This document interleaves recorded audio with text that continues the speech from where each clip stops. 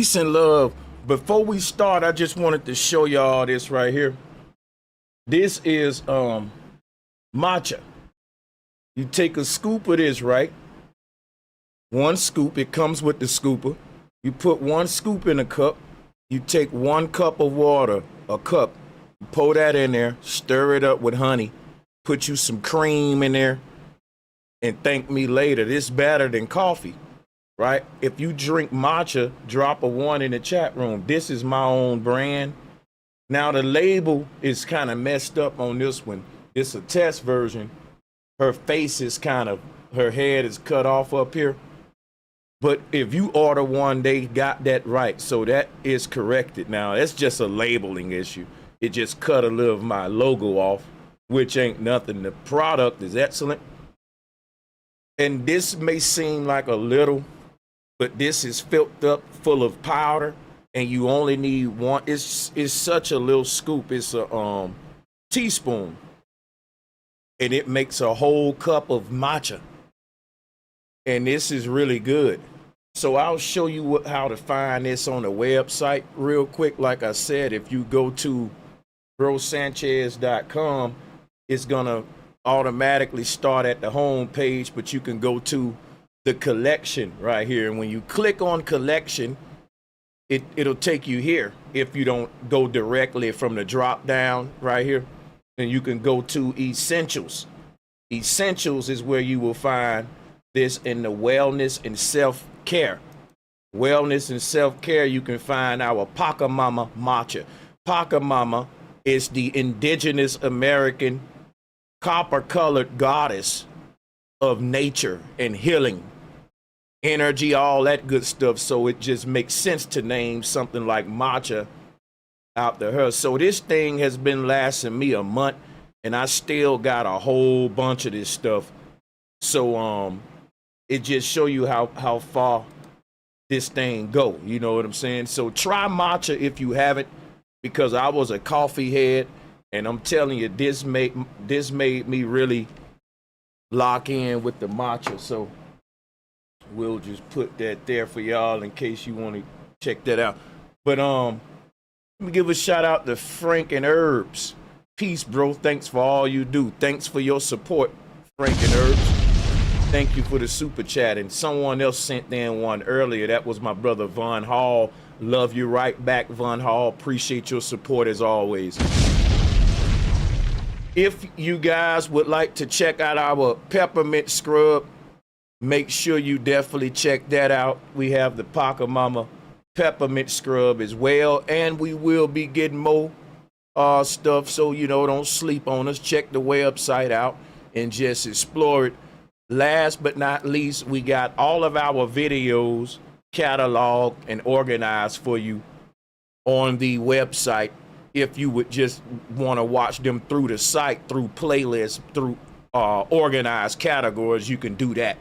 And there will be more pages added to the website to give you guys some more stuff. Again, you can go and hit the support page, and at this support page, you got every link that will give you a way to support me, including Bitcoin right here. So, you know, if you want to show your support, that's always on the website as well. With that out the way, we're going to go ahead and start today's stream.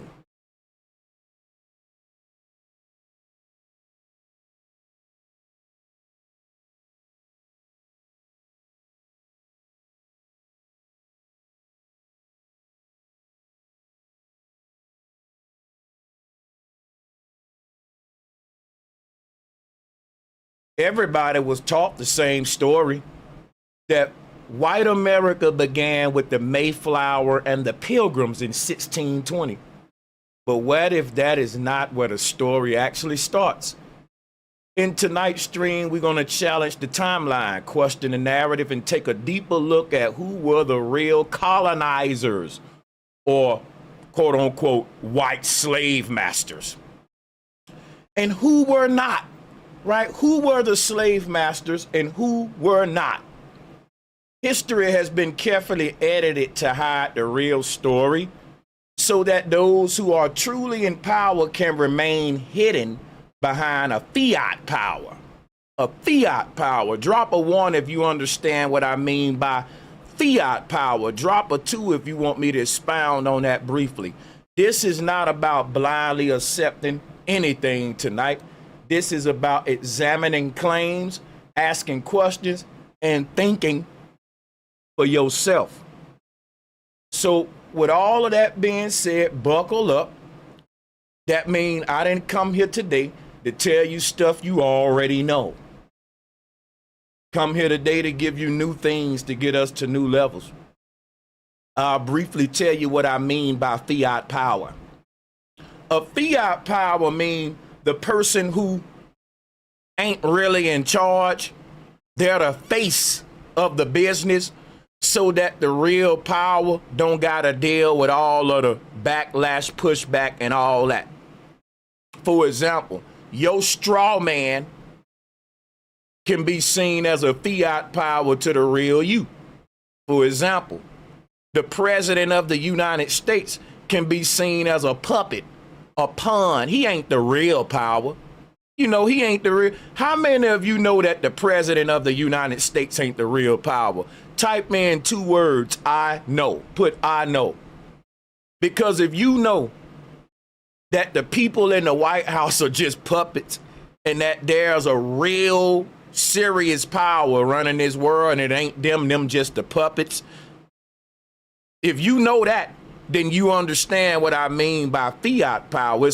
It's the people we get to make all of our complaints to so that the people who really calling the shots can sit back and sleep good at night.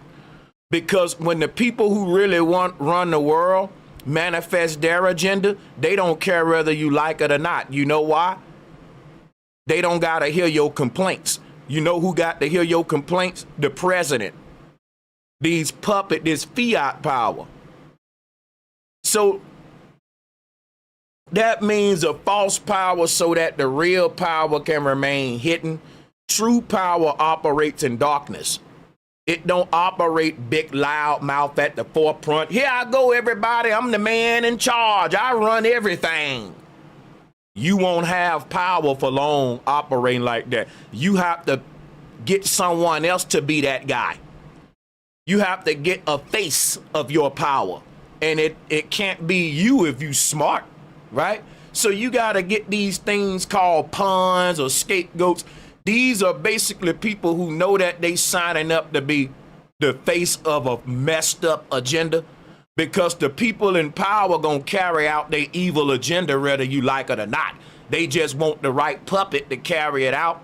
See, somebody we can say, man, I hate him, like Donald Trump. Even Donald Trump main followers turned on him. And Donald Trump ain't doing what he wanna do. They mad at Donald Trump, but they ain't mad at Israel. Donald Trump is a puppet of Israel, but who is Israel? Let's go back to our thumbnail. Israel is the Pilgrims. Every white person is not a JEW. And that's what we're going to talk about today. Because how long have Israel owned black and white people? Let me show you something. What we got to realize is who's in charge, who's the real slave master, and who's not.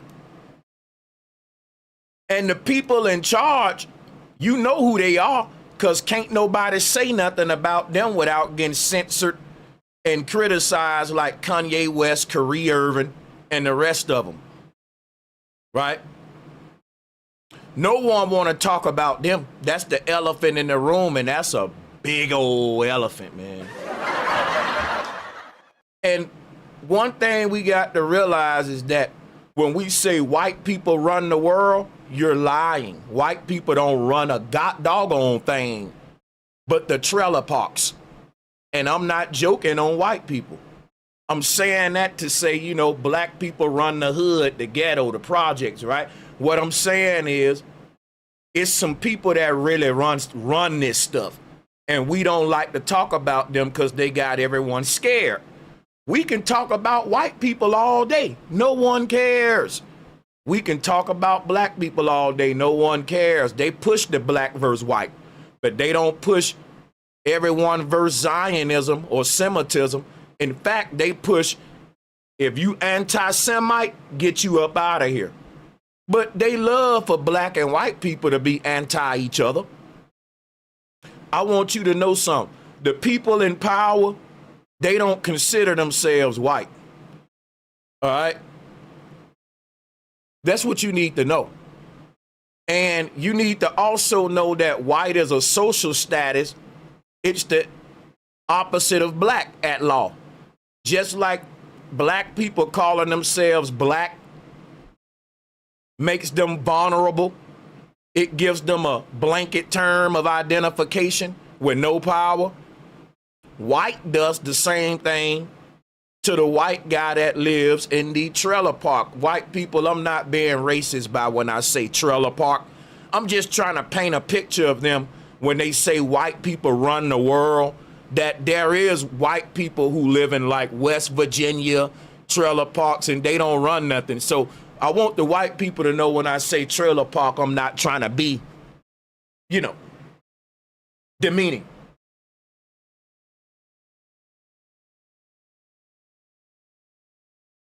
White people don't run the world. And I'm going to show you exactly the role white people play, and I'm not going to downplay it. I'm going to put their head on a chopping block for what they've done in history, but I'm going to also be clear on who they are and what they were and the real history of what went on. With no further ado, I'm going to hop right into the meat of what I'm here today to share with y'all. And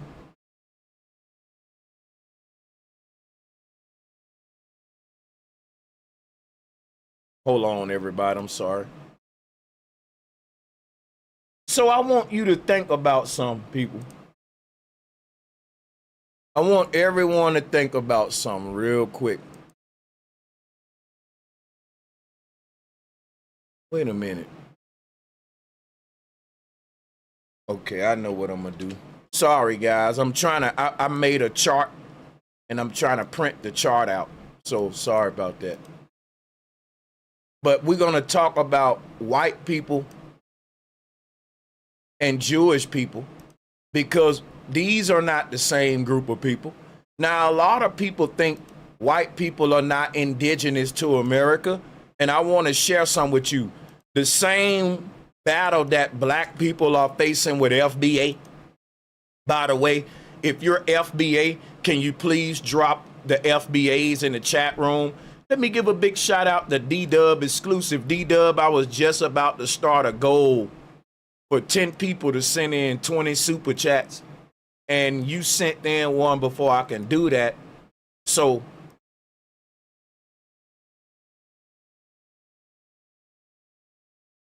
it ain't gonna count on the goal. But I want you to know, man, we appreciate your support, brother, as always.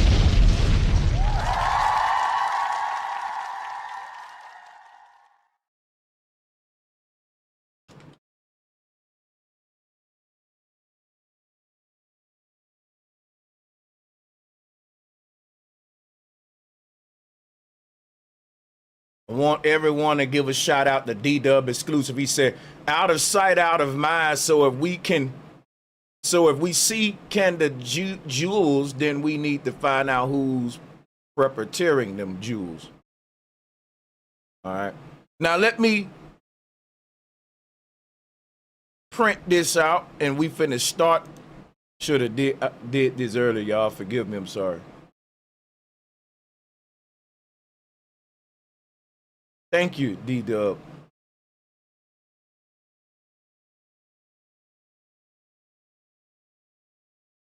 Oh man, I always save stuff and then like, where is that? Just saved it. So sorry. Here we go. You print this out and man, we're gonna start this thing.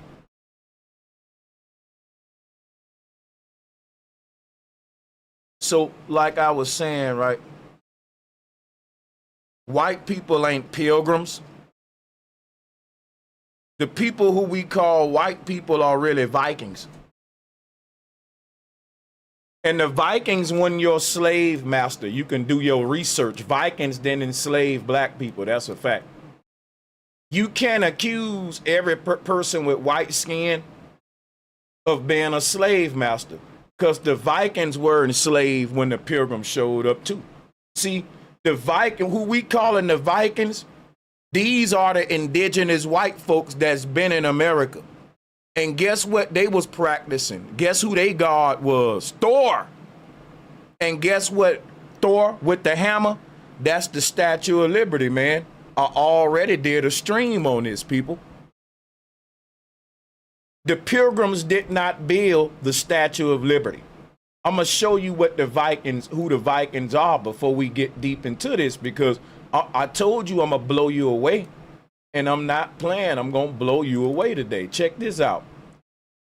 The Vikings had a deity, and the Vikings deity represented energy, electricity, and magnetism. The question is, who is the Vikings deity? Who are the Vikings? I'm about to show you. Look, let me pull up my screen share now. Look at Sally McDermott coming through with the donation. Much love and appreciation back to you, Sally. Thank you. Check this out, people. Thank you for being 1 of 10. Shout out to Data Wayman for being 2 of 10, helping us reach the goal. Data Wayman, thank you as always.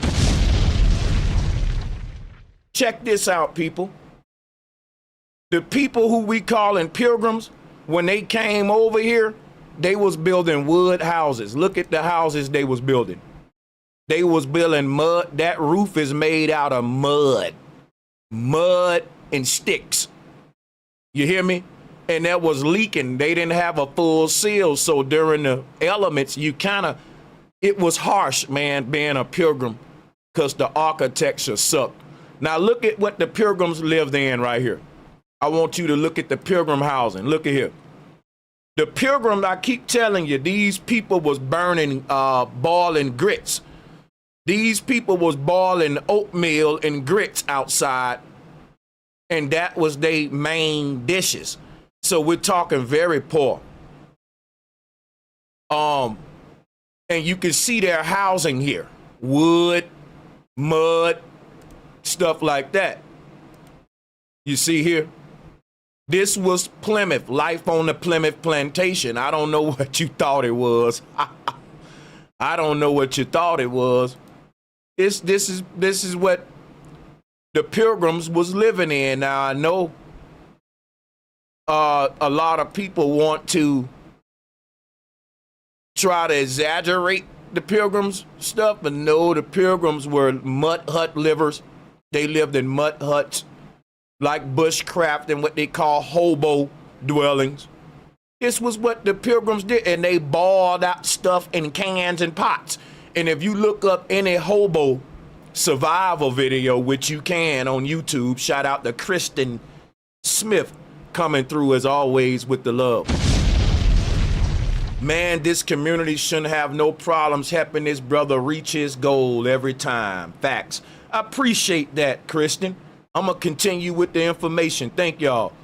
So I just want us to lock in what the hermits or the pilgrims, what they came over on wooden ships and stuff, and they were living in very, let's just say very humble dwellings, right? This was the life on the Plymouth plantation in early America, right?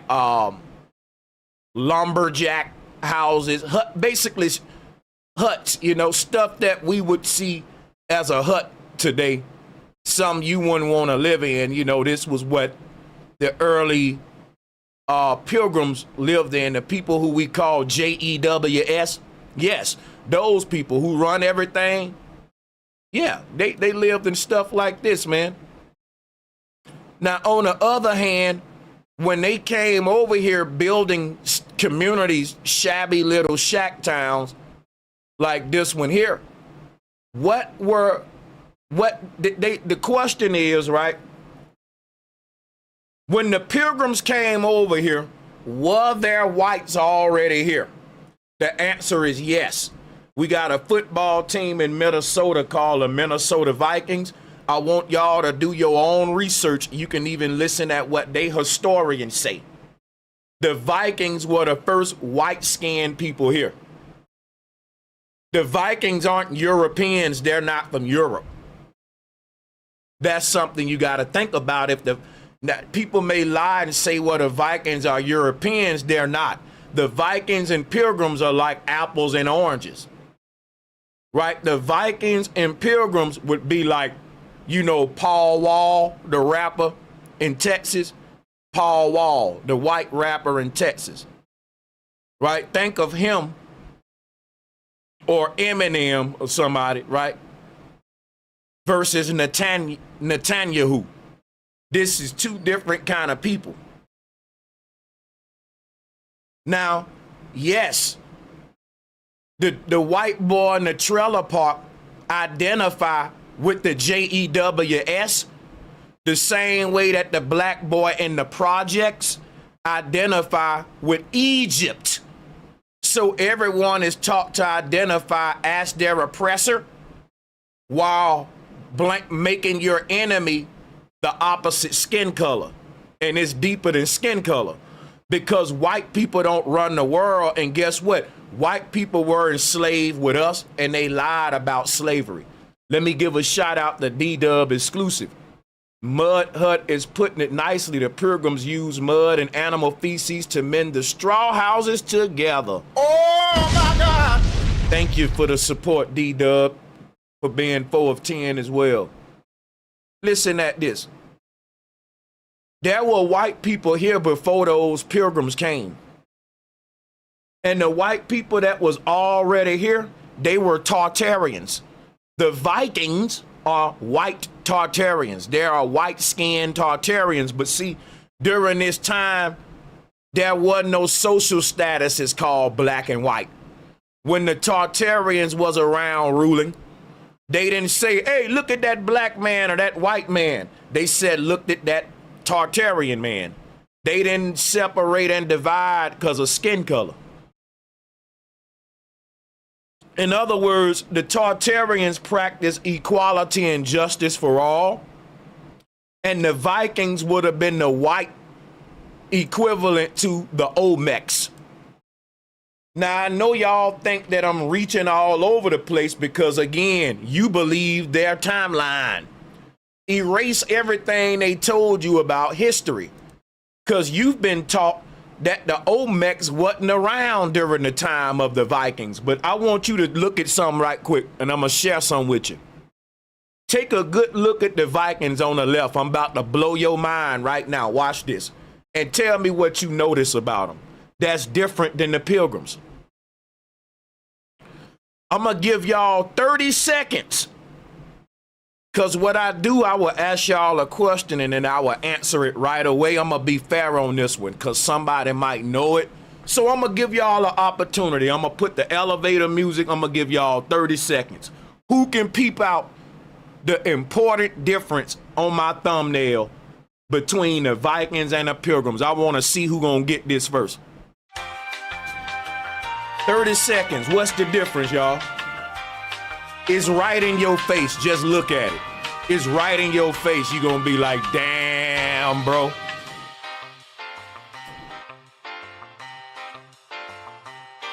Damn, y'all so smart. Man, listen, y'all so smart. Shout out to the people who put metal helmet. Man, I did not think y'all would get that.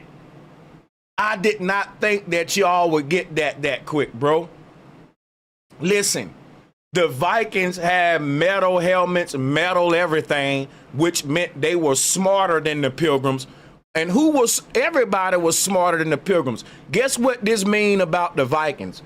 The rich history of white people was deleted at the same time black people's rich history was deleted, because that was when they deleted Tartaria history. Oh my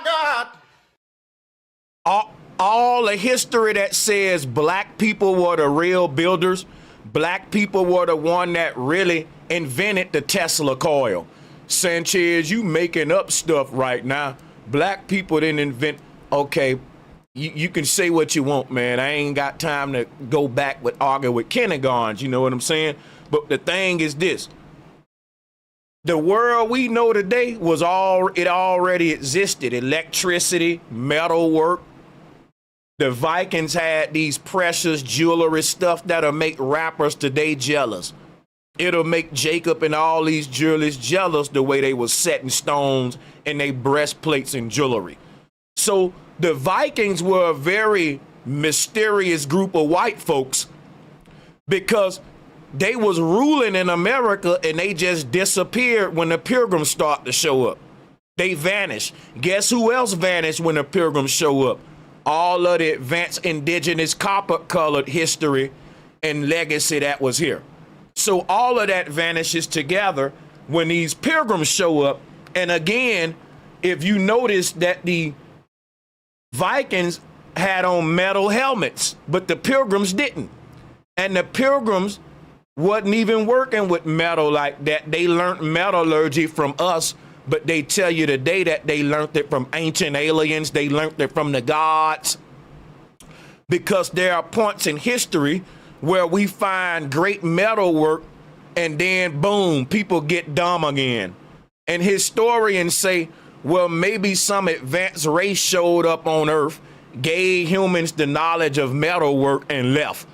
And when they left and we lost contact with the aliens or the advanced race, we lost the knowledge of metalwork until we had to learn it back again in the 1900s.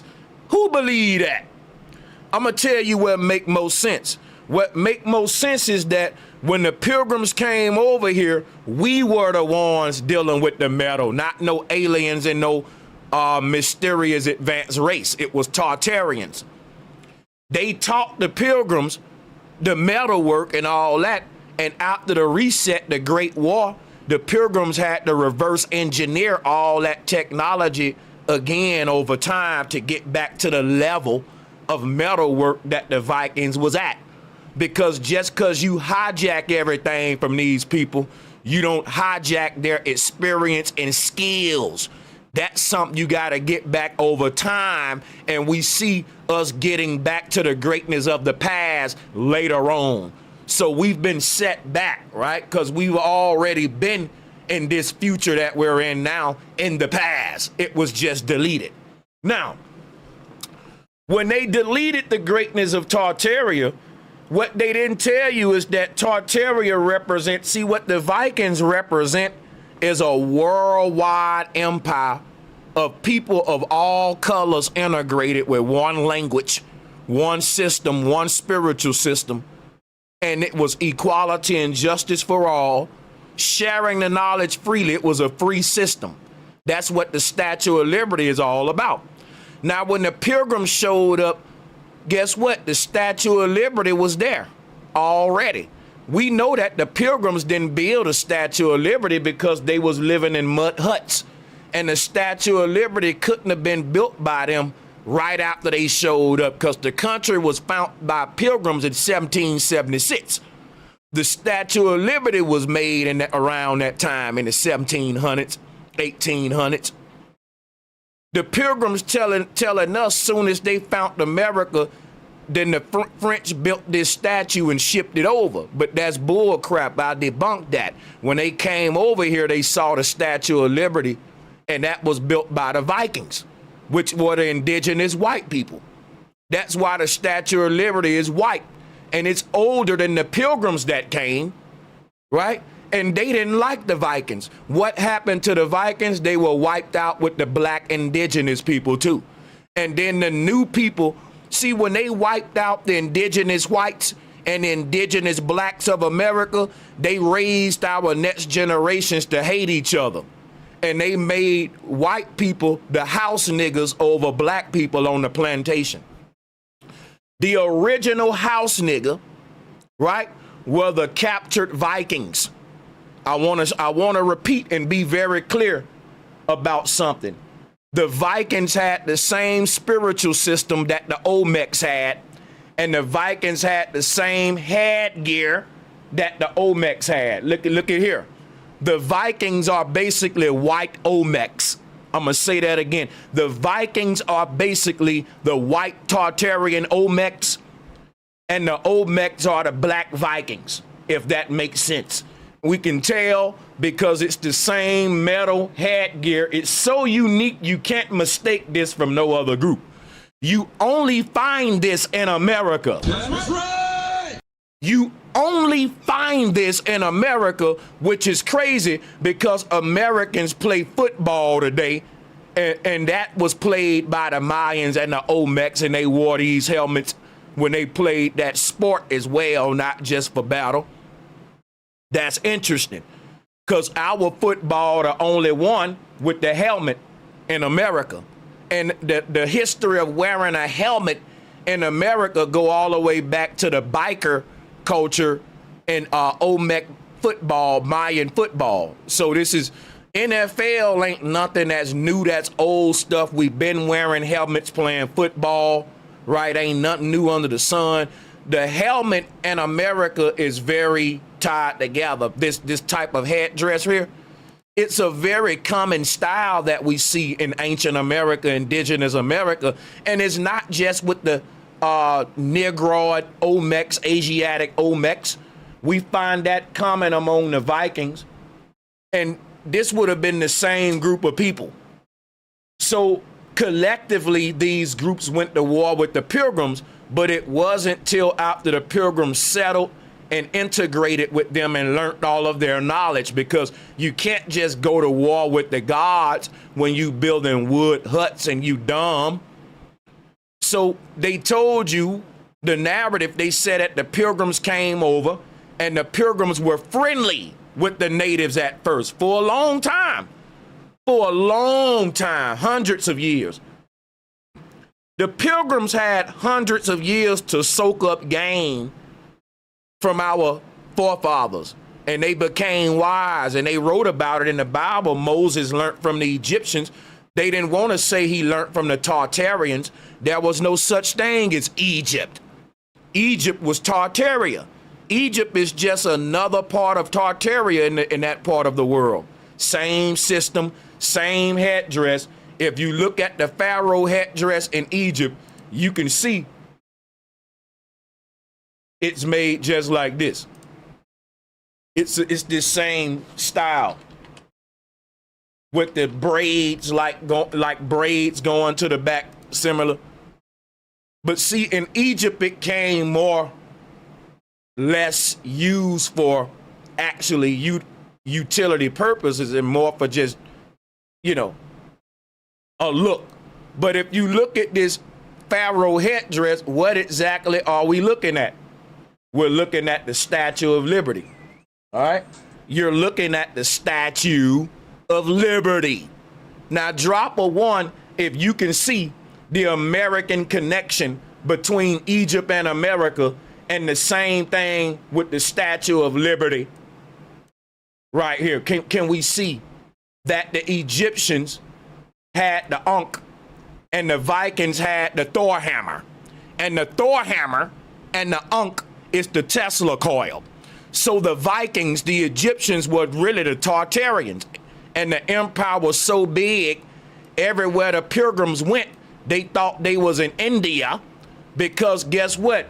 This was in India too. That's how big Tartaria was, man. Tartaria was so big that the Statue of Liberty is just another form of Krishna in America. The Western world is new. The land we're standing on wasn't the Western world when the Olmecs and the Vikings were here. It was the Eastern world, and it has nothing to do with geographics. It has everything to do with spiritual systems. The Eastern world is about Kundalini, vibration, meditation, and chakras, and the law of karma. The Western world is about the Bible, right? Jesus. Let me go here and show you some artwork here for a minute.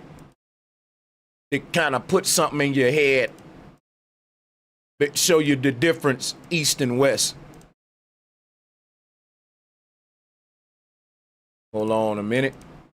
I made this image in ChatGPT to give you this, so I could just go to that and just open it up right there. So there we go. So we can go here. A very deep image we want to check out here. Let's open that up and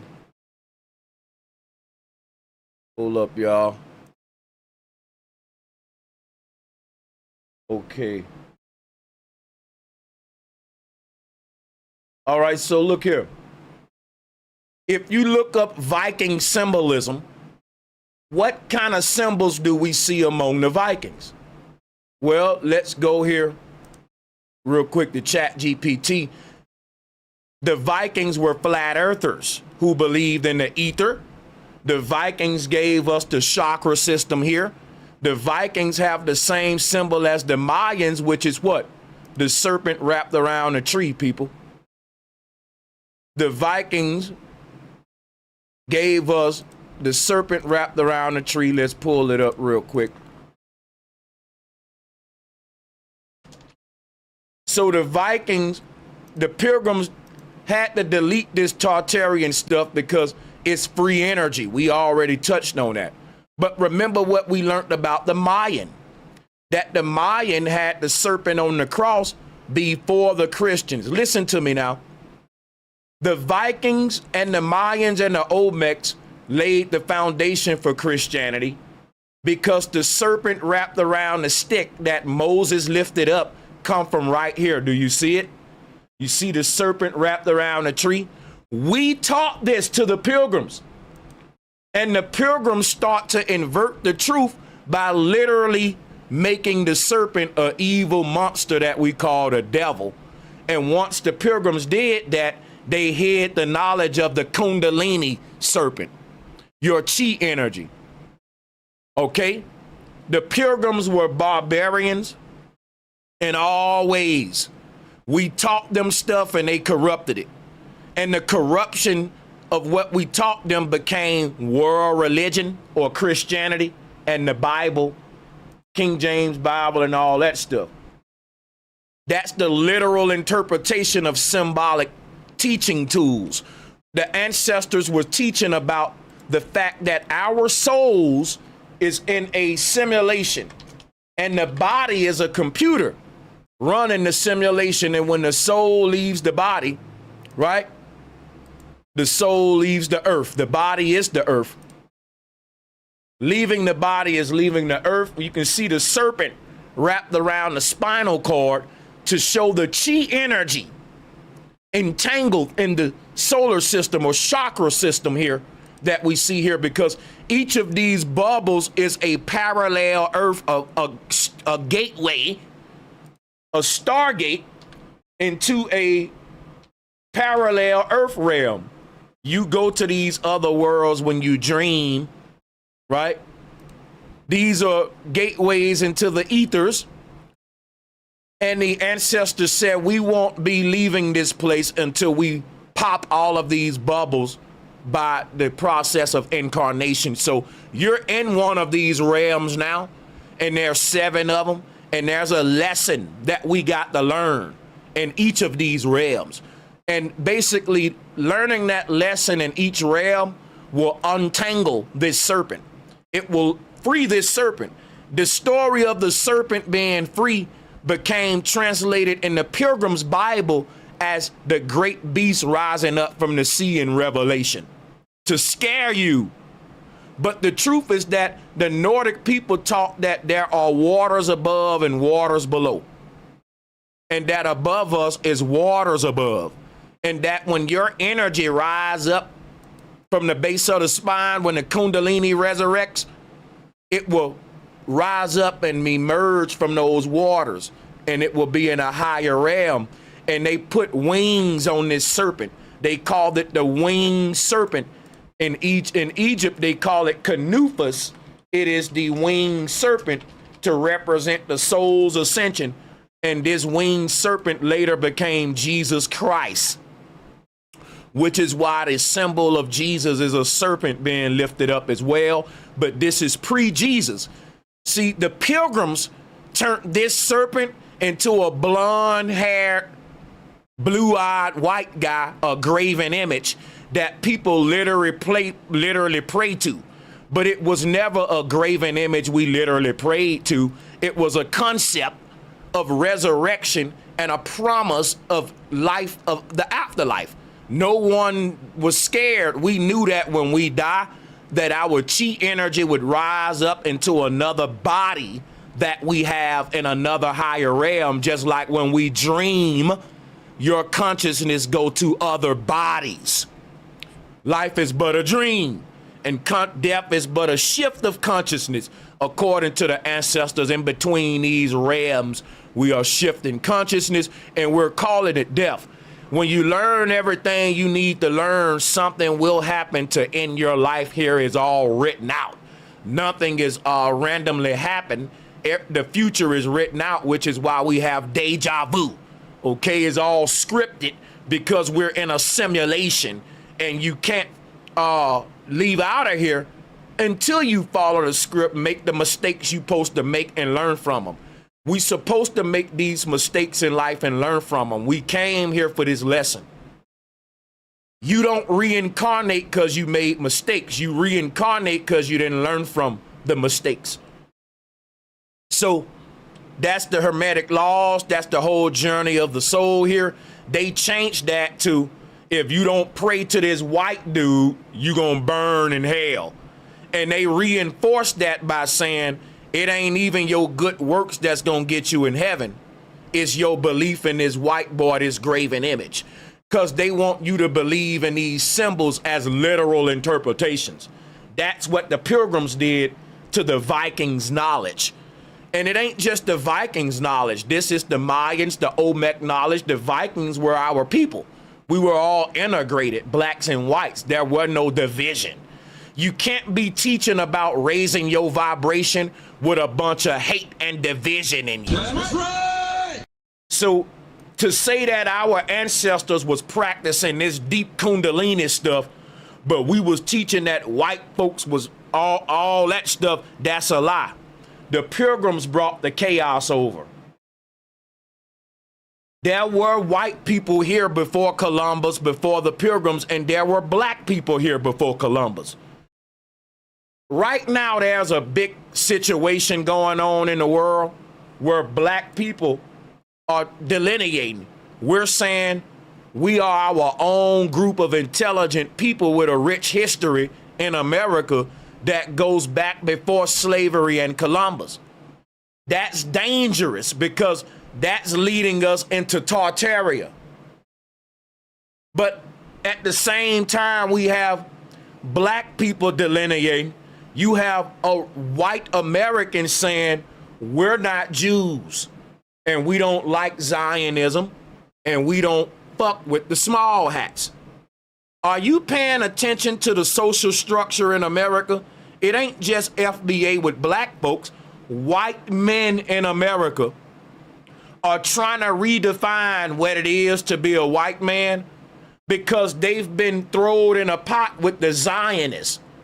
Everyone is starting to hate Israel. And white folks have thrown themselves in a pot with Israel, and Israel has hidden behind the white man in the trailer park the same way that the black bourgeoisie and boule hides behind the little boy in the projects and the gangbangers. And what am I saying?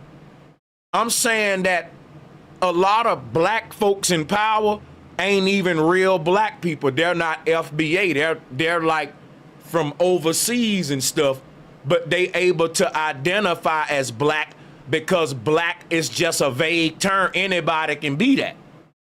So you do got Jewish people in different groups who don't like to call themselves white when you approach them in real life.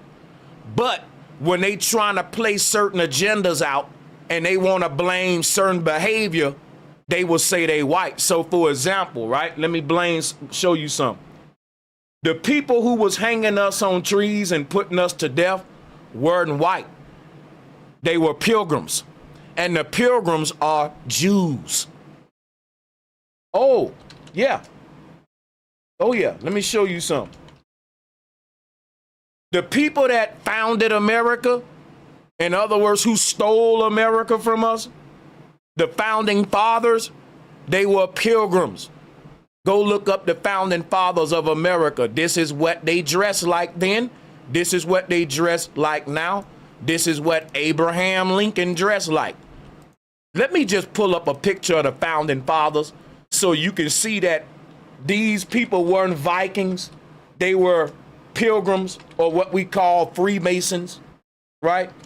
And the black Freemasons are saying we are black pilgrims. We're the black barbarian. Because just like you had black and white Tartarians, you had black and white mud hut building people. And them same people are trying to latch on to black and white people. Just like, listen, black people, just like black people got tethers who live in primitive environments trying to claim our legacy when they know that they butts was building mud huts. We look the same. There are people that got the same skin as us, but they ain't Olmecs. They ain't Egyptians. They are a barbaric group of brown-skinned people that act just like the white man. And they act like that today, and they was acting like that then. The barbarians come in all colors. You know why? They're NPCs. They look like us. They come in Chinese, but they ain't got souls, but they can blend in with everybody. They like chameleons. They can shapeshift, and they can be everyone's ethnicity. And they can blend in and look like you, but they ain't you, man.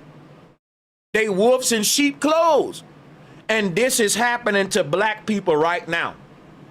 Who controlling our group of people ain't even us. Who running and benefiting from our legacy and our work ain't even us. And they will act like they us when they do some bull crap. If you have, for example, a group of brown-skinned people that go practice messed up business, they scamming people, scheming people, they invading people, and they say, yeah, we're black. No, you're not.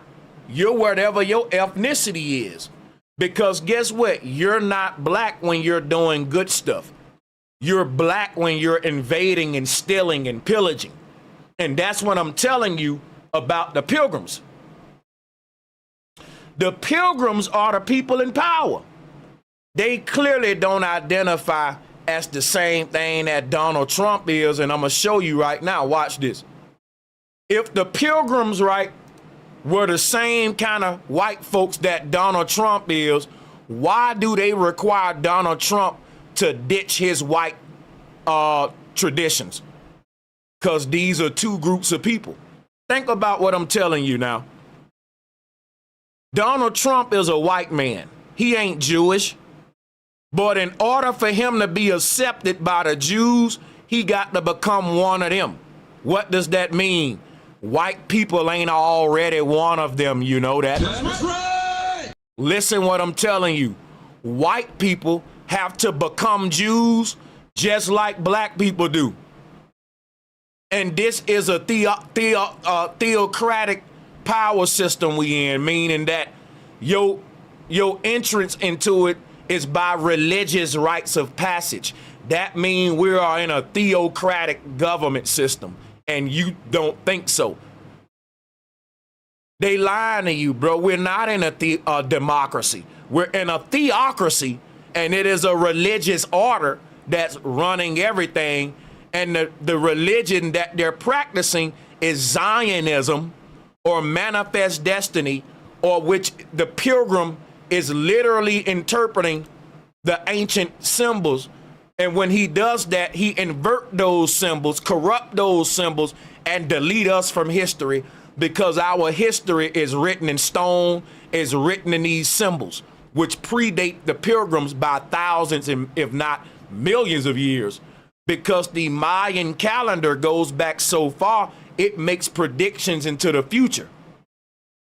So when the Bible comes along talking about we're writing prophecy, people was already prophesying. They didn't do nothing but steal that system and corrupt it and invert it. People wasn't making predictions because some white prophets was getting a word from God.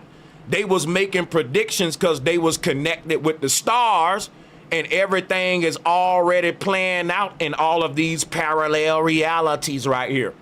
When the Mayans were studying the stars, they was able to see the future in the heavens and tell you what's going to play out on earth based upon the alignment of the stars. There's a connection. The Pilgrims didn't even understand astrology. These are our slave masters, and they always have been. And white people ain't nothing but slaves. Look at Donald Trump. Do he look like a master? No, he look like a nigga bowing down to the masters, don't he? Don't he? See, because when the Pilgrims came over here, the real white people were Vikings, and they was wiped out after that war. The real white people was wiped out when the real blacks was wiped out. And the Pilgrims are the squatters that reclaimed everything after the reset. And the thing about it, the new system that was created on earth, it had blacks at the bottom with whites over us and the Pilgrims over the whites. You hear me? You got Pilgrims up here, white people right here, black people right here. And they did that to create division. The whole reason that and I'm going to tell you what I know what I'm talking about, right? White people don't run the world. Jewish people do. And Trump's showing you that right now. All right? Because Jewish people control the world banking system. White people don't. Now, guess why the world banking system is so rich today? Because of all that free labor and slavery. If white people benefited from slavery, how come they don't own the world banking system? I'm asking a question, man. Yeah, white people was hanging us. Yes, white people was beating us. But white people were just pawns for Jewish people. They said that the white slave owners are descendants of the British Britain. They said that the white slave owners come from Britain. And they formed 13 colonies, and they eventually took us over. That's a lie. Well, that ain't a lie. What I'm saying is, white people didn't come from Britain. There's a specific group of people that came from Britain. They formed colonies, and that ain't white people. When those colonizers came from Britain, there were a group of white people already here, and those white people was working with stone and metal. And the Pilgrims deleted their history when they deleted the black people history who was working with stone and metal. Because look, the Olmecs are big ass stone heads with black people faces on them. And they didn't teach us that in school, man. But they didn't teach us nothing about the Vikings in school either. They only tell us about the Pilgrims, man. They try to say that the Pilgrims came over here building mud huts, and within 100 years, the Pilgrims evolved from mud and wood to cutting stone and working with steel. You gotta be stupid. You gotta be stupid to think that the Pilgrims stepped their game up that quick and they can take the credit. No, they squatted on all these buildings and all these systems. It was built before they came. They just found it. That's why they call themselves the founding fathers. And when the Pilgrims came over here, there was already different skin colors over here, from mahogany to dark black to white to yellow, and they were their own thing. It was integrated, a melting pot. I shouldn't call it that, because a melting pot is a bunch of different people working together. These weren't different people. They were one unified people. They spoke one language. They had one spiritual system. They ate the same damn foods. They wore the same damn helmets everywhere you went around the world. They wore the same little Tartarian Olmec helmet, even in Egypt.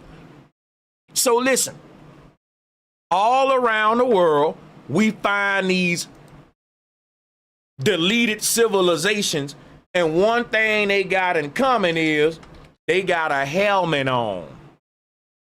They got a helmet on, right? And the thing about having that helmet on is deep, bro, because we're now seeing a dress style that links one civilization together all around the world. And it don't stop there. If you research the symbols of the Olmec and the symbols of the Viking, it's the same thing that we see with the Mayan and the Khmer Empire and the Egyptians. Serpent symbols. Serpents wrapped around sticks. This is the foundation of Christianity before Christ. Moses with the serpent staff. And the knowledge of resurrection, again, was different then. It wasn't believing in the blood sacrifice, which is paganism and barbarianism. That's a result of you literally believing this symbol.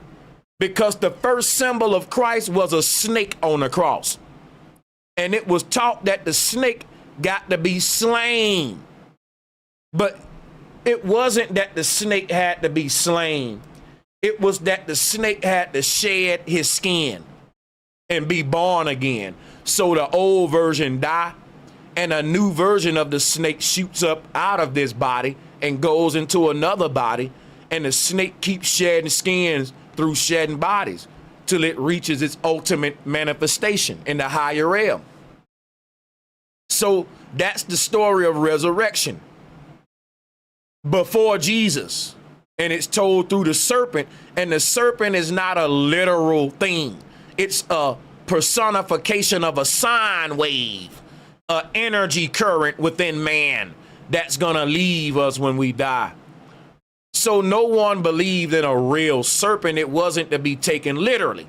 But the Pilgrims started to take this serpent literally, and they created Satan. And that was the first deity we see in the Bible in the Garden of Eden before Jesus come along.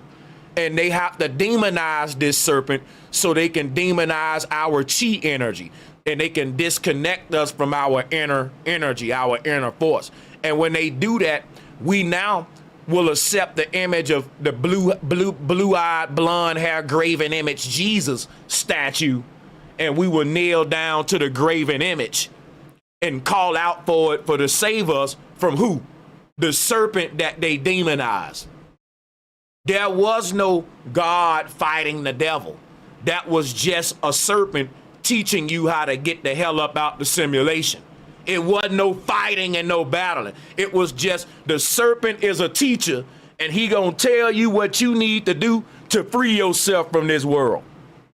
That's it. That was the spiritual system in the old world. But the Pilgrims didn't like that, because they didn't like what the serpent was teaching, which was what? Treat everybody right, man.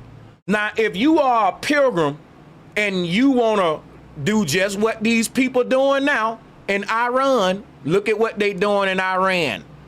These people are barbaric. They're savages. They're brutal. They're brutes, right? They can't go by the serpent teaching. That's why they hate the devil. That's why they demonize Satan. And they gave you the false Messiah, which is the blonde-haired, blue-eyed, literal interpretation of the serpent. Jesus is them literally interpreting the serpent into a humanized form, right? Jesus is them practicing something called inversion tactics to hide the truth.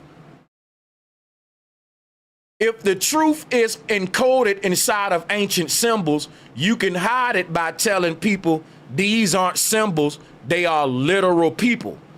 That serpent is a real monster that's gonna get you. Well, what do I gotta do to stop the serpent from getting me? You got to serve Jesus and pray to Jesus and serve our graven image, which is a literal dude on a cross that's gonna give you immortality versus a symbolic gesture of a serpent within you that's going to give you immortality if it sheds its ego in its skin. You see the difference? Symbolic interpretation versus literal. What the Pilgrims started was the Vatican. And the Vatican is the Bible now coming onto the earth, ruling everybody with the literal interpretation. People bowing down to this graven image that you see called Jesus Christ right here. But the original form of Jesus Christ was the Statue of Liberty, aka the serpent, which wore the crown of thorns. And the Statue of Liberty is also Krishna. Jesus is holding a key in his hand, and the key is illuminated. And the Jesus key is the Thor's hammer, and the key shaped like a hammer. Jesus is a modernized version of Thor. And instead of, see what happens with this. The Pilgrims came over here and they didn't even have no deity. They didn't even have a concept of resurrection. They didn't even know nothing about a soul. These people don't have a soul. They still hiding the knowledge of our soul so that we can all fight for them in their wars and be barbarians. And we are justifying these wars with the literal interpretation of the ancient texts. That's what's creating world religion and Zionism. And it's turning the concept of the promised land into real earthly territory that's promised to Israel versus the promised land being a higher realm we all are going to inherit once we work on ourselves and be good people. So one interpretation turns you to a drone and a barbarian for Rome and the Pilgrims, and the other interpretation turns you into a self-leader person that thinks for themselves and works on themselves and free their soul from this hellhole. So when the Pilgrims came in contact with the Vikings introduced them to their god, Thor. But at the time, Thor wasn't a man. Thor was the Statue of Liberty. See, there was a name. See, the Statue of Liberty is a deity that predates the Pilgrims. And the Statue of Liberty was built by indigenous white people who were Vikings. And the Vikings had a god called Thor, but it wasn't a god. It was a goddess called Liberty. It's just that when the Pilgrims took over, they reinterpreted the Vikings' symbols, and the reinterpreted symbols become the new history. It becomes the Bible, right, that everyone's believing in, which is just a literal interpretation of an ancient, complex spiritual system. Wouldn't call it complex. That's a bit much. But the Thor hammer has always been a representation of the ether, and magnetism and energy, free energy and electricity.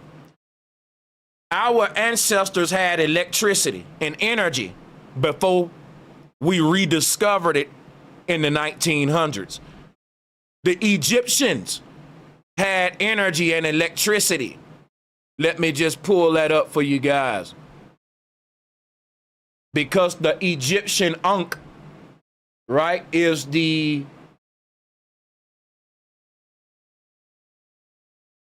sorry, bear with me.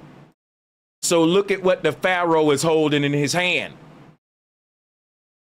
Why is the Pharaoh holding that in his hand? Now, guess what color the Pharaoh is? Watch this. You can pull this up yourself. Put in blue Pharaoh holding up. People will tell you, you ask them a question, why is the Pharaoh blue? You ask them that. Say, hey man, how come in a lot of the artwork we see that the Pharaoh is blue? And they'll say, okay, when the Pharaoh is in his blue form, it symbolizes his resurrected body. Drop a one. I don't want people to think I'm making that up. I've been around a long time, and I'm gonna show you it ain't just me that knows what I'm talking about. Drop a one if you've heard this before, that when you see the Pharaoh painted blue, it's a symbolic gesture to represent his ethereal body, or his resurrected body, his light body.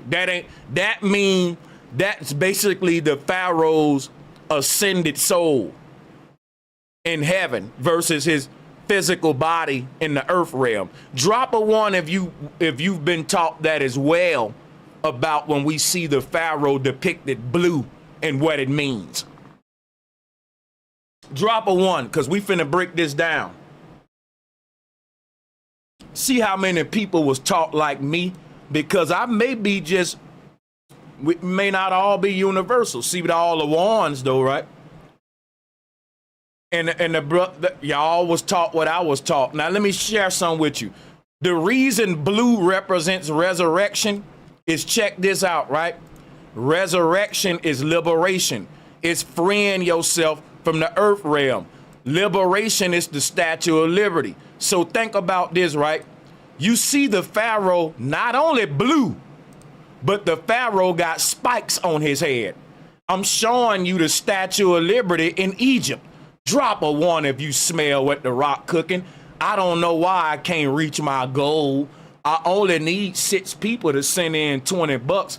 Look at how deep the research is. Look at how deep and thorough the research is. I know I can get $20 from you. That ain't even McDonald's for real. Like, come on. Now watch this, right? Why is Krishna blue? Why is the Statue of Liberty blue? You got all of these blue motherfuckers with spiky hair, spiky hats. Come on now. When Jesus was representing resurrection, he had a crown of thorns on. Come on now. Everybody paint themselves blue, and they saying when we wear the spikes, it represent ascension, resurrection. You feel me? Now, why blue? Because blue is the color of the genie. And the genie leaving the lamp is, again, the Pharaoh leaving the earth realm, or Jack leaving the box, or Krishna resurrecting on the waters above, floating on his lotus flower. The Statue of Liberty is literally Jack in the box. It's Jack popping out of a box. You see the box that is on? That represent the earth realm. The Statue of Liberty is teaching you the knowledge of resurrection and liberation, just like Krishna, who is blue and wear the crowns and have the same sacred geometry, symbolism, and narrative written behind them. Liberation, resurrection, being free, right? Christ's soul, now Christ is the literal interpretation of Lady Liberty. And that's why it's the Pilgrims version. That version puts you on your knees praying to a graven image. Versus Lady Liberty embodies the knowledge on how to raise your Kundalini. Are we tracking? Lady Liberty takes us back to the Egyptians. It takes us back to Krishna and back to the non-literal interpretation of you connecting with the ether and raising your vibration. But when you take the literal interpretation, now you on your knees praying to a white man to save you. Guess what, y'all? White people pray to a white Jesus too. Don't you know that the Vikings are white people and they never prayed to no blonde-haired, blue-eyed God? The Vikings don't even have blonde hair and blue eyes. Go prove me wrong. Go prove me wrong. The Vikings had brown eyes. Like every white person ain't got blonde hair, blue eyes. That's an image of Caesar Borgia. And you trying to put that on all white people because you don't know no better. All white people ain't Mr. Borgia. And what you got to realize is the image of Jesus don't represent the white people, because that ain't a Viking. I don't know what the hell Jesus is, quite frankly. But I'm telling you that the indigenous white Americans were Vikings. And the Vikings didn't worship no graven images. The Vikings taught about the Kundalini, and here go what the Vikings taught right here. So I'm backing up what I'm saying. The Vikings taught what everybody else taught, that you need to work on yourself, kill your ego, and let the serpent raise up out of there. You got a serpent in you. Your energy is trapped in this body until you free yourself. And when this serpent rise up out your body, it's going to go into another you. And the other you that it go into you, it's going to be a better version of you than this one. Just like when a snake shed his skin, and the skin that's up under there is better than the one that shed it. That's what they taught about resurrection. You ain't losing yourself. You finding yourself in this process of life. But they flipped everything on us. If you think my information is valuable, the question is, how valuable? Do you think it's worth $5, $10, $20, $100? What do you think? I can't put a value on this type of information, but I do have a goal. If you think it's valuable, we asking, help us reach our goal. Shout out to N33 for becoming a member of this channel.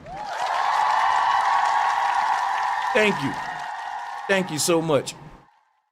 So here is what we're teaching here about I am self-law and master, Kundalini rising up. And here is what the Vikings was teaching. They showing you that your spinal cord is the central nervous system, which is a computer. The spinal cord is where our consciousness is at. Did you know that? And it connects to the brain, which is Asgard. This tree is your spinal column, and it's showing how consciousness travels to different parallel realities by using your spinal cord as an elevator system. And each spinal disc is a different frequency and bandwidth that the soul gets off on, like a big tall skyscraper with a bunch of floors.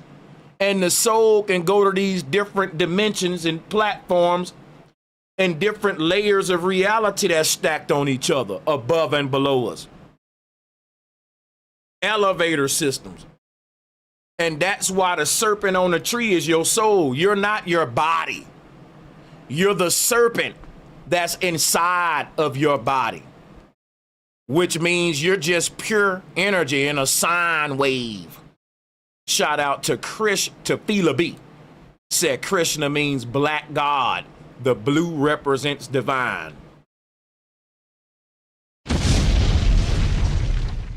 So the concept of black God has nothing to do with today when we say black power or the black man, because the people who gave us Krishna didn't have social statuses. They didn't even have government authority in Tartaria.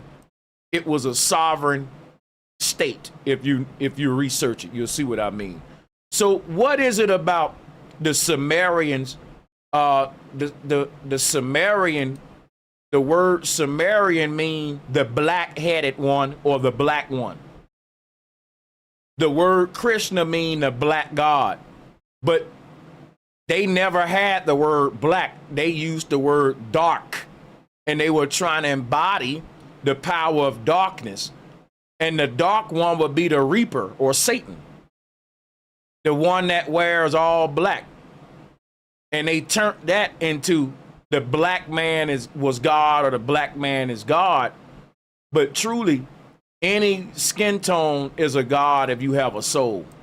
So I know people think that when we read that kind of stuff that it's dealing with, I'm black and I'm proud. No, let me show you the black man real quick. I got proof of what I'm saying. When our ancestors were talking about the dark one or the black God, they weren't talking about black people. This is who they was talking about right here. What is this symbol? What is this symbol right here, y'all? Let me show you what it is. Here it is right here. This is called the hidden one. This is where God is seated.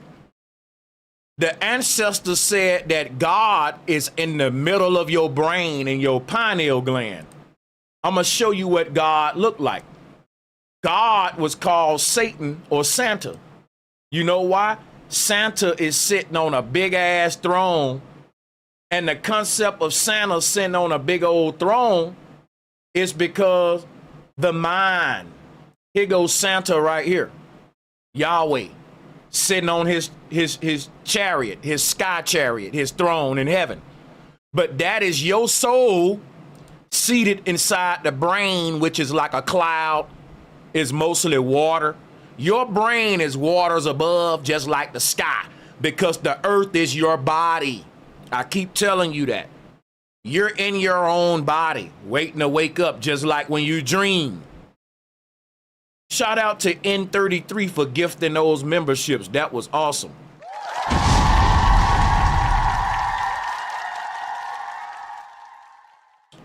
Yeah, copper naturally turns blue. Copper naturally turns blue. And that's one of the other reasons they used it. And that's why blue is so important. The transforming of the statue from copper, patina, having a patina process to go to blue, to turn to blue, that was part of the spiritual story, to say that it's your process of becoming heavy to light, to gaining your genie body. The blue body is the God body. We don't got that until we complete our mission. You gotta inherit that body. That's a gift. It's yours, but you gotta earn it. It's your inheritance. But the process of transformation of copper, going from gold to blue, is another way of telling the story of you becoming purified, of you becoming your real self and removing the veil. So that was done on purpose to tell the story. I hope y'all know that. And I hope you know that this image right here is God. God on the throne in heaven. Is your own mind giving signals to the brain from the center outward. Center is Satan, Santa center. And this is the serpent in the center of the garden. Here is a Dogon version with the great mother in the middle of the earth. But the great mother in the middle of the earth is just your consciousness in the middle of your brain, is all one and the same, man. The earth is simulating what's happening on the other side, which is why it's as above, so below. Now listen. Whenever you do your etymology and you hear stuff like black God, black face one, the dark one, or the hidden one, because anything hidden is represented by black or darkness. That means hidden, right? Concealed, right? That doesn't mean your skin is black. It means that there's a black hole in the middle of your brain. I'm showing it to you. I ain't just talking. I'm showing you God right now. This black part of the brain that's at the middle of everything, this is God. Why do Santa Claus got big black boots on? Because look at God. Santa Claus got big black boots on. Now let me show you. We taught this to the Pilgrims. We taught this advanced knowledge to the Pilgrims, and they hid it with Freemasonry. Watch this. Let me show you the Freemason, George Washington, which is a barbarian pilgrim who corrupted our knowledge and hid it behind occultism and Freemasonry. Now look at George Washington. He's in the middle of the arch. What is the arch? What's the arch? The arch is your skull, your brain. What does the G represent? God. What is George Washington doing right there? See, George Washington wearing all black. But look at his feet though. You notice something about George Washington's feet? They're at a 45-degree angle. And we see all of the Grand Masters do this. They stand at a 45-degree angle and they got on all black. What does it mean to stand at a 45-degree angle under a dome in the middle of it and have on all black? They're hiding symbolism. Look at this. They're literally embodying and personifying God, which is what you are if you have a mind and an inner dialogue. The pilgrims don't have souls. They don't have an inner dialogue, which is why they don't like the Vikings and the Olmecs. We went to war with the pilgrims, and it was the people with souls versus the people without souls. And the people without souls is giving the whole world a graven image of the white Jesus to bow down to as a literal person that was on the cross with their arms open. All right? Now, everyone in the chat room, drop a 1 right now if you tracking with me, if you feeling everything I'm saying and I'm not losing y'all. Let's see if y'all tracking with me. And I'll be pulling some more slides. Give me a minute. Got to grab some for y'all.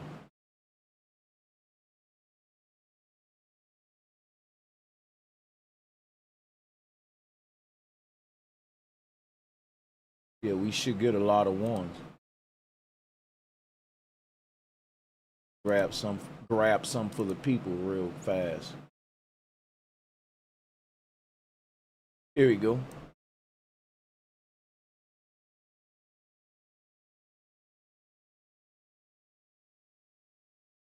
Now look at here, people. Shout out the Free Mind Collective. Thank you so much, Free Mind. If y'all like and share the video, we probably can get 1K in the building. That would really be awesome, man. So that's 2 goals we got going. You know, if we can get 6 more people to help us with our goal, at least we can complete one of these goals, huh? But I'm showing y'all an image here of Jesus at one of the Vatican buildings. And they got people kneeling and bowing down to this graven image of this white man, right? With his crown of thorns on, as you can see. But I'm showing you the real Jesus right here. It was the serpent before Christ. Now look at this image of Jesus right here. This graven image. Right here. And compare that right there to this. You see what they doing? Once you bow to the graven image, you hide the knowledge that Jesus is embodying. Jesus is embodying the true knowledge of resurrection, which is the study of the seat of the soul. Shout out to Advanced Conspiracy. Thank you so much, man. If you look at this image, I'm showing you the central nervous system. This is the seat of the soul where God is seated. This is where resurrection takes place. This is that little white dot you see. That is a stargate inside of our head that connects us to heaven. That's the light of the other side bleeding into this world. That's a piercing a veil. That's a vortex that's keeping a door open so that our soul can leave the body. How do our soul leave the body? There have to be a doorway. What's the door that the soul leave out of when it exits the body? Here it is right here. There's a little bitty hole in our skull, and that's what allows the soul to leave the body. It comes out of this little white hole. And it goes back in that when it want to reseats itself in the body. And that's why when you see pictures of Jesus on the cross, they got the sky open with a bright white light above him, because he's telling you about the central nervous system. This is advanced spiritual science of resurrection. Resurrection was never a belief system. It only became something you believe in because they told you in order for you to resurrect, you gotta accept their graven image. You gotta accept their blonde hair, blue-eyed, literal interpretation of this symbol. You see what I'm saying? That makes you a slave versus a god. Jesus said, ye are gods. That was the true Christ, not the Antichrist. The Pilgrims made their own form of the serpent, and their form of the serpent is the false Christ, which is the literal interpretation, which is a graven image that people really believe in. We condemn believing in graven images. They don't talk back. They don't answer your prayer. The voice within you answer your prayer. What is that? That's the voice in between your ears that you calling Jesus. If you think that a white dude with blonde hair and blue eyes is talking to you in your head, you're crazy. Guess what? That's your inner voice, and you're alienated to it because you've named it Jesus.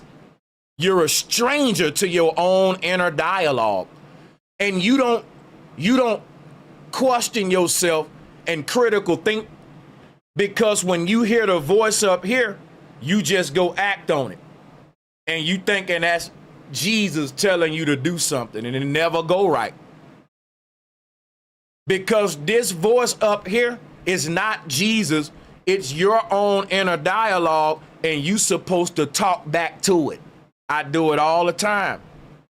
I have all of these ideas coming to me, and they falling in from heaven, from this little sky vault, and I'm processing them. Like, nah, I hear you, higher self, but I gotta filter that because you in heaven, I'm on earth, goddammit, you know.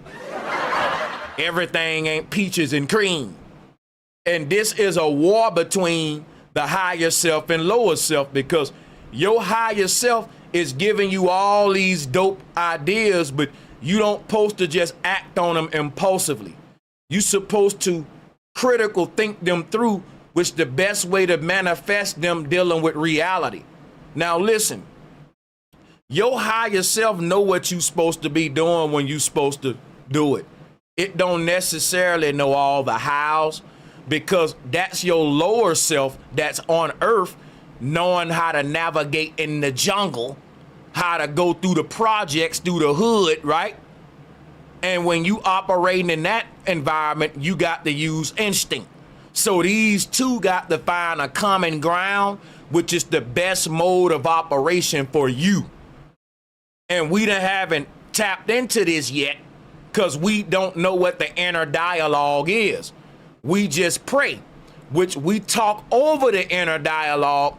And when we do hear the inner dialogue, we say that's God, that's Jesus telling me something. No, that's a voice in that's your own voice in another realm, and it can be argued with. You can negotiate with that inner self.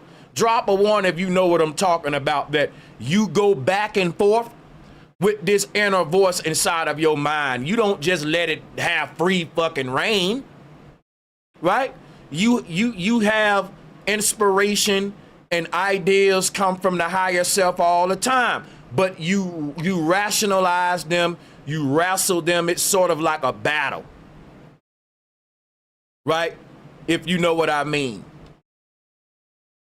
So that was the way our ancestors were teaching how to manifest thought into action before we started praying for the graven image to direct our steps. And it doesn't. It's just chaos in your life, because only you can control your if you want a certain outcome, only you can control yourself getting there or not. That's on you. Can't leave it up to Christ, because it's a graven image. Ain't nothing there.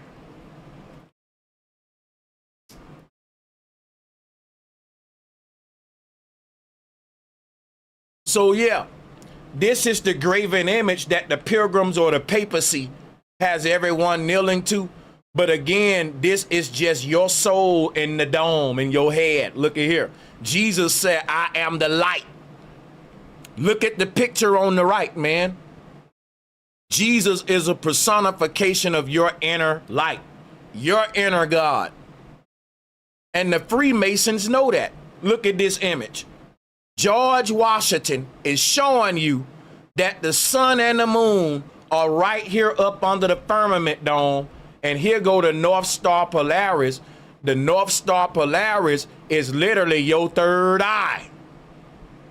It's literally a beacon of light that leads us out the simulation right here.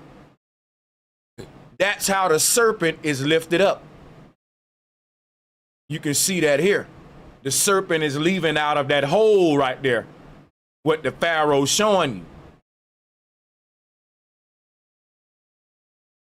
So that's what Jesus is personifying. And the Masons hid all of this by the literal interpretation, which became the graven image of Christ, you all kneeling to for resurrection. And you already gonna resurrect. You already are immortal. And we was teaching that your energy just gonna pop out the skull when you die. Even the hospital proved this, because when people die, there's more neural activity at the crown than when they're alive. They said we only use 10% of our brain when we're alive. I got news for you. We use more than that when we dying. Now, how does that make sense? I'm using only 10% of my brain to process all this knowledge right here. But when I die and my body ain't doing nothing, there's gonna be more activity up here than it ever was in my whole life. Why?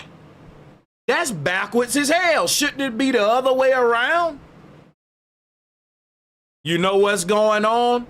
Your soul is leaving the sky vault, and all that neural light, all of that light is bursting out of that little hole, and they detecting it. They saying, listen, it's like this, right? If you got water in a kitchen sink and you stop it with the sink plug, right? And we got a mechanism attached to the drain to see how much activity is at the drain hole, right? And the drain hole would be that little white light right there, that little hole right there. If I was to measure how much activity is at that central hole in your head right now, about 10%. And that's like saying, I got my kitchen sink filled with water, and I got it stopped up with the plug, and only 10% of my water is leaking out because my plug ain't really perfectly sealed, so it's letting a little bit go, right, little drip, but it's plugged for the most part. But we're measuring at the drain point. Ain't gonna be a lot of activity while there's a plug, right? Now, what happens when I pull the plug and I let all of that water escape out that hole? We're gonna measure a lot of activity now. That's what happened when we die. When we die, all of the light that was in our body experiencing a reality, it leaves. All of your soul, which is all of your light, it leaves. And it leaves out of this little bitty hole. And that's why when we die, there's more activity at the core of our neural base, the core of the brain. There's more activity there when you die versus when you're alive. Right? It's a good example I use with the sink drain. I don't think it can get more simple than that. But that proves scientifically that the Kundalini will rise up and you will be free. That the spiral of light, what we're calling the spirit or the spiral, the serpent, it'll free itself. You don't gotta beg for that. That's gonna happen anyway. In fact, you can't give your immortality away. It ain't. Let me tell you something real quick. This is important. As an immortal being, it's important that you know what I'm about to tell you. Nothing can give you immortality. Nothing can take it away from you. It's simply what the fuck you are, period. It's like saying to an elephant, hey, elephant, if you bow down to me, I'll make you an elephant. You can't take away the fact that that's an elephant. You can't give the elephant its elephant status. It's an elephant whether you like it or not. You can't give it that. And you can't take that away either. It's just certain things that can't be given and they can't be taken. I'm going to say that one more time. There are certain things in the universe no one gave it to you. And no one can take it from you. It can't be given. It can't be taken. It can't be created. And it can't be destroyed. That's energy. Guess what you are? Pure energy. Energy can't cease to exist, which means as a being of infinite energy, I can't give you infinity and I can't take it from you. It's just what you are. It's just what you is, man. It ain't like nobody gave you that and nobody can take it. It's just different things that exist in the universe. And you just so happen to be an immortal being of light. And what you are, no one can make you that. And no one can take that away from you. It's different than everything else. What we are, you either it or you ain't.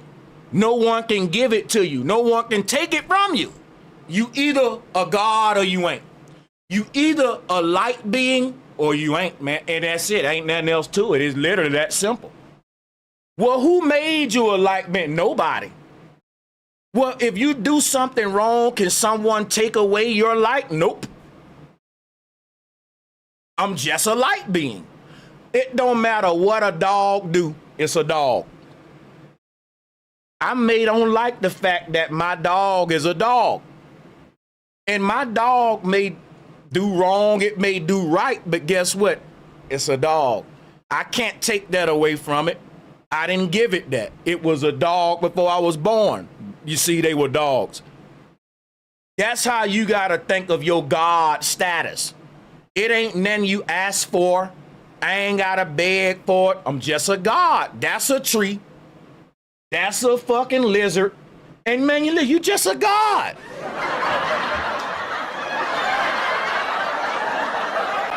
That's it. And the Pilgrims made the shit so deep. So if I could convince you you're not a God, you're not a being of light, then now I made you lack something. And in that state, you're a filthy sinner. This is where religion starts, and it tells humans you automatically made with flaws. Because you're made as a being that ain't a light being. They traded places with you. The barbarians, when they took over, they told you you were a born sinner and a born filthy barbarian. They projecting. These people are projecting who they are on us. And we believe in them. We're the gods. They're the barbarians or the devils. They telling you when we met y'all, y'all were filthy sinners that needed us to force our white God on you because you weren't acting right. When these were the people hanging us, murdering us, and they telling us we ain't acting right. And we ain't bothering nobody. We working on our Kundalini, nigga. That's your barbaric ass, and they just flip everything and flip places with you. Now you think you them, and they walking around portraying as a god as you. They've defiled our temples. They are the synagogue of Satan, and their graven image is the Antichrist that the Bible condemns. Get my likes and shares up, man. Sánchez cocinando. Get the likes and shares up.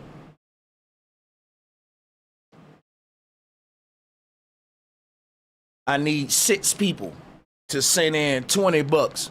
We need 6 people to send in $20, and we have an hour and a half to complete that goal. We've been froze at 4 for a minute. Let's do a tech check. If you can hear me loud and clear, drop a 1.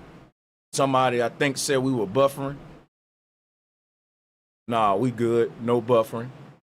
Like and share. Like and share. Help us reach our goal, people. We only need 6 people. We halfway there. We 4 of 10. There we go. Shout out to Miss Keita. You know, Miss Keita, I ain't too proud to beg because I know y'all get tired of me with these goals, but it really helped me to do this because YouTube ain't pushing my content like they used to. So the AdSense ain't, I know y'all think I'm balling off AdSense, but really it's the support of the people. So just want to let you guys know that, man. I can't do it without y'all, and I appreciate you. Don't want to be begging too much either, so let's get back to the show. But I do appreciate you guys. We will be opening up the call lines one at a time. I'm trying to move away from the big open panels. We will do those sometime when they're appropriate, but today is not appropriate.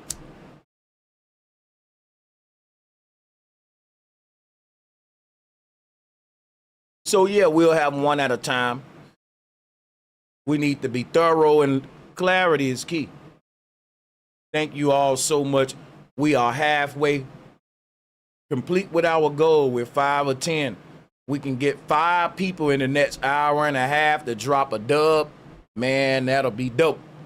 All right, so look, we got a lot to go over. Let's get back to it. Recapping, we can see that Jesus is us taking this science of the central nervous system, us taking this image here, right? Which is very important because this shows us the seat of the soul and the vault of heaven. This is very deep, man. Show you the ice wall, the magnetic ley lines going to the center of the earth, as above, so below, right? All of the neural highways that's going to the middle of the brain. Also on a cosmic level are the tentacles that are leading from the trunk of the tree to the wandering stars. This allows your consciousness to leave the earth realm and travel to stars.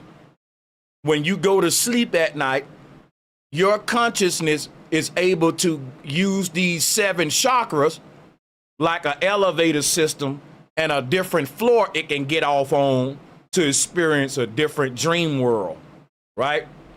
And when the consciousness is in the dream world, it's literally inside of your sleeping body.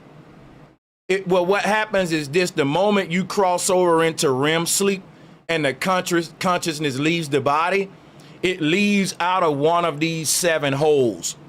And each one of those 7 holes connects to a different parallel reality and a different hermetic principle or lesson that you got to learn in each of these realms. So when we are asleep right here in Midgard, our consciousness leaves our body through a chakra point or one of these 7 stargates, what we call in chakras. And once it get through the stargate, it seats itself in our body that exists in that world. We got a body already there. And once it get in that body, it dreams on it. You're now dreaming, right? And at that point, I can't walk up to you in a dream and tell you you're dreaming because you will think I'm crazy, because when the consciousness shifts, your reality changes. You have a different history and a different set of memories in each of these worlds. You have a different childhood, a different sequence of events that was carried out. All right. And the moment your consciousness seats itself in one of those other bodies, it identifies as that version of you.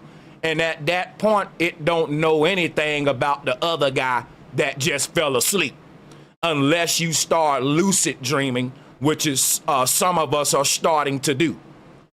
So this was the concept of traveling the heavens before they turned it into, you know, all of this was talking about us traveling the heavens here. And they turned that into all of these symbols into a literal interpretation. And now people pray to the literal interpretation to travel the heavens. So they telling you, if you don't bow down and serve their graven image, you won't be able to go to the heavens. When really, their graven image is a interpretation of the God force in you that already travels the heavens every night. You see how that is? Like, what they're doing is like me going up to a lion in the jungle. And the lion don't know that it's a lion because I dumbed it down. So I can tell the lion, if you do what I tell you to do, I'll make you a lion. And the lion would do what I tell it to do. Why? It don't know it's already a lion. You don't know you're already an immortal God. So you're doing what the papacy want you to do. You're a church member. And you're doing it so you can go to heaven. You're going to go to heaven anyway. Because you came from heaven. You fell here from heaven.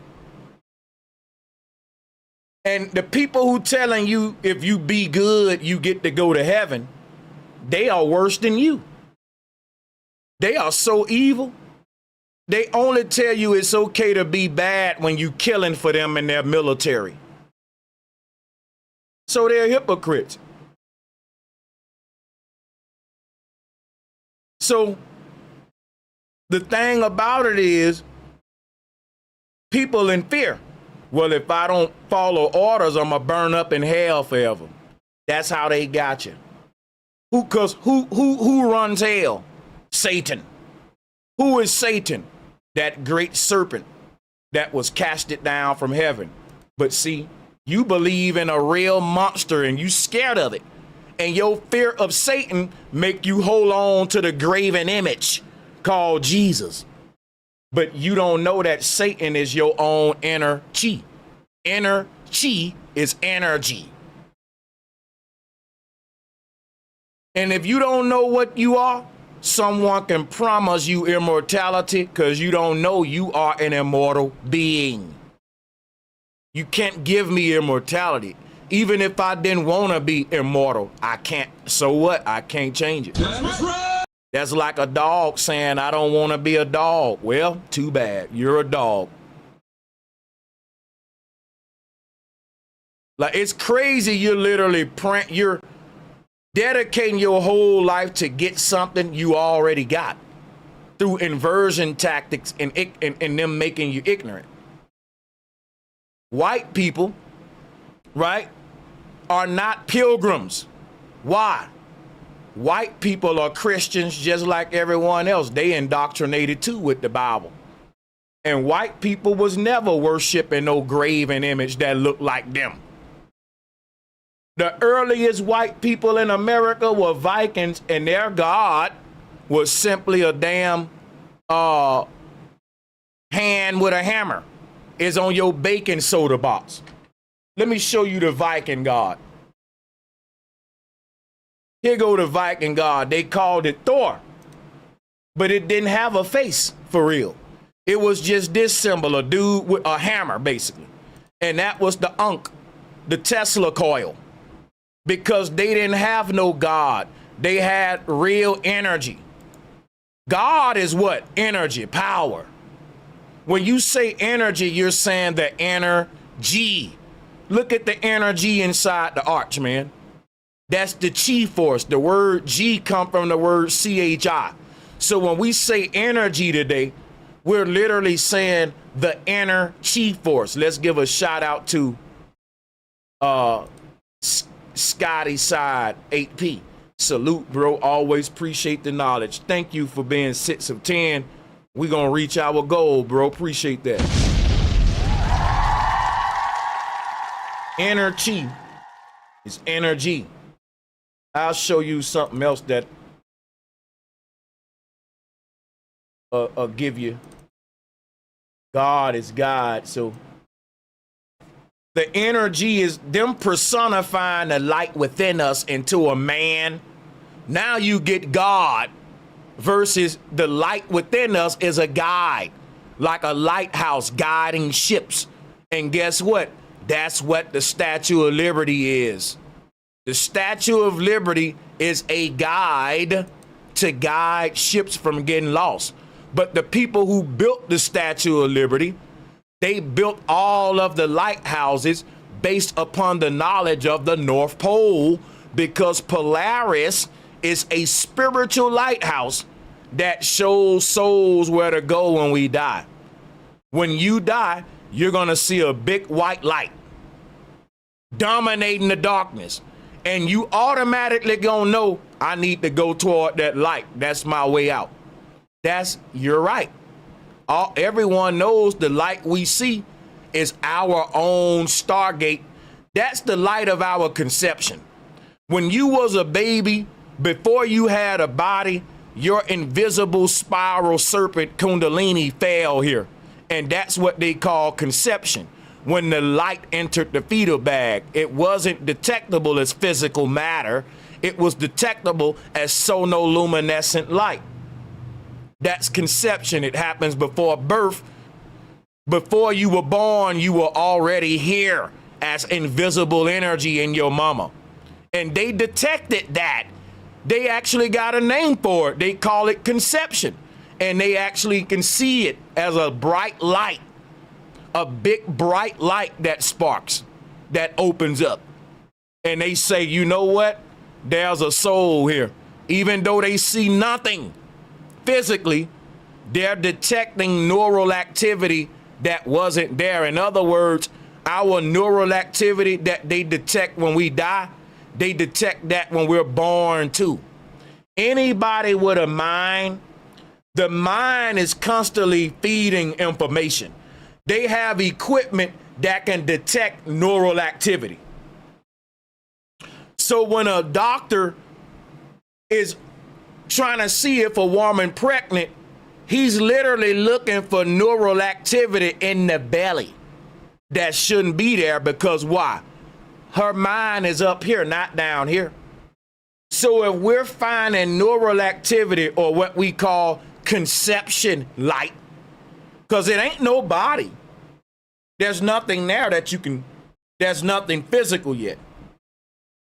What they're detecting, what's called the light of conception, is literally consciousness.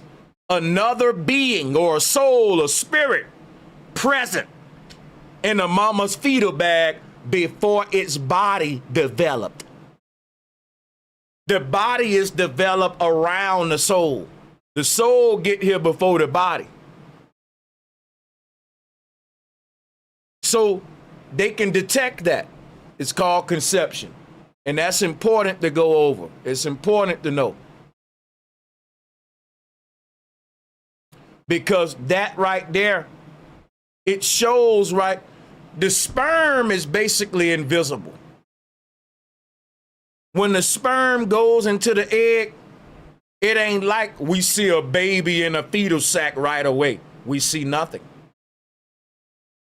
Nothing has developed physically in the fetus, but there's a sperm in the egg. What is the sperm?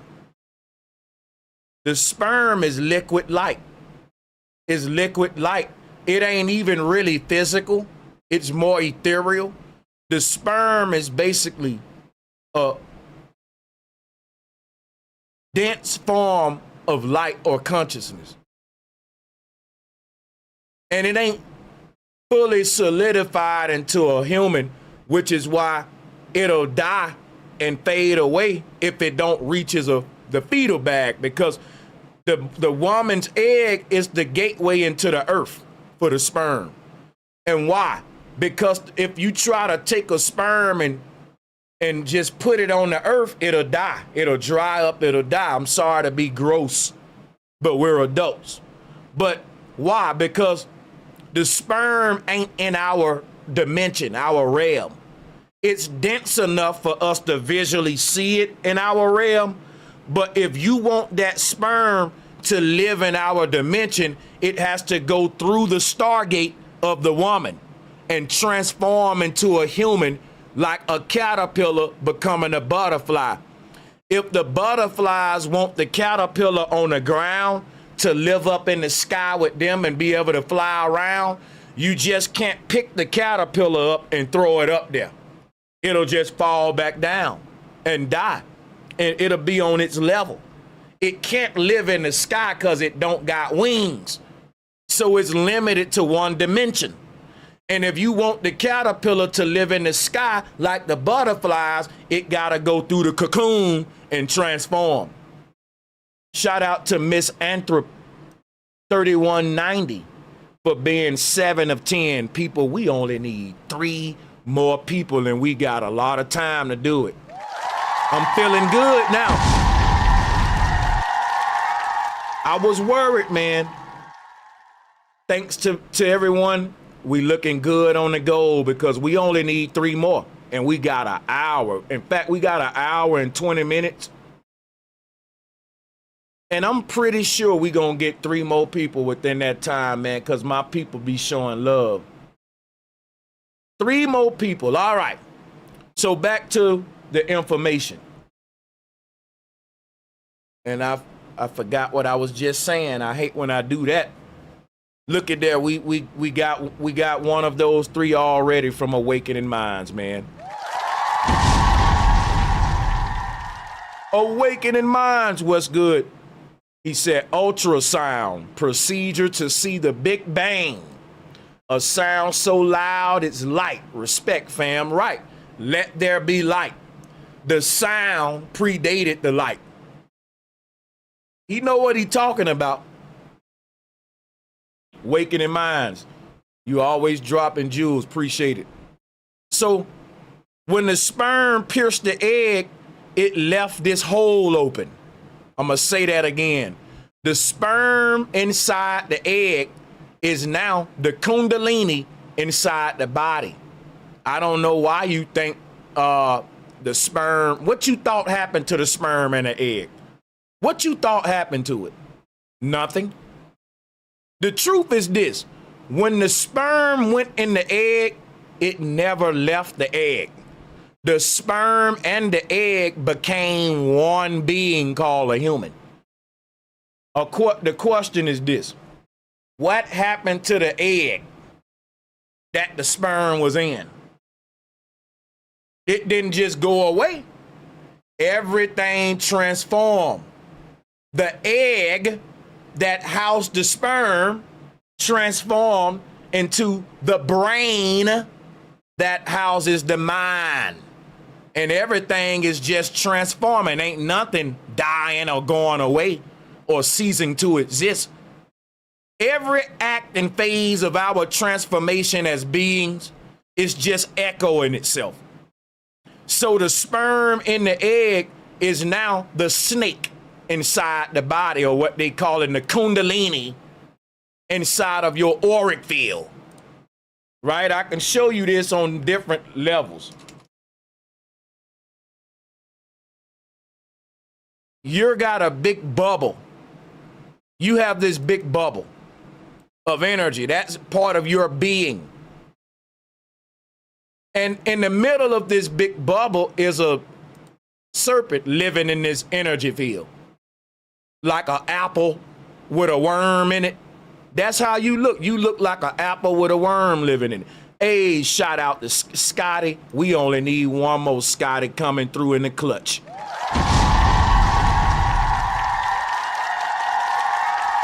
Scotty is 9 of 10, man. We only need one more Who gonna be 10 of 10?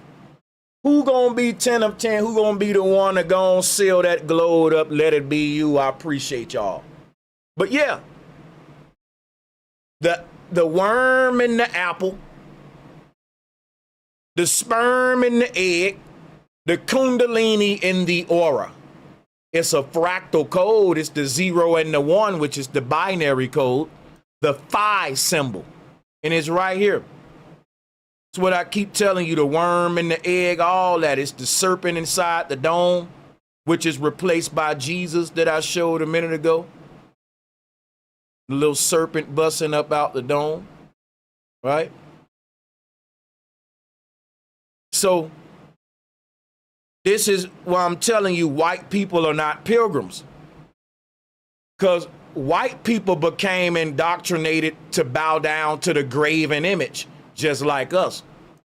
These people right here, man, Scotty coming through 10 of 10. Scotty said, you know what, I'm going to send in another one. We're going to wrap the goal up. Everyone show Scotty some love for coming through double with the joints and helping us reach that goal. Everyone clap it up for everyone who sent in the goals, man. And to all the channel members, man, these are the people that sponsor this thing and keep this thing going.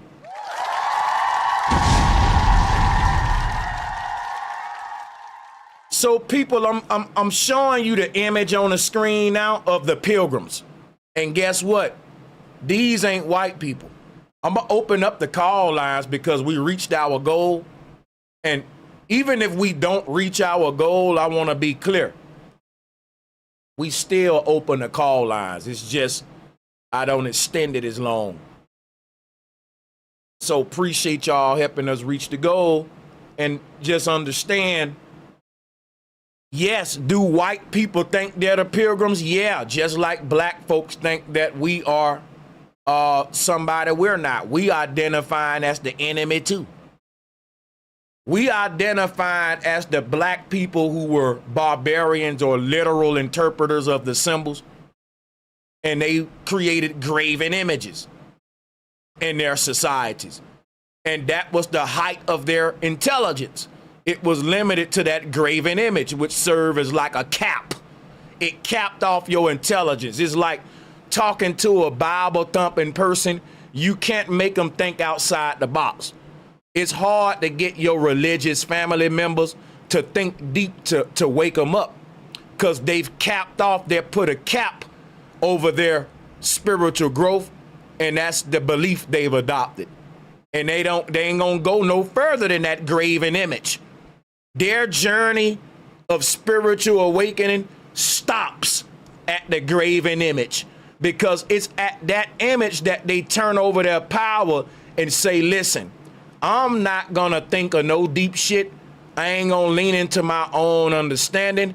I'm just gonna do what I'm told by my pastor. I ain't gonna even think for myself. And if anybody come telling me to do that, they're the enemy. Now they are part of the papal programming. They've accepted the graven image and they'll defend it. And the graven image is the God of liberation that we see on the right, aka Jesus. So what was white people's deity before Jesus? It was the Statue of Liberty, which is the real Thor. I'm being very clear with my information today. I rehearsed this before I came. Unfortunately, I didn't bullet point it into a good order because I like to just kind of skip around. It's better for me to do it this way as a syncretist. When you're tying together so much stuff, you need to be able to skip around. That's why I do this. That's how you connect dots. You skip around. You go from here, here, here, here, here, here, here.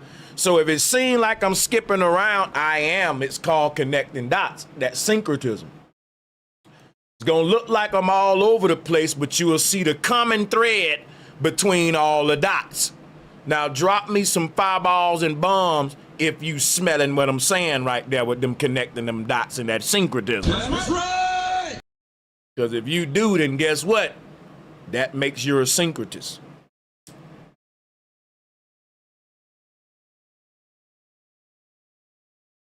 See, the real Jesus is the Statue of Liberty. Because let me break some down and you with on the board real quick. Let me put my shirt mic on.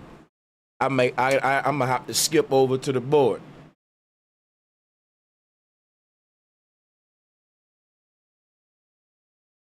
Mics, y'all. So can I get one more mic check just for this mic? Watch this. I'm gonna show you some on the board real quick though. Ain't no J, man. The J is new. So for you thinking that Jesus is real, you're a lie. Let me show you something. Jesus, let's talk about something, right? Jesus is this right here. Think of a scarecrow. But that's like a scarecrow, right? Here go Jesus on the cross. That's Jesus right there. Let me see how we looking over here. Yeah, we got one. Here go your Jesus right here. Here go the thing you need to realize, though. Let's split Jesus right here in the middle. Let's split Jesus. And the reason I want to split Jesus is two versions of Jesus, right? On this side, you got the fake version. And we're going to write that in red. But on this side, you got what's called Jesus, because there was no J. So it would have been Jesus. But they didn't spell it that way. They spelled it this way before the J. Before, Jesus was spelt with a J because the J is new. The J is them trying to create their own chi sound, G. Remember now, it's very important because Jesus with the J is them hijacking the knowledge of the chi energy within us. And when you say chi, look, chi is G, but the G and the J is the same thing. You see there? J, J, J, J, J, J, J, J, J, J, J. The people had a problem with the G. They didn't like the symbol of the G because the G is the serpent. The G is the spiral. The G is generate. You don't spell generate with a J. Regeneration, rejuvenate. It's really G. When you say rejuvenation, the J is a G is regeneration. So the word rejuvenate is regenerate. But this is important because the J and the G are the same energy. It's this word, chi, C-H-I. And chi is the name of the soul. But the people who wanted to hide the chi didn't want us referencing the chi with a G. Why? Why didn't they want us referencing the chi with a G? Because Jesus would have been spelt with a G. But Sanchez, how is that bad that Jesus spelt with a G? That's very bad that Jesus would be spelt with a G, because guess what? The G at that time, when they was creating their version of Jesus, wasn't just an alphabet. It was a symbol. It's the spiral. I keep telling you that. The G is the number 6. And what is the number 6? The number of man. Why? Because the G is the Kundalini. It's man is the Kundalini. I got a glare right here, don't I? Let me get that glare out. Yeah, that got rid of the glare. There. G is chi. You see what happened with the CHI? They was getting us out of this G concept because ain't no S really on the end of this till later, right? Because really CHI is, if you really want to get deep, that's like saying Gaia. Gaia, or the goddess Gaia, right, is Gia, Chi, is the same word here. The people who was giving you Gaia wasn't giving you a real goddess to be a graven image. She was just pointing you inward to the serpent as well. None of the Tartarian symbols are graven images to take serious. It's to point you inward toward the chi force within you. So now let's move on. Before Jesus, it wasn't a G or a J in front of this, right? It was just Isis or Eosis to the Pilgrims.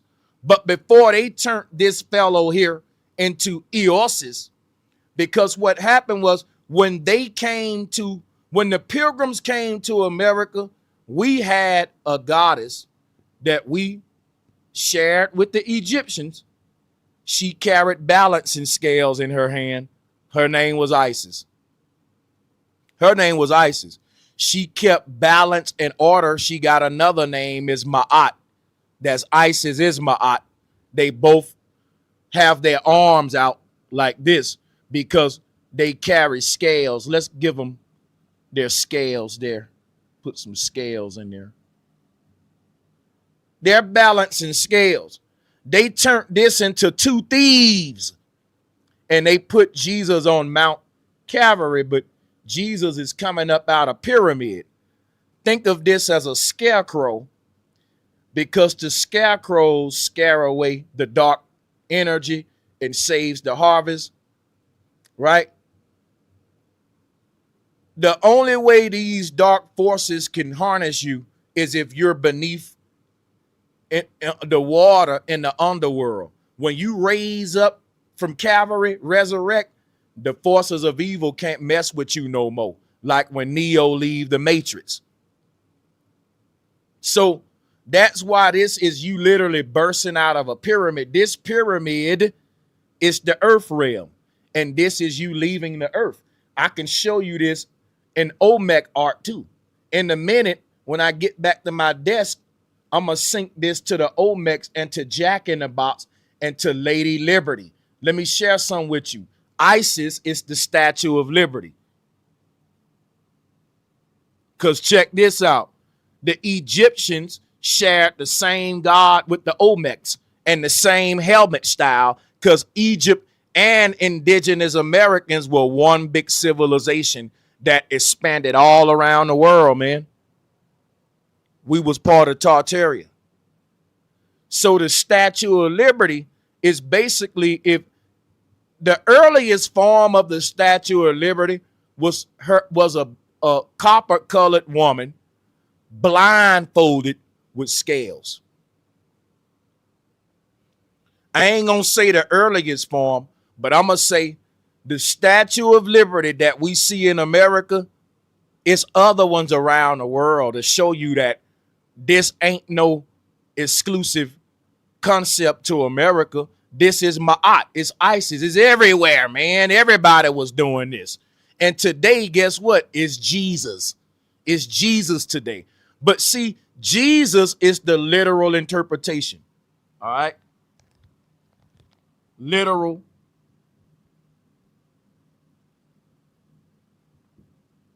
Jesus is the literal interpretation. And Isis is the spiritual interpretation that points inward. You see? You see? So before the J, no one put a G or a J in front of Isis. There was nothing there. When they turned Isis into a literal concept, they added the J. And that's when people start worshiping a graven image of a dude on a cross. You're basically bowing down to a scarecrow. Because the one early version of this was the indigenous Americans. We grew a lot of corn. Everybody know that we grew a lot of corn. And we would put the scarecrow in the cornfields to keep the critters away. Right? Right here. Like, just think about this, right? Old farmers would tell you that the scarecrow protects their crops from harm and evil. What do we say about Jesus? It protects from evil and harm. It's this same deity and relic, this same symbolic entity everywhere we look, even with our crop and agriculture. We can't escape this thing. Right? They put it all over the place. Yeah, the scarecrow. The scarecrow. I already did a lecture just on the scarecrow. The scarecrow is a deity. And you also see the scarecrow pop up again in the Wizard of Oz as the straw man. See, people don't know that. That's why Jesus got all the piercings in his sides, because the puppet connected to the strings. Jesus is like a puppet on a string, because it's showing you how all of the ley lines, in other words, how your spiritual body control your physical body. As a man thinketh, so is he. All of your neural highways connect to different energy points on the body. And if you ain't in control of the mind, you ain't in control of the body. As above, so below. Let's give a shout out. Who is that? Zekio the God. Flat mother effing power to my brother Zekio for sponsoring today's program, man. Appreciate the love, Zekio.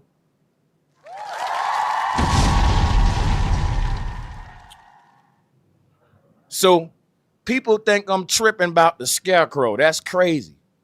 That's crazy. That you didn't know that Jesus represent the straw man? Jesus represent the false version of the self. You didn't know that Jesus represent your spirit inside the body? Yeah. And Jesus saying he there to defend off evil and all that. But Jesus ain't God. Jesus is saying, I'm a representative of God. When Jesus is tempted by the devil and he sent the devil on his way, right? The thing about the scarecrow protecting the corn is the whole concept of Jesus supposed to be this symbol that's protecting the earth realm, and the scarecrow is mounted up on the platform, because the higher you exalt the scarecrow, the more land he can protect. Because if you got a crow, the crows are going to try to go far away from the scarecrow to eat, to mess up a part of the crop where he's hidden at beneath the horizon line, let's say. And they think they're out of sight. But if you got this thing elevated, he can cover more space, because they got to go out far. And by that point, they'll probably have another scarecrow, or that's the end of the property line. But you get my point. I don't want to really talk about the scarecrow too long. I got a lecture on that. I'll touch on it again. I wanted to go into the word ISIS, being Jesus is a plagiarized, corrupted form of ISIS. And the reason I brought up ISIS is because ISIS is Lady Liberty with the balancing scales and the crown of thorns. Because why? Ma'at wears feathers on her hair. Ma'at has a feather, either one feather on her head or a bunch of them. So if you look at the North American indigenous people, the Indians wore one feather in their head, or they wore a bunch of them. To this day, we still put a feather in our hat. But that comes from Ma'at, y'all. This is symbols coming from, we've been doing this stuff longer than you think. So I'm going to switch back microphones now. And I'm on my other mic, and now we can move on to some more deep stuff, man. You know? So, we're going to go back here. The Vikings had a deity called Thor. Thor embodies electricity. And Thor, what I'm telling you about Thor, right? The Egyptian form of Thor was a golden calf goddess. See how everything we getting from Egypt, right? And it was a feminine form. And then the Pilgrims get hold to it and turn it to a patriarchal form. Are y'all with me? Because we have Isis not only in Egypt, but in America, because Egypt is America. Because Egypt and America is Tartaria, and not just Egypt and America. I can go so many other places and show you ISIS. I can show you the same. Let me show y'all something, because I don't got to be long with that. I already got it on a collage. I got this open now. Watch this. Here we go right here. I'm going to show you with the balancing scales. Look, this is cosmology too. Because this is the Dogon great mother in between the sun and moon. This is your consciousness in between the left and right brain in the earth simulation in the body. The earth is your body. And you're not your body. When you leave your body, you gonna leave the earth because you ain't the earth and you ain't your body. You're figuring out who you are through death, which is a revealing, a stripping away like a snake shedding its skin. But check this out. Here go Jesus all around the world. And look at this. They found one of these in Arizona, New Mexico. They got a bunch of them in South America. Look, Tucson, Arizona. Why they finding all of these in America, in the Grand Canyon? And they don't want to talk about it because they don't want you to know that America is Egypt. They don't want you to know that Egypt and America and the whole world had the same system all around the world before they turned this to Jesus. Now check, I'm gonna show you how spot on I am with my stuff. Look at this, right? This is in Spain. Look at Spain right here. You wanna know why in America they got the big Uncle Sam stick man? I'm trying to wake y'all up. I'm trying to wake you up. You see this all the time, don't you? Look. Tell me, you see what I'm saying? Now look at this. Look at this right here, folks. You can't make this up. You see this at all the parades. They got the tall ass man. And in the tribes, they got the same thing. In the tribes, they get on them damn stilts. The Dogon do this too. Let me show you.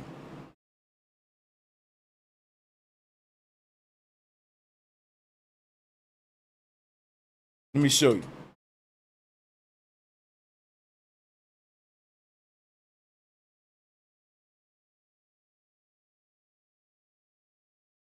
We didn't learn that. We stole it. See how they get tall and they get up there on them sticks? This is symbolic. What does it mean?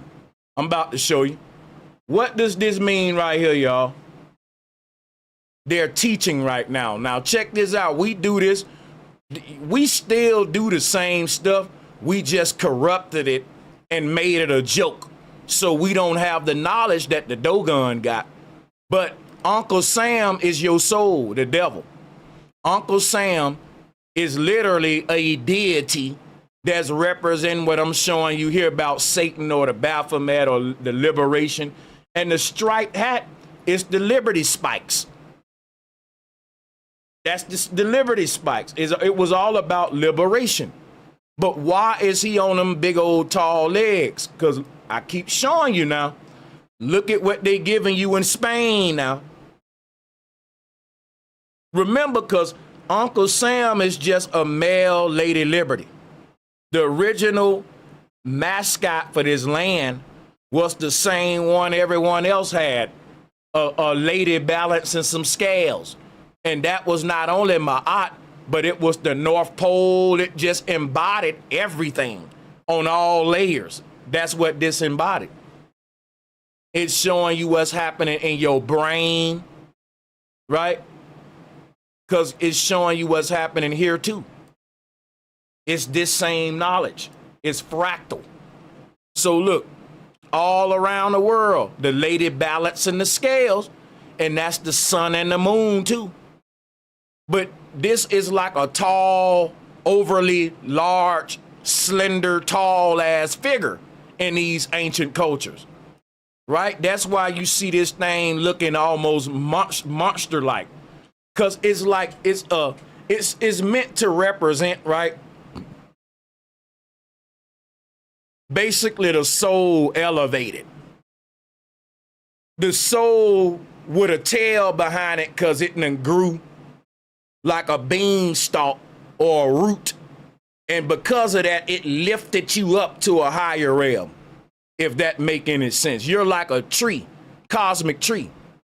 And like when the Kundalini rises, that's like the plant, the seed that's under the ground coming up as a plant for the first time, busting its head above the surface, seeing the real world outside of its shell casing, right? And that's why they got this deity kind of busting up out of a pyramid or exalted up on stilts. Like the one in Spain, it shows you a person leaving a pyramid. You see that in Spain? And I can show you the Olmec version in stone. Because it's one thing to carve this in stone. It's another thing to just carve a stone with this concept. That's a whole nother thing. And that concept here, I'll show it to you now. There it is. You can see how the concept of a man being exalted on a mountain or Mount Calvary, Jesus on being exalted up on some mountain, right? It's plagiarization. And it's another way of saying we're climbing the stairway to heaven. And each step you're being exalted or uplifted, right? Is your journey of ascension to get to that highest of highest, holiest of holies, the top of the ziggurat, right? The pyramid don't have a capstone. Why? Because it ain't a pyramid. It's a three-dimensional staircase that we're looking at. The step pyramid was just the ancestors trying to show us the heavens right here. This the stairway to heaven, and it's not a pyramid. That's why I don't have a capstone, because it's saying when you get to the highest platform, you entering another invisible reality. And I can show you that in another depiction here. That reality is called Asgard. The Nordic people said that's the top of the pyramid, and it ain't really capping the pyramid because this world is hidden, which is why it's kind of like a light realm. Like you couldn't see this if you looked up, but it's there. We look up at the sky every day and we saying heaven is right there, but we don't see nothing because our human eyes won't let us see beyond 2020. Heaven is beyond 2020. So the veil is your body, not the sky. Heaven is right there. The only thing hiding it from you is your own physical body. It ain't that something is don't want you to see the truth. It's you and your own ignorance. You got to outgrow your body and you will see what's really out there, because we're not seeing the truth while we are spirits inside of a body. A lot of our reality being deleted by the body. And what's left of the reality, we call it earth. We call it the physical world. And the physical world is like 1% of reality. We only getting a glimpse and we calling it life. When we get out the body, we really see what this shit is. So that's what I'm telling you. So now, this top, that's what I'm saying about white people and Vikings and Pilgrims. Whites descend from Vikings, not Pilgrims. Now, here's the thing about the Pilgrims, right? No one really knows where they come from. And I'm going to be honest with y'all. I have an idea where these people come from. And while we can't find a landmass for their origination, brace yourself, it's going to get scary now. I believe these people that don't have a land and never had one, who just popped up redefining heaven into hell and transforming everything like agents in the Matrix. I believe they come from the pits of hell, and here is a depiction of the earth from our Tartarian ancestors.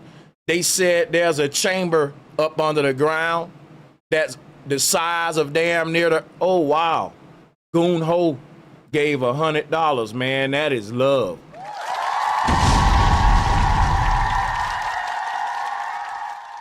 Goon Ho said we need to protect you, goat. Love from Alaska. Love you too, Goon Ho. Appreciate the love. Much love to Alaska, man. That's love. Where do these people come from, y'all? The machine that's running this simulation called Earth is in the core of the Earth, right here. They'll tell you without the Earth's core, the Earth will collapse in on itself because the Earth is a light-based hologram that's being projected out from a physical box. This ain't physical. It's a digital hologram, a program that's being projected outward. And it's being projected outward from the center outward, like the core of a fruit. That's what Sheol is. It's the true core of the earth.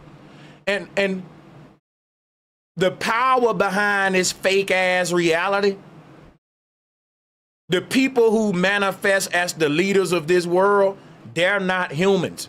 They are spawning from the underground onto the surface. They're not, let me explain something to you. I come from a female. I got a birthmark. I got a belly button that was hooked to my mama, feed me through the umbilical cord. I'm telling you, there's some people on this earth, they didn't get here that way. They are literally made in a laboratory. Like they showed you this in a movie called I, Robot. They tell the truth in the movies. Will Smith went way under the ground in the middle of the earth. He went miles up under the ground. And when he got up under there, he saw these big ass robot armies that was running the world and that they didn't have skin on it. And you can put skin on them and make them anybody. You can swap out. They can have a new Trump tomorrow and you won't even see the swap out. And I'm just saying, I don't think they're a robot with a skin over it. I think they literally know how to grow bodies by taking a little piece of your skin and literally, they done it before, right? They've taken a piece of human skin and grew an ear from it. Now, what if you perfect that? Who's to say you can't take a little bit of Sanchez skin and grow a whole nother body of mine if you can grow an ear? Let's keep on playing with this and see where it can go. You taking a random piece of my skin and you're able to grow an ear from it. And I still keep both of my ears. And you get a new ear out of nowhere. If I lose my ear, I can replace it with that ear and it's identical to my ear. They can do that. Your clone may be in Sheol. I'm telling you now, they telling you in the movies with they clone Tyrone. Not only can they make duplicates of you, they can create anonymous profiles, humans that don't have a vagina. See, let me explain something to you. These are non-player characters. We built the simulation and we built them into it. So they're not born into here. They're spawning. Let me explain something to you about non-player characters in the video game. Non-player characters in the video game spawn from secret locations in the game. Guess what? If you ever play a video game, you never see where the non-player character spawn from. They hide that. But every video game is generating non-player characters from hidden points in the game. It won't look right if they showed that to you. It'll look unprofessional for you to just see a computer pop up out of nowhere from nowhere. But our reality ain't physical. It's holographic and everything is projecting itself here like me shining a light on a wall. Your body is the reflection on the wall. Your soul is the thing that's projecting it. When your soul stop projecting your body here, it'll fade away just like that light on the wall if my flashlight go out. Everybody's not projecting here. Some people are embedded within the construct and they're condemned, just like King Cooper in the Mario game. He can never leave the game because he's built into it. He don't have a soul. He's a non-player character. If someone say, where does Cooper come from? No one knows because why? They spawn the adversaries from secret locations in any game. This is true in any video game. In any simulation, They spawn the non-player characters out of sight from the player characters. Now, guess what? A lot of people think they're scientific. What I'm saying right now is scientific. The church believe everything was created by some God. Some people think they're scientific and I'm religious, but I'm showing you right now, if you disagreeing with what I'm saying, you're the religious nutcase.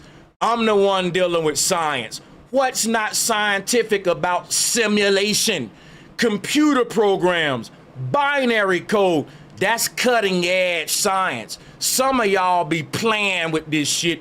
Y'all don't really study and research like me. So you are just religious nutcases posing like you know something about science.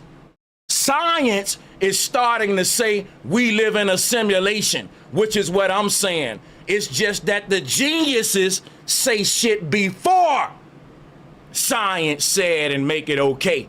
Because I don't got a bunch of red tape to go through. I can tell you right now because I'm at the cutting edge of it. I don't got to wait for 20 years for them to say, you know what? We figured out we may live in a simulation. I'm telling you that now. And folks will say, you're a conspiracy theorist. Nigga, that's cutting edge science. I'm just ahead of your ass. I'm at the forefront of what's happening in the scientific community. I don't play with this. I do this every day. And somebody who don't do this, when I tell them what's going on at the forefront of it, they repeat some outdated shit to me. The masses are waiting to catch up with the cutting edge scientific breakthroughs. They've been found out that we live in a simulation in the 40s, but they ain't ready to bring it out yet. Why? Because most of y'all go to the church every day and you some religious fanatics. And you think you scientific and you going against what I'm saying.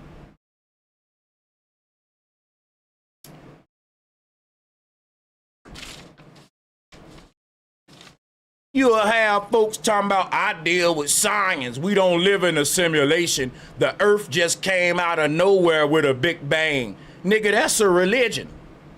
It just came out of nowhere, Sanchez. Big boom, there we go.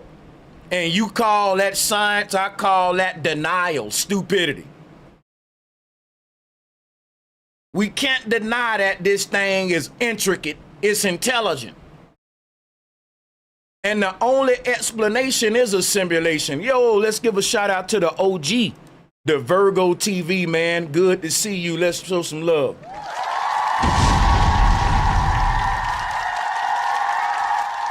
I got a lot to go over, and I know y'all want me to open the lines for the callers. So let me hop back over and go and finish breaking this stuff down. I went on a little rant for a minute, but let's bring it back. So let's recap just a little bit, right? Thor, which is the god of the Vikings, is the Statue of Liberty. And let me just explain something to y'all how I know what I'm talking about, because I'm finna ask you something right now that's gonna blow you away. Watch this. Where are all the statues of Thor at in the world?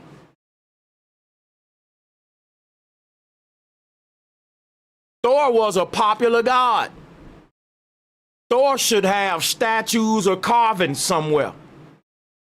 Where are all the carvings and statues of this famous, popular Viking god? It should be everywhere. You mean to tell me the Vikings didn't make those statues of Thor? Hold on now. Think about that, folks. I dare you. Find me some ancient statues of Thor. You can't. Only thing you gonna find is the Ankh carved everywhere and the Statue of Liberty, because that's Thor. Your understanding of Thor is the Pilgrims reinterpreting the Statue of Liberty. Look at what I'm showing you here. The Statue of Liberty is Thor, the real Thor. And the Statue of Liberty embodied the technology of how to pull free energy from the ether. That's why the Thor hammer is always lit up with lightning, because it ain't a hammer, it's a Tesla coil. And the Tesla coil is how the Tartarians powered their cities. They had beautiful light stands and lamps. They weren't burning gas in there. They was pulling energy directly from the static charged atmosphere and harnessing it freely. Excuse me, people. Freely. Free energy. And when the Pilgrims took control, they said, we can't build a world with free energy, because then we can't have inflation. We can't have us ruling everybody, rich versus poor. And they destroyed our paradise lost, and they built this fiat capitalistic system of money, taxation, and inflation. But we had a system before this that was free and justice for all. Everything that Lady Liberty stand for, equality and justice for all, it condemns the system that we live in America. What does that prove? That proves that the system we currently live in was not created by white people. White people didn't create the taxation and inflation. The people who own the world banking system did, and they are fiat order, and they are pilgrims. They came over here with shekels and coins. Well, let me correct that. When they came over here, we had tokens, but it wasn't used for money. It was used for social status. It was an equal system, meaning anybody can rise up to high levels, because in the Viking system, hierarchy was based upon what you contributed to society, not how much money you got. That money don't mean nothing. Your contributions to this world is what define you. And in Tartaria, they built their whole society based on that. The money don't tell me how good of a person you are to your society. In fact, the people with the most money in our society are the ones that hurt our society the most. So how they get all respect? Because they built the flawed system. They inverted the system. They inverted the system to serve the barbarians. Your token was not nothing you traded or used for money. People walked around with a coin on them, and the coin had like a rank on it. That rank meant that, hey, I'm an expert bridge maker. I've built bridges all across the world. And guess what? Every bridge that was built in Tartaria that this man overseed, his symbol on his token is on that bridge. He don't get money. His symbol of his social status allow him to access the higher quarters or higher living areas. Because, of course, everyone can't use everything at the same time because it's too many people. So if you got these facilities that are high scale that we got to take turns using, it makes sense. Let the seniors or the oracles, the gurus and masters who've contributed the most, kick their feet up and enjoy the highest quality. I agree with that. I don't agree with what it is today where we let the most cutthroat thieves enjoy the highest quality. Because in the old world, anybody can move up to the higher level. Just contribute to society. That's right. Just give to your people. It was a reciprocal system. You put into the community and the community gave you back double what you put in it. Just like when you put a seed in the ground, you get a whole tree. If you put your work out there and do good at whatever craft you was in Tartaria, they rewarded you with statuses that allowed you to be in certain levels. So you had an incentive to be good at what you do and to contribute to the world and to the society because that was given back to you. No money, a clear exchange of contribution, lifestyle, which what it should have been in the first place. That's a perfect system. That's what our utopia was. That was called the guild system. And we got them kind of coins in the military today. They ain't money.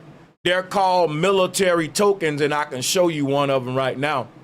Shout out to my brother Dreezy Dre, Awakening Minds. Once again, he said, this is from Retin. That's my brother, his super chat acting up. He says, keep cooking, bro. Chelino Sanchez. Man, much love to Retin and Awakening Minds coming through, man, with the love, yo.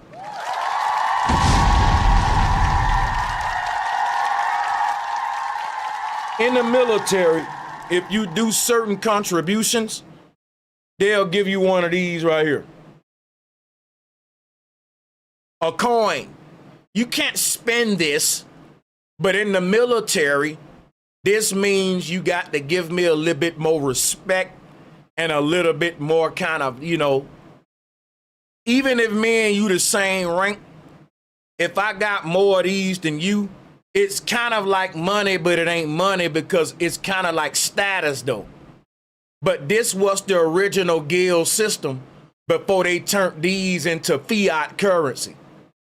At first, it was a token on the money. When they find any old coin past like the 1800, a lot of those were called tokens. They weren't called coins because in Tartaria, they didn't function like a fiat coin, right? It was more of a you showing your rank. You didn't trade it or nothing. It didn't function like money. We'll talk more about that in the future. But this is what the Viking world was like. We taught them how to make coins. And when they learned how to make coins, they corrupted. Basically, everything we taught them, they inverted it and corrupted it to support their barbaric ways. That makes sense to y'all? So we taught them about the guild system, how to forge metals, because remember, they were lumberjacks. So we can't say, well, these people were forging metal on an advanced level, right? They were making intricate coins. I can't say that. I would say that the only kind of stuff the height of their forging capability, to my understanding, is cast iron stuff. And it really don't take much, to my understanding, to make that, because you taking easy to melt metals, you're melting them down over a fire, and you're pouring that in a cast, a stone over a stone, dome-shaped cast, and letting it harden, and guess what you just made? A big-ass witch bowl.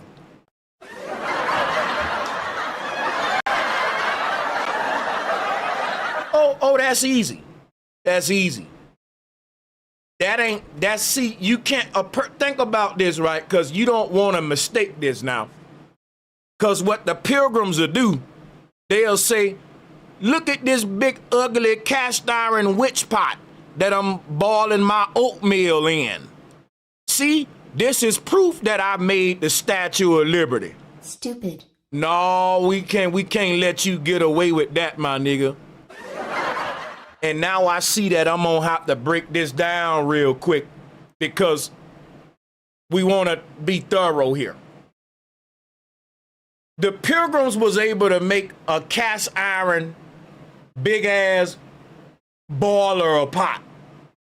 You got to understand that ain't really hard to make because you can melt this shit down over fire, a campfire. Once you get this thing melted down, you can pour that over any kind of dome carved out cement structure and let it harden. And then once it hardened, guess what you got? A big ass boiler. You can mount that to something, put it over a fire, and boil grits and boil oatmeal.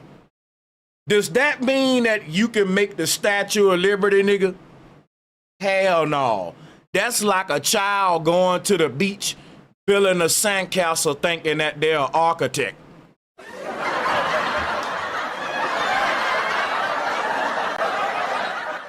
Dude, It don't take no genius to make no goddamn witch pot. And what's crazy about that, you eating out the witch pot with a wooden spoon and a wooden bowl. So now, come on now.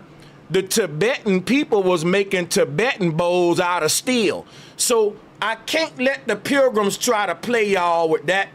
Don't let them say, hey, look at my big ugly ass witch pot. So that mean that I can make the Statue of Liberty. We ain't gonna even play like that. Because that's a real trick that may try to go down, because that's not really metallurgy. Well, it's metallurgy, but it's kindergarten stuff. It's like anybody who knows something a little bit about metallurgy know what I'm talking about. Like, it's levels to it. And the oatmeal pot don't put you on a level to where, okay, that mean I can make Olmec heads and I can carve big, I can bend iron like it's butter, and I can do like what the Babylonians and the like I can make a Viking helmet now because I made a witch pot. Bro, if you don't stop and go sit your ass down, look at here. For you to shape this metal to that man's head, because you can't pour the metal on his head. And far as I know, these helmets that the Vikings wore were like custom shit, bro. Like a night suit. You were fitted for that. And when you're fitting people with custom metal wardrobes, like it's linen and fabric, you're a different kind of beast, my man. Cause you just can't make a one size fit all with that Viking helmet. It could cost you your life. If my helmet all big as hell and falling over my eyes in a battle, how I'ma see and fight? If it's too small, it's uncomfortable. See, people don't realize the Viking and Olmec helmet is a real intricate piece of technology. We can't make those today. You do know that, right? You know, with all our technology, any form of an Olmec helmet or Viking helmet that we make would be like a novelty replica, because we don't know all the technology that was in it. And I would even argue that the helmets had electronic features in it, like electrical shit, like a cyborg, nigga. Like if I put you on an exoskeleton and you can see certain data through your smart glasses and your shit, like the veil that the knight wore, it don't make no sense. You can't really see in it, which lets me know the knight's armor was the first transhuman AI robot exoskeleton. We ain't doing nothing new under the sun. I'm gonna show you something, right? The Vikings and the Tartarians had already reached the height of technology. So this is what we doing today, right? Today we're making humans indestructible with exoskeletons that you can wear a solid body on your soft body, and your outer solid body will give you these abilities your regular one didn't have. Well, you need to know that that's what the night suit was. The night suit had cooling systems. Think about a person walking around. If the night suit was what they telling us, the shit would have weighed about 400 pounds and ain't no way you can fight in it. It's really unbearable if you go with what history's saying. So this let you know we downplaying how advanced the night suit is, and the Pilgrims didn't make that. All of them ancient knights were old world cyborgs. I'm telling you right now, bro. Old world. We already had a transhuman movement. We going back to the future, man. We done this before. Listen here now. You got night suits, man. And the ones they showing you on these images, it don't do it no justice. Like when you go to Asia and look at them old ninja samurai suits, it looks like some futuristic shit. We can't make this stuff, y'all. This stuff was made before the Pilgrims. Look at the intricacy in this thing. This is RoboCop. They showing you movies like RoboCop, man. And I'm telling you that in Tartaria, these were cyborgs, nigga. This suit would have had a lot of electronic features built into it that would have been powered wirelessly, because any electronic objects was powered wirelessly through the ether and through the antennas and towers. Anything they built, it just put energy directly from the atmosphere. All technology at some point was built to be sovereign gadgets or self-powered objects. When they destroyed that old system, all of those mechanisms stopped working, even the night suit. The Antikytherian mechanism stopped working. Listen, there are mechanisms all over the world that was built to have functioning moving parts, and they don't have any cranks or batteries or plugs to them. And it don't make no sense to build these intricate little mechanisms with all these little cogs and wheels that gotta be turning, but ain't nothing gonna power it. Because guess what? Motion is power. And if these things were meant to be in motion, where did the power come from? They still trying to figure that out with the Antikytherian mechanism and others. But you know what? They know. This stuff would have been powered wirelessly through the ether. And when they destroyed that old system, all of those devices just stopped working. In other words, if we fire back up that old system the way it was, all of these mechanisms that's sitting inside of museums and they acting like we don't know how they work, them shits will just start working right there. People will be like, is there a ghost in the building? The Antikytherian mechanism is fucking moving, dude, after hundreds of years. Well, what did y'all do to it? Did you put a battery in it? No, it just started turning. And that's what'll happen if that old wireless grid were to be fired up right now. All of them old mechanisms just come on. This night suit will power up. It'll be a real exoskeleton. This, what we calling a night suit, that would have been electronically powered too, like RoboCop.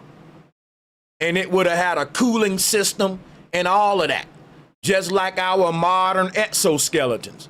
We ain't inventing nothing. We reverse engineering it, man. Hey, look at how intricate this suit is. Now think about this, right? If you put this on and try to fight somebody, are you gonna be able to see? Hell no.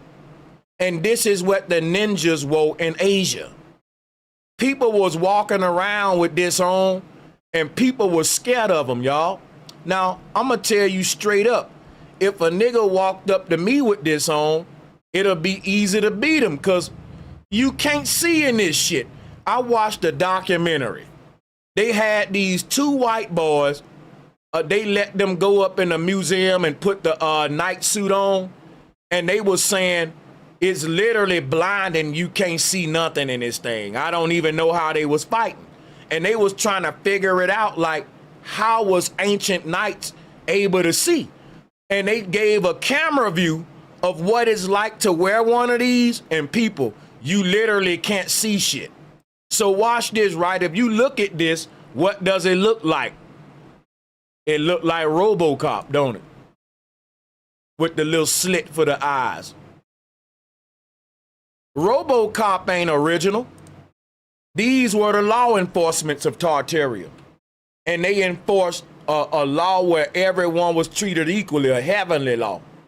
Look, this concept of RoboCop is old, y'all. Look at the slits on the eyes, man. They don't do nothing but steal and bite and copy everything. Look at here, the knights were the real police of Tartaria.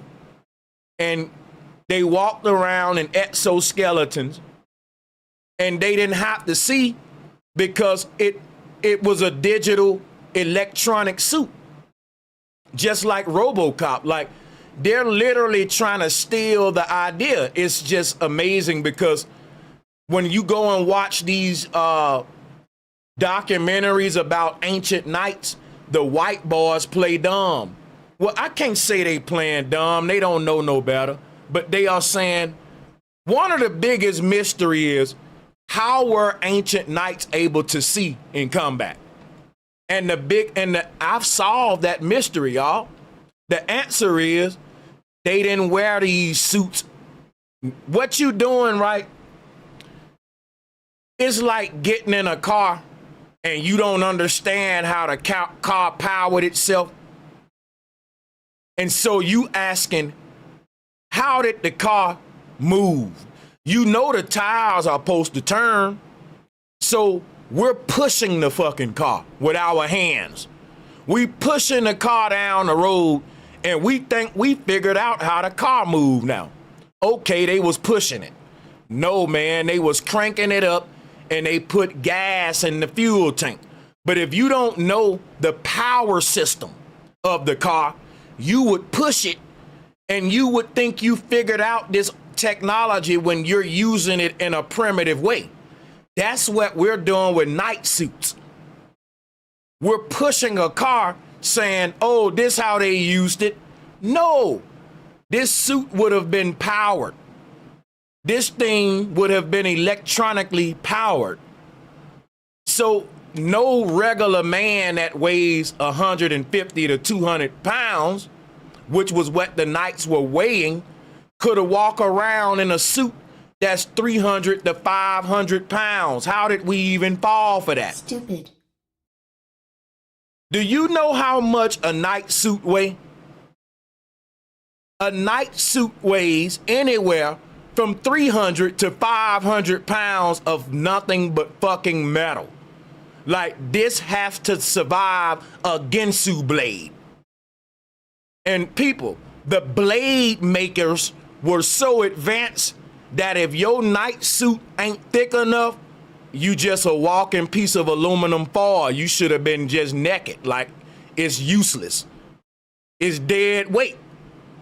So there's no need of wearing this suit if you ain't gonna wear the full heavy armor, because the blade makers at that time was creating swords that was slicing through like granite and other metals like butter. So you gotta imagine how strong your suit gotta be. Because if you think of what they was making the blades in Sri Lanka and Asia, man, they was making blades that was indestructible.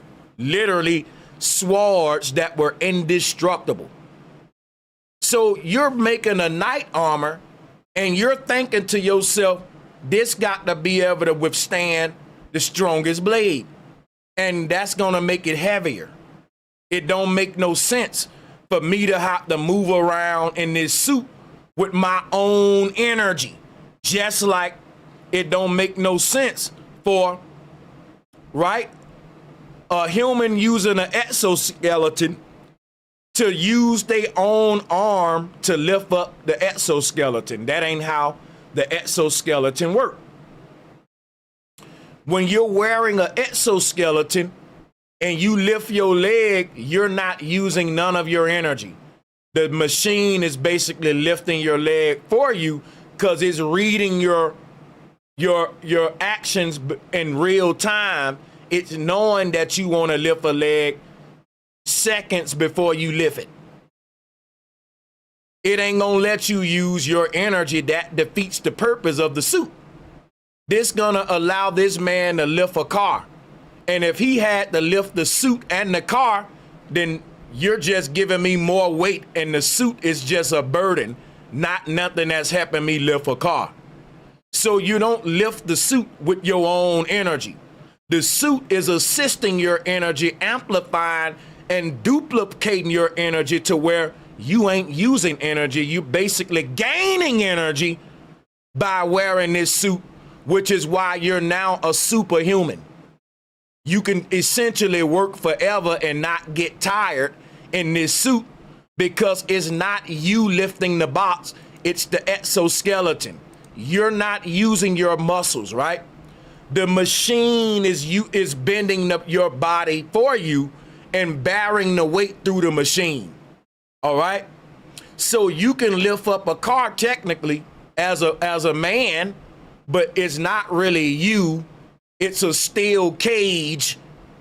And if the power gets shut off while you got the car up in the air, then that car gonna fall on you. So this would be one of the safety concerns in the future when we go into exoskeletons. Because this suit can become a burden that suffocate me and weight that's now pressing down on me if it's not electronically powered. In other words, this suit is electronically powered. And if you get this box up in the sky and the power shut off, you gonna break your spinal cord. Because technically, he can't lift that box. You're lifting things that your skeleton can't support. So you're getting an exoskeleton.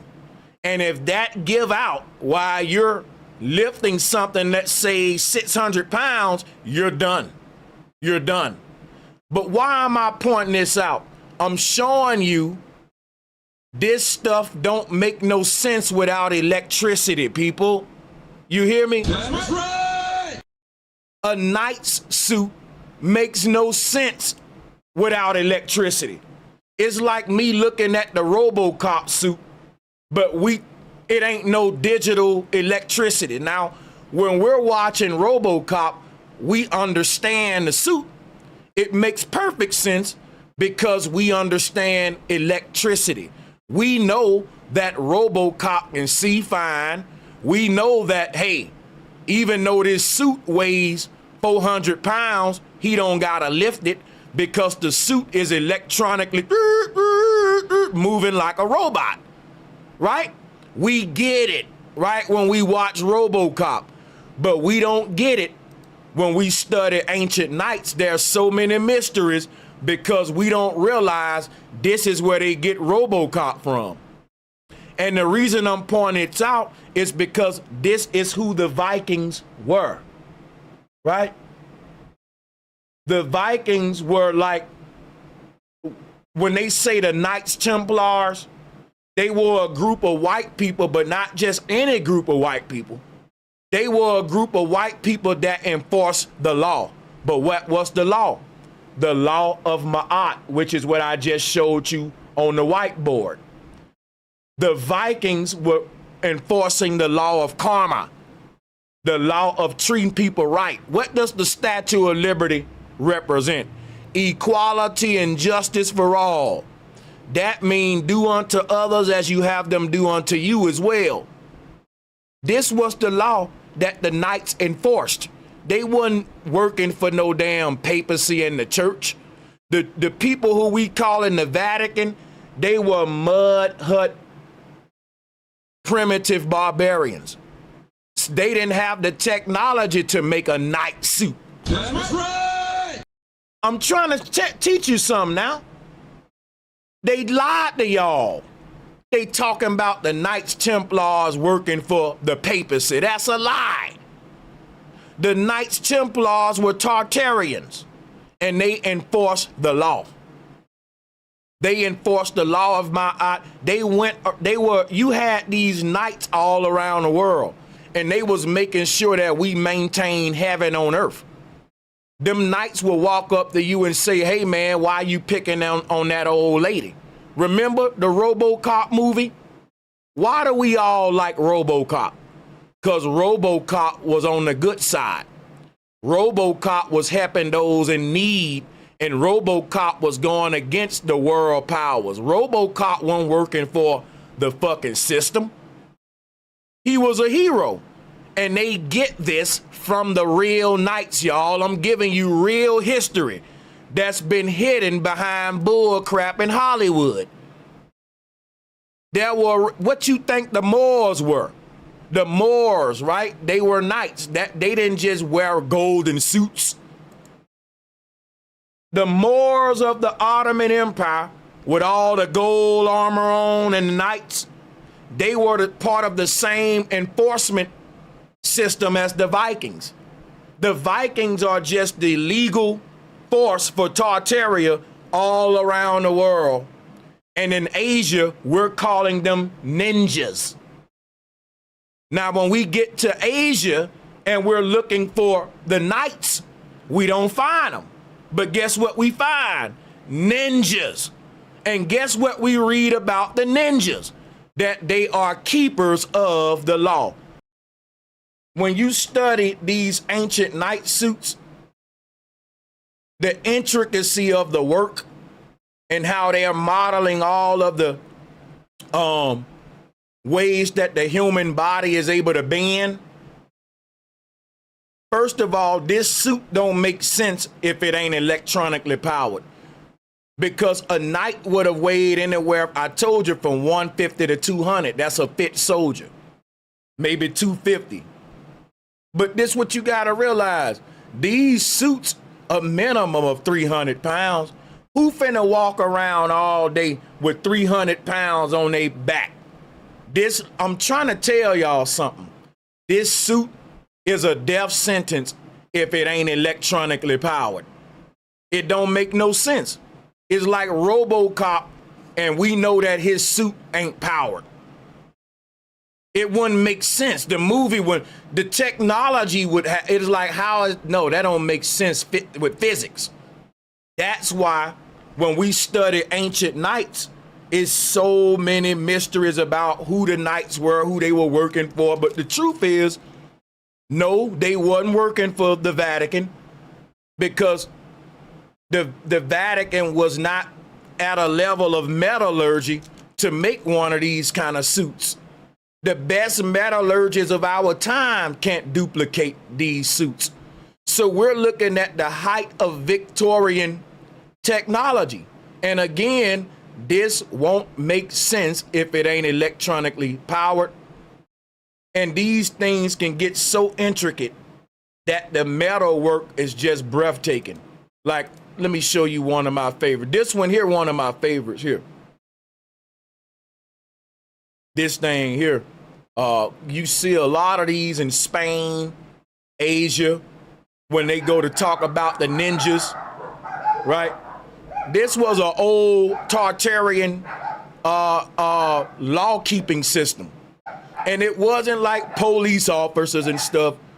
It was more like social vigilantes making sure that everyone treat each other right. It wasn't like the police, because they don't care if you kill each other long as you ain't disturbing the rich people's assets. And we know that. They ain't there to save you. But yeah, man, so there we go. That's the Olmecs, the Vikings. What we call in Olmecs and Vikings are literally people who were like RoboCops. Like when you're looking at these Olmec heads and these knights suits, everyone in society wouldn't have worn that, right? But people would have respected the knights. People would have walked up to the knights and greeted them, and they would have looked at them as high status, you know, because they were peacemakers. And if you read the legend of Asian ninjas, it's the same thing. But see, when we read about knights in our world, we link them to the church and peacekeepers for like the Vatican. But that is a lie.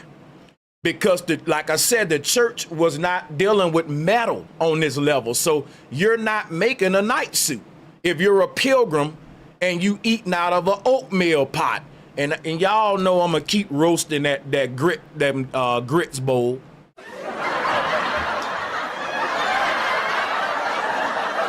Hey, listen, if y'all want to put these goddamn pilgrims in they place, always remind these suckers that they had mud motherfucking roofs, and that you ate grits and oatmeal for breakfast, lunch, and dinner which is another way of saying, nigga, you was eating gruel. Now go look up what gruel is. People still eat gruel all over the world. Educate them, chat room, because ain't no way y'all are the advanced people. Like, that's why I keep bringing up the witch pot and the grits and the oatmeal, because this was who they were, man. You got to remind them of that. Because now they got their handkerchief on their neck and they bloody steaks, and they up in these restaurants getting bougie. And you got to take them back. You got to say, look, man, remember now, your people had molded wooden termite, right? Sick ass wood mold sickening, right? Y'all was filthy. Your roof was made out of mud, bro. For real. And you striking sticks together to make a fire up under a cast iron motherfucking pot for dinner? We finna eat some grits? Nigga, get the fuck up out of here, nigga. If you don't get out my face and you eating butter grits for dinner, you gotta see, when you say it like that, it hit different who you dealing with. You see what I'm saying? If you don't get your grits eating ass out my face, your oatmeal eating breakfast, lunch, and dinner ass out my face, nigga, like, that's who we dealing with. You gotta remind them of that. Real talk. Now watch this, right? So that ain't white people though, is what you gotta realize. Because the Vikings wasn't doing that. You feel me? So that's what I'm saying. We giving white people these people's history because they projected who they was on everybody. And they even gave us their history, which is why people say black folks was barefoot and making mud huts. Bro, how the hell was black people living in mud huts and building stone pyramids at the same time? See how they giving everybody their history and they projecting y'all? You see that, right? And they ain't just doing it to blacks, they doing it to whites too. And everyone they steal from, they telling them people, when I met you, you was barefoot eating grits and you was living in mud huts and I had to give you all your knowledge. You see how they reversing everything? Because when we met them, that's what happened. They was building mud houses, getting sick as hell because of mildew, improper insulation. You didn't have a nutritious diet because you eating grits every day. So you giving me your damn history. And when you met me, we was in stone empires. So the same thing that these people doing to black folks, they doing it to white folks too, y'all. That's right. They hid the real history of white folks too. Now here's where the stream finna get real good. Now, I'ma stay off camera though, cause I'm still rolling up. And I'm still finna give you a lot of game, so don't sleep now. Now peep game. We are being taught that white people came over on the good ship Jesus and the Nina Pina, Santa Marina, and that the white folks came over on the Mayflower. Guess what, y'all? It wasn't white folks that came over on the Mayflower. And I can prove it. I'm about to now. Give me a minute. The people on the Mayflower, watch this. If you pull up the image of the people on the Mayflower, guess what they look like, folks? I'm going to show you what they look like. I'm going to show you what the people on the Mayflower look like. Look at these people who was on the Mayflower. Look at them. See, you don't realize that the Mayflower is a pirate ship. And guess what, y'all? The Vikings wasn't pirates. That's right. I'm going to say this shit again. The Vikings were not pirates. How come the Vikings weren't pirates? Because they were already here when the pirates showed up. That's what I'm telling you. The Vikings weren't pirates. The Olmecs weren't pirates, right? They were natives. People say, well, what happened to the Olmecs and the Vikings? They just vanished.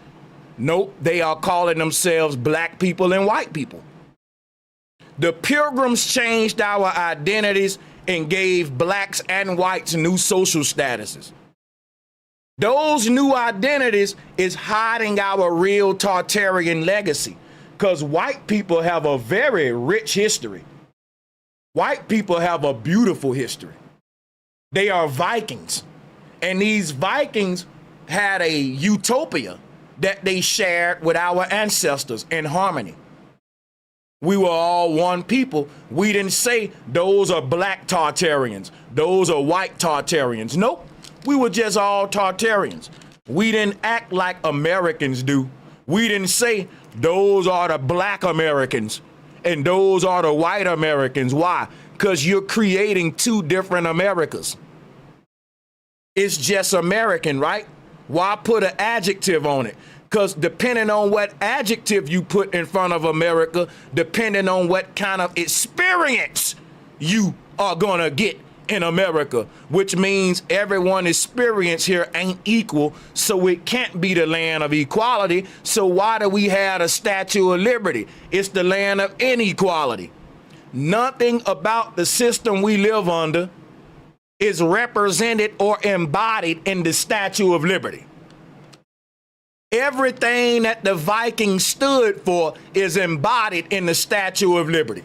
The Vikings were non-capitalistic white people who had a equality and Maatian system. The Vikings were teaching their people that if you don't raise your Kundalini, you ain't gonna resurrect in the higher realms. That's what the Vikings were teaching. I can show you the Vikings right now, what they were teaching. Here it is. Here go the Viking symbols right here, the tree of life with the serpent on it.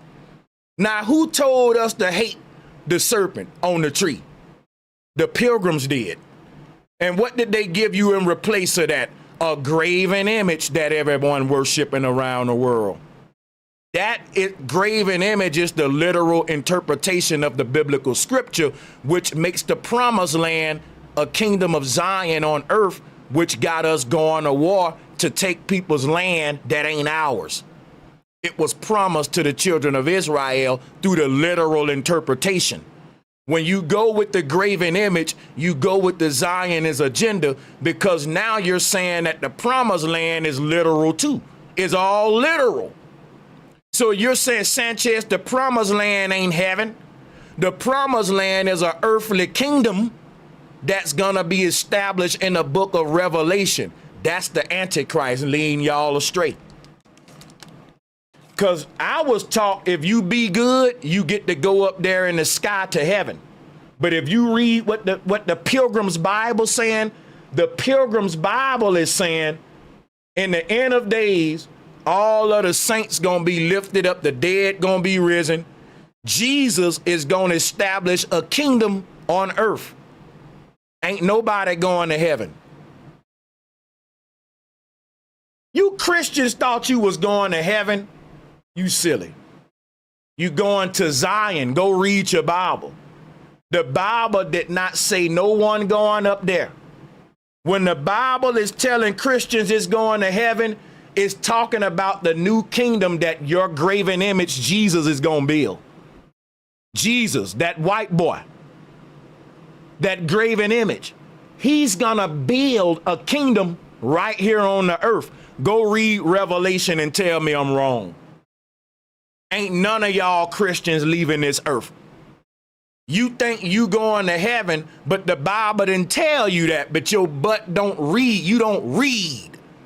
The Bible didn't tell no Christian they going to heaven. The Bible told you heaven coming to you is what it told you. The Bible said when Christians die, they stay in the ground until Jesus come.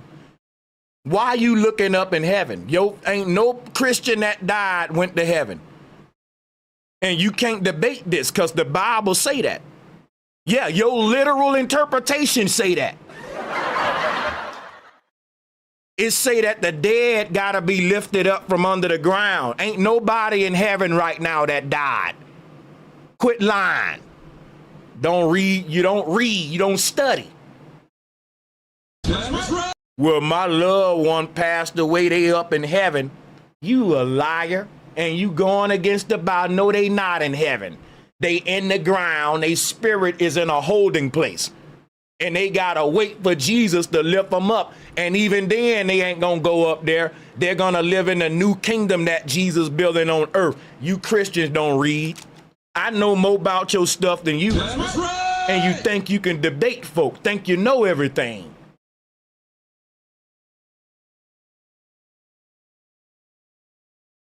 So watch this, right? Here go the Viking symbols. What the Pilgrims took and demonized it. When the Pilgrims came in contact with the Vikings showed them this serpent wrapped around the tree. And the Vikings explained to the Pilgrims what this meant, and the Pilgrims didn't like that. You know why? It destroys their whole barbaric capitalistic system. The Vikings showed them this symbol of Moses, the serpent wrapped around a tree, to explain the soul transitioning through the ethers and mastering yourself.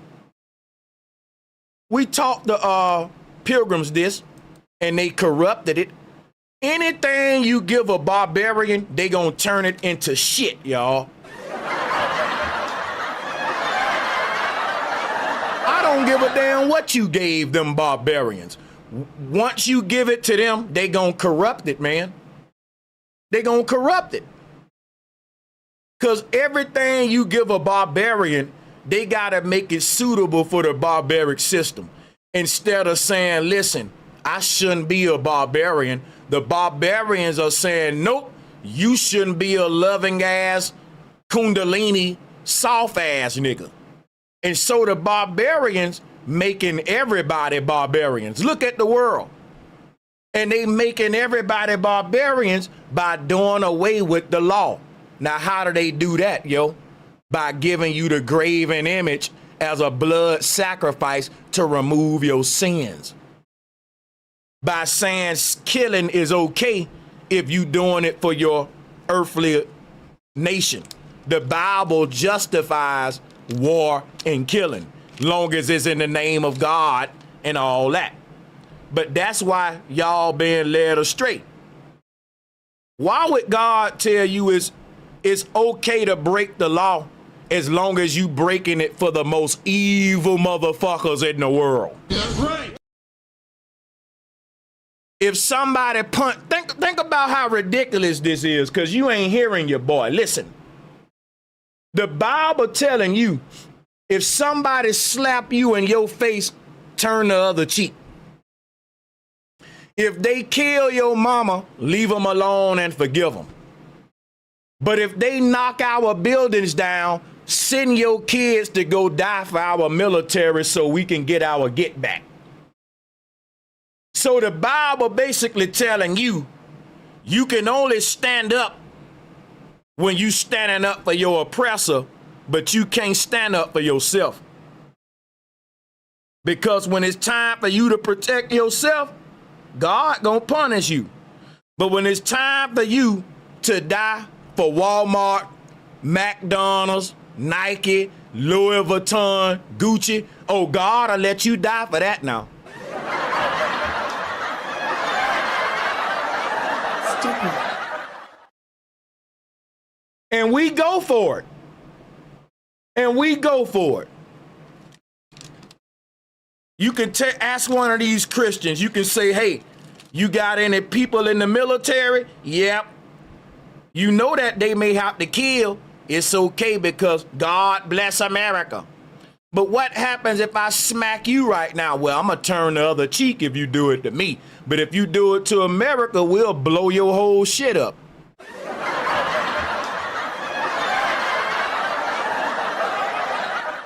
I can't even smack a motherfucker.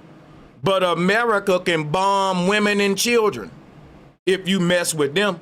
So if a motherfucker smack me on my face and I don't even want to shoot them, stab them, or bomb them, I'm just getting my lick back. I'm just hitting them back the same way they did to me. I can't do that.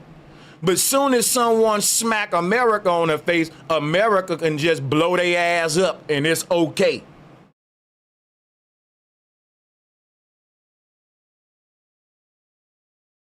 Shout out to Awakening Minds for being a long-standing member. He said, 5 stream fam, keep cooking. Earth equals her night and moon and shine and sun and aura too. I hope I'm reading these right. I'm just reading them right out the way they come. You got a lot to think about, but I'm going to leave you with a lot of points today to show you I don't just come to challenge the status quo. I come to destroy it. I got facts, receipts, and proofs and critical thinking on my side. Syncretism as well.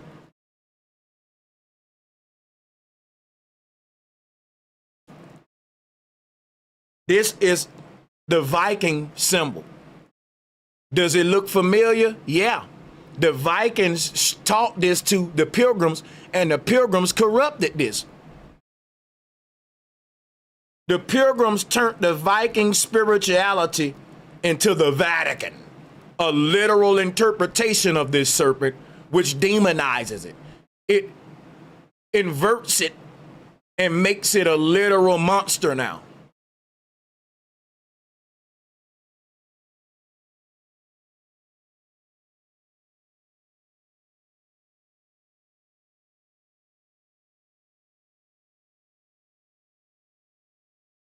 So yeah, let me get back to this thing. So like I said,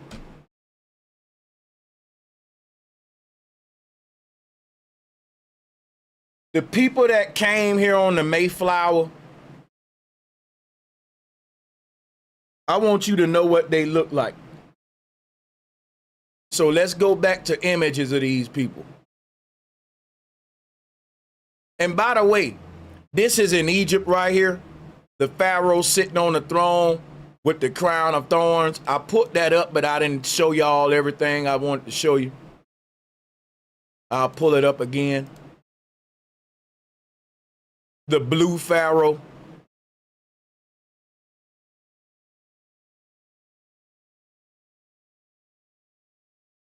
Shout out to Golden Spark, man. Much love. He said, just finished my shift for the day and stopped in your hometown. Salute. Much love, bro. Appreciate you, Golden Spark. Look. Pay attention. Not only is the Pharaoh blue and he holding an ankh in his hand, he's sitting on top of a throne that shows you where the American flag come from. Yeah, look at this throne. You don't see the American flag? This is the American flag. That's why people keep saying America is Egypt. Because we got a Memphis here with pyramids. The Mississippi is the Nile. That's the Nile River. We got obelisks that's been in America. Pyramids, just like in Egypt. And the same symbols in Egypt, you find them here. Egyptians got a serpent wrapped around a stick. You know, this little serpent symbol where the serpent is wrapped around a cross. And we got that in America too. Everything you find in Egypt, you find in America. So in America, you get the serpent wrapped around a cross at Kukulkan right here. The same thing they're giving you in Egypt, right? With the serpent wrapped around the cross right here. America is Egypt, right? But Egypt ain't Egypt and America ain't America, if that makes sense. In other words, there was no such thing as Egypt or America during the time of the Pharaohs and the Tartaria and the Olmecs and stuff. They didn't have separated lands. You Egyptian, I'm American. No, it was one big ass society everywhere you went, and it was called Tartaria. And the symbol of Tartaria was the serpent. It was the serpent, which is the bringer of wisdom. And they turned the serpent into the Statue of Liberty and later Jesus. The serpent started to take on a humanized form, and it became a dude on top of a mountain instead of a serpent on top of a pyramid. But this serpent on top of the pyramid with the wings open is the same concept we gotta go back to here on the board, which is Lady Liberty, Ma'at, the balancing of the scales. I told y'all, when you connecting the dots, it may seem like you skipping all around the place, but you will see that I'm not. I'm connecting everything and unifying it right through syncretism, and I'm bringing everything back in synchronicity. So what we was doing earlier on the board, we find ourselves now tying that in right back here where we at now with this serpent on the cross to show you it's all the same. This is Ma'at, okay? And it just transforms over time, and the more it transforms, it loses meaning. It becomes literal, and it reaches this form to where now people believing in a real dragon called Satan. And now fear comes in, and we now need a savior called Jesus, which is the graven image that the Pilgrims give us because they use the Hegelian dialectic. You create a problem, then you create the solution. The problem they created was literally interpreting the symbols. That made the serpent a scary monster that's out to get you versus your own lower self you got to work on. So we start working on ourselves, and we started bowing down to graven images. And the institution of self-mastery was replaced with religious systems. And ever since then, humanity have been spiritually stunted in our growth. We're no longer gods, we're church members, servants of graven images. And this was done to you by the Pilgrims. And it's important that I point out, white people are not pilgrims. White people were not our slave masters. They were the house Negroes. Now let's go into this part, because this is where people gonna get triggered. Now, we've been taught white people hopped off the Mayflower. They was chilling with the natives. Over time, they turned on the natives, took everything over, and made black people slaves. That's a lie. Let me show you where the lie began. When we say white people got off the Mayflower, that's the lie right there. Pilgrims got off the Mayflower. And when the Pilgrims got off the Mayflower, they was introduced to dark-skinned American natives and white-skinned American natives. The dark-skinned American natives were Olmecs. The white-skinned American natives were Vikings. Now, guess what? The Vikings and the Olmecs were the same people living in unison. They were mating with each other, having mixed babies, as we say, meaning that it was a very integrated world. The Vikings and the Olmecs had created a integrated world, and there were even an Asiatic group integrated among them. It wasn't just black and white.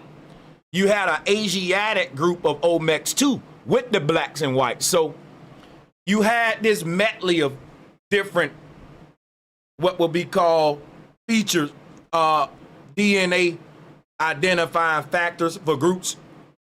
But the people didn't let that define who they were. They identified by the spiritual practice that you practice, the social lifestyle. It was more like saying, hey, Democrats come in all colors, but they all agree on the same living values. This is what Tartarians were. Tartarians didn't identify by skin color. They identified more by what you stood for socially, more on a political level. Like, what made you a Tartarian is that you agreed with free energy, liberty, and justice for all and equality. The opposite of that was other people that was building societies with capitalistic social structures, meaning the strongest man win. But in Tartaria, it's basically the man who give the most, receive the most, versus the man who's strong as hell, he can just take the most.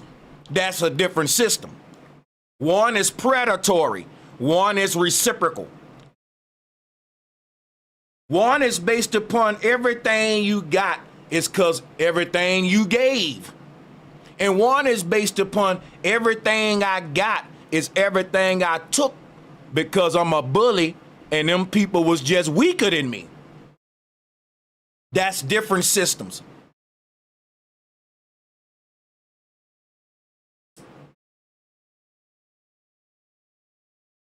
That's what separates the Pilgrims from the Vikings.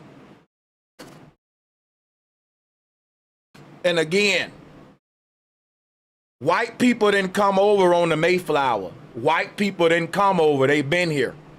The Vikings were here. Go do your history. Go do your history. And the Vikings weren't Europeans. And look at their craftsmanship. I want to show you some of their work. This was tools that Vikings were using. Look, people, Pilgrims weren't using stuff like this. People, this is why we got vice grips and scissors and tweezers today.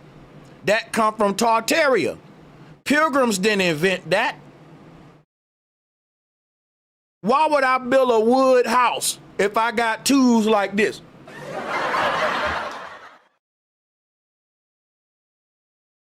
This is Viking tools. And this is like low quality. So it just give you an idea. We talking advanced people. Like you got these same tools in your toolbox today. Ain't nothing really changed. We get it from the Vikings, from the Tartarians. But again, the Pilgrims didn't have tools like this. You know, the serpent and the sword. Look at that. Look at that blade. You talking about metallurgy work that is very high quality. When you're etching serpents in a sword, and hundreds of years later, we can still see that serpent etched in that sword because stuff we doing ain't lasting that long. Time will scratch that off and make it less defined. You're picking up swords up out the ground, you wiping them off, and it's just like they was made yesterday. Come on, man. Come on now. It's like, wait a minute. Is this shit aging? Like you said, everything made in the Victorian age and the Tartarian age, it was built to last. That's right. Because it wasn't built with a capitalistic agenda and a monetary. Like, I don't want it to break quick so you can buy another one. Because if it break quick, remember what I just told you, in Tartaria, your status was linked to your work. If your work was cheap and inferior, everybody knew you and treated you based upon your work contributions. So you couldn't build shit to break. You had to build it to your best of your knowledge, and shit lasted forever. Because people back then knew my status is dictated by the work of my hands. I'm going to put my all into my work. That's what people was thinking. Now people think, I don't want to put my all into my work. I want to do just enough and charge them as much as I can for a little bit. That's capitalism. Why would I give you my all when I'm trying to have a profit? Profiting means give you as little as I can to get as much from you as I can. So even if I'm a painter, right, and I may be a very good painter, I'm not going to paint my best work if you don't require that, because I'm a capitalist too. If you let me scribble anything on the paper and you giving me millions for it, I'm not going to do my best. I'm going to do just enough to get them millions, man. But you couldn't do that in Tartaria. You had to do your best on every painting because we didn't pay with money. The work you did was put in public for display as an artist. It had to be good because you were known by your work. Your name was attached to it. And your status was in your rep and your contributions. So everything you did it with a sense of pride. There was no money. And that's why everything built during the Victorian age, during the Viking time, it lasts longer than ours. Because we don't build with pride. We build just as a capitalist, man. Even if I'm a medicine company, why would I cure your sickness when I can have you keep coming to me for treatment? No one gonna do their best in a world of capitalism. We gonna do what's the littlest possible for the biggest profit. Why? We're capital. We're trying to capitalize. Why the fuck would I do my best? That's gonna hurt my bottom line in a capitalistic system.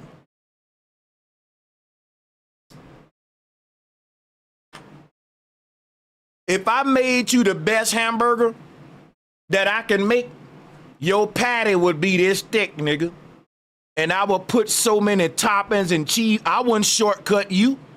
I would make your hamburger the way I make my shit at home. I wouldn't shorthand you because I'm giving you the best hamburger. But if I'm running a business with capitalism and I gotta make money, I'm not really trying to give you the best hamburger. I'm trying to give you the cheapest one that tastes halfway decent. And your patty may be that thin. Now, if I make me a burger at home, I'm gonna make a thick patty. Cause I ain't thinking capitalistic. I'm thinking, nigga, I'm trying to please myself. What if every chef made your burger like that? It ain't gonna happen unless you go to a rich restaurant. Other than that, it's capitalistic. Everything is built to break. It's built for low quality. If a company say I don't gotta use real milk, I can use fake milk and get more money, they don't care. If you don't listen, the people that pay for this is the consumer. We have a less quality experience of life because someone trying to cut corners to get a bottom line. And it's based upon the system. The only way we can fix this is realize capitalism is a big, dumb mistake. Capitalism is by far the dumbest system in the world. And what makes it dangerous is the loudest one that's enforcing itself on the world. Ain't that something?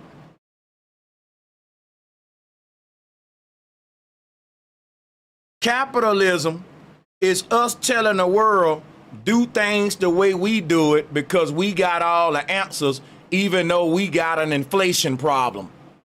Everybody we saying to do what we doing, they don't got inflation. They got beautiful systems where they meditating, they got Buddhas, they talking about the chakras, they focus on spiritual ascension.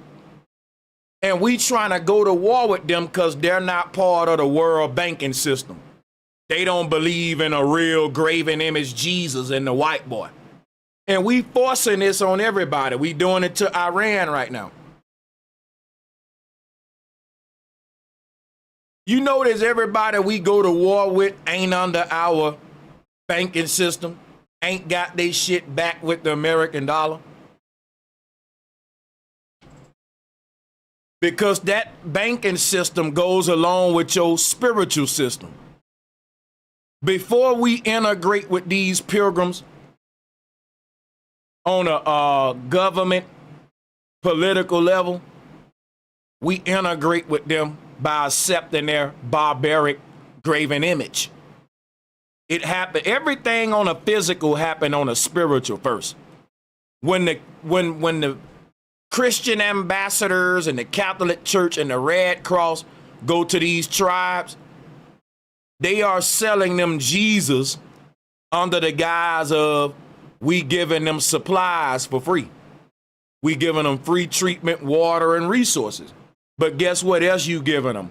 A Bible. That's right. Oh yeah, you giving them a Bible too. This is a religious ambassador mission. And those people will accept your God before they even accept your way of doing business and money and your economic system. The first thing we give people is our God. Then we give them our currency, our banking system, and our economic structure and put them at the bottom of it. Because the only way we can gain access to these people's land and resources is by sanctioning it through God. So when we going over there giving away stuff for free, it ain't for the adults, right? A parent gonna give you access to their people because you giving them free stuff. But when they do that, they don't realize you're brainwashing the children. Because when we helping these tribes out, the older folks don't become Christians. But imagine being in a tribe and you a little bitty baby and you see food falling out the sky. You see water falling out the sky. And it got a book on it with a white dude saying, turn you to me and I can make life better. Like when Christians go out and do outreach work and they give the community clothes and food, but they also telling them, look, you struggling because you ain't going to God. And that's what's going on. Like we telling these folks, look, the reason you need me to give you food and water is because your God ain't stronger than mine. Now, they elders may not fall for that, but the children is listening. And it's clicking in them that, damn, these foreign gods is making it rain food and water. My grandma been bowing to and coming to their gods, our traditional native gods, but they ain't feeding us though. This what's going on in the mind of a young tribal child. So what happens after a couple of generations, that tribe converts to Christianity. And when they do that, slowly but surely, Americans start going over there, terraforming the land, the people turning that in a few years, it just become another spin image of America. And they have their own form of the graven image system of Christianity that everyone else have. So all around the world, there are different religions, but all of these different religions are the literal interpretation of ancient symbols, and they all lead to a graven image or a literal interpretation or some external savior to give you access to heaven. And that's the trick of the devil. That's years of the pilgrims going around the world doing what I just told you to people.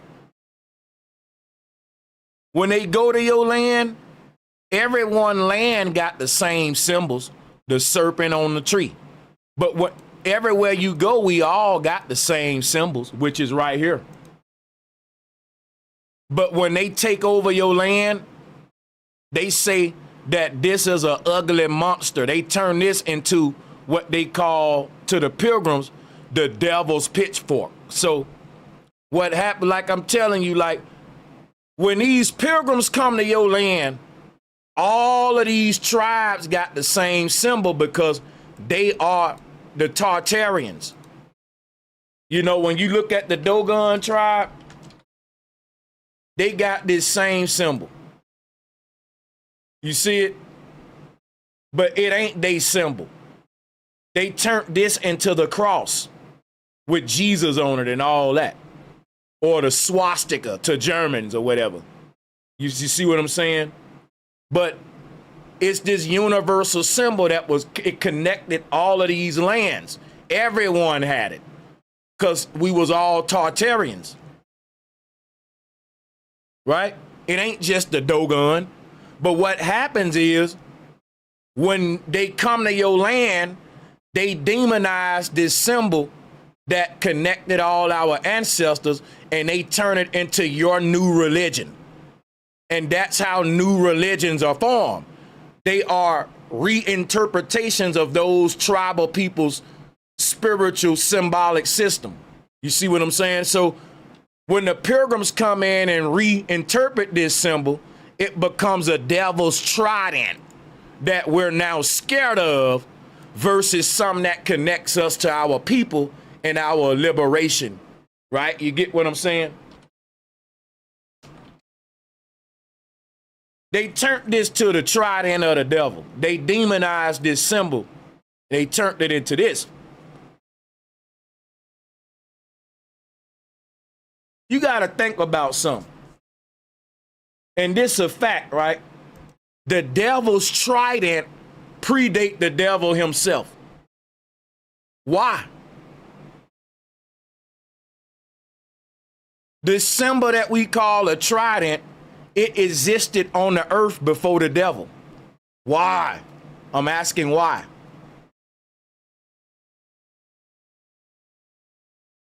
Satan is the word Santa, which is the word center. The reason this symbol existed on the earth before the devil is because the people that made this trident, they was talking about your soul resurrecting at the center of the earth, coming up out the cube. And I'm showing it to you. Let's zoom in. Here is a Mayan cosmos. You see the devil trident in the middle of the earth? That's represent a soul rising up at the center. Santa, Satan, center. You see, this is the devil's trident, but where's the devil? There's no devil. This trident predate the devil. These people accompanied this with a devil and started demonizing it, turning it into spookism. That's why the trident is older than the devil. Because before it was a dude holding a damn trident, the trident was literally a dude. Does that make sense? Does that make sense? Let me say that again.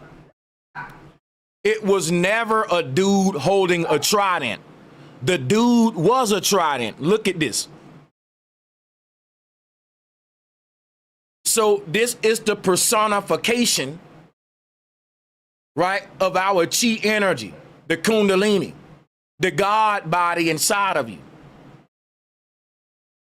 This was them trying to teach you the Jesus concept without giving you a graven image to literally bow to.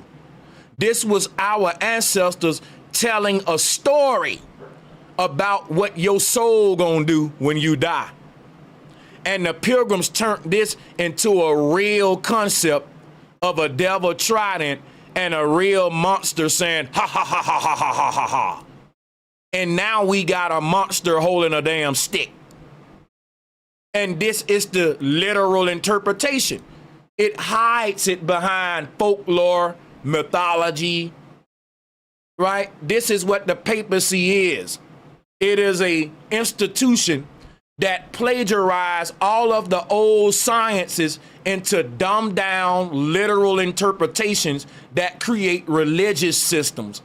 And the religious systems are basically the papacy going into someone's land and taking this universal symbol that connected everyone and demonizing it by inverting it and demonizing it by turning it into a real thing.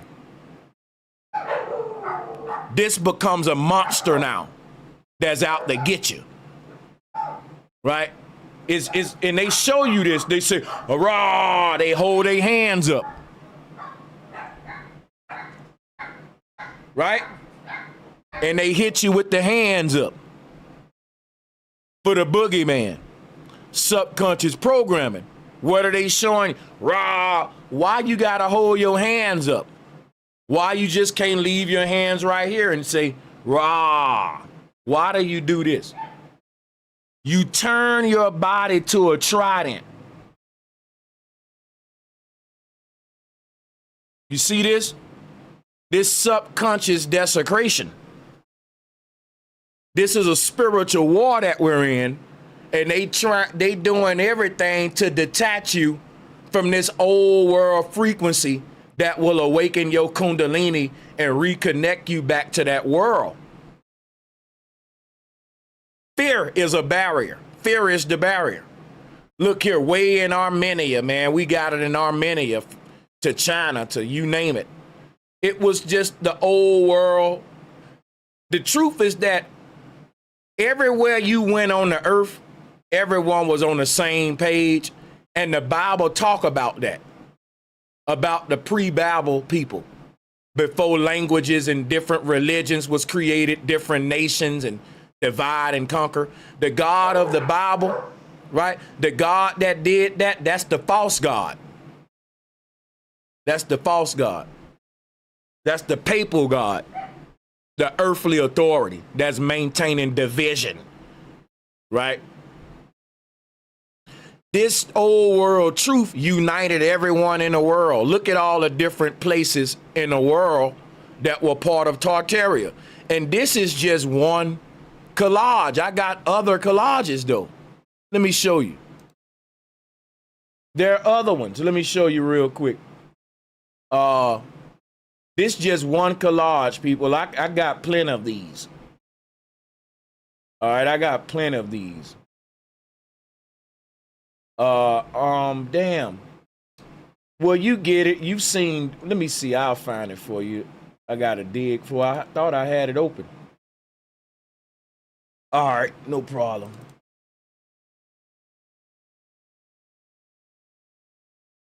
No problem. Anyway, here's other forms.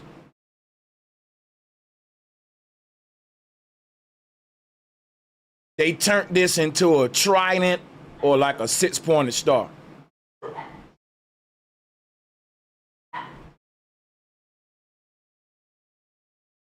Let me see if I can find another one. Yeah, so, yeah, here's another one right here. I got so many of these, man. And each collage is got different places. Just so we can be thorough, I can show you another one, like Jesus having a fish symbol. Remember, Jesus have a fish symbol too. And here go the original fish god that was the first Jesus. And they turned Jesus into a man with his arms open, just like this. But here go the fish deity. Look at it. It got the crown of thorns on. Look at it. You see the spikes on the fish? This is older than Jesus, y'all. So and this represents liberation. So this is yet another deity that when you take this little fish with his arms open with his crown of thorns on and you take it literally, then you get Mormonism, which is a bunch of white folks giving you the literal interpretation of the fish god. They got more of the fish symbol. But all of these religions are just literal interpretations of ancient symbols that have been corrupted by inverting them with literal interpretations. And people will start bowing down and worshiping this fish right here when the people that made this fish didn't want you to do that. They was trying to teach you about your energy within you by telling stories. They was telling stories to teach you what happens when you die, about the soul lifting up. But when you take it literally, you hide all that. So that's how we get these religions. Because the original fish deity that embodied this knowledge was the mermaid. But when you turn, again, what did I tell y'all earlier? Once the pilgrims get this stuff, it goes from non-literal to literal. But at the same time, it goes from feminine to matriarchal. It go from great mother to a dude now, patriarch.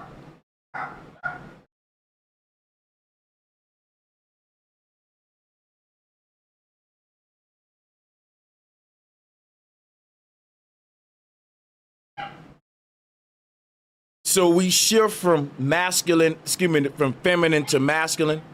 And that's important because the word maid means woman.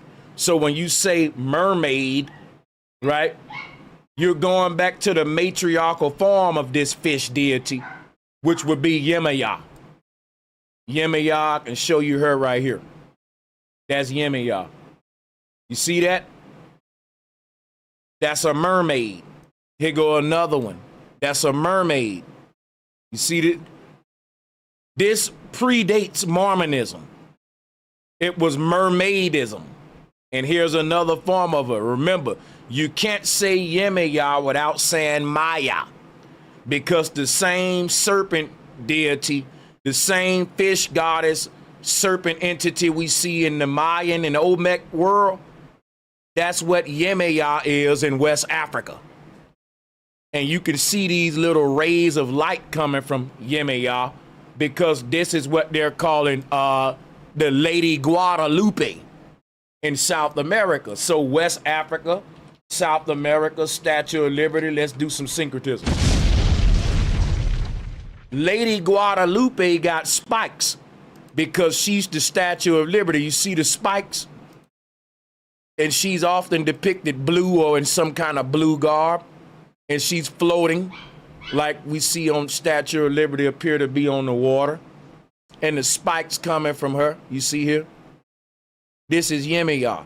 And the spikes is right here. If you look closely, there's these yellow spikes, yellow rays coming from this goddess. And yes, she's copper colored. And you can't say Yemaya without saying Maya. Yeah, Maya, Maya. What do we see here with the goddess? A key. You see the key? That's a key right there. But that's just the Thor's hammer. That's the key to the other side. That hammer allow you to break through the ether. They just turned it into a key, but this unlocks the keys of life and death. It's symbolic. Hold on a second.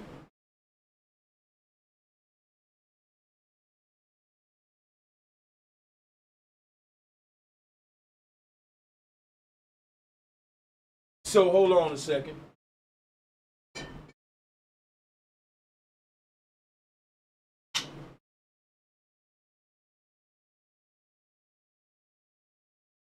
The Thor hammer is what unlocks the ether. It's not a key for real. The Ankh is not a key. It's an oscillator. Let me show you. The reason it's a key because it shapes like a key. If you really look at the Ankh, it looked like a big old key, but it's not a key. It's an oscillator. Now, why is the Ankh symbolized as a key? Keys open up doors and gateways. And guess what the Ankh opened up? A new dimension to our reality, which is light.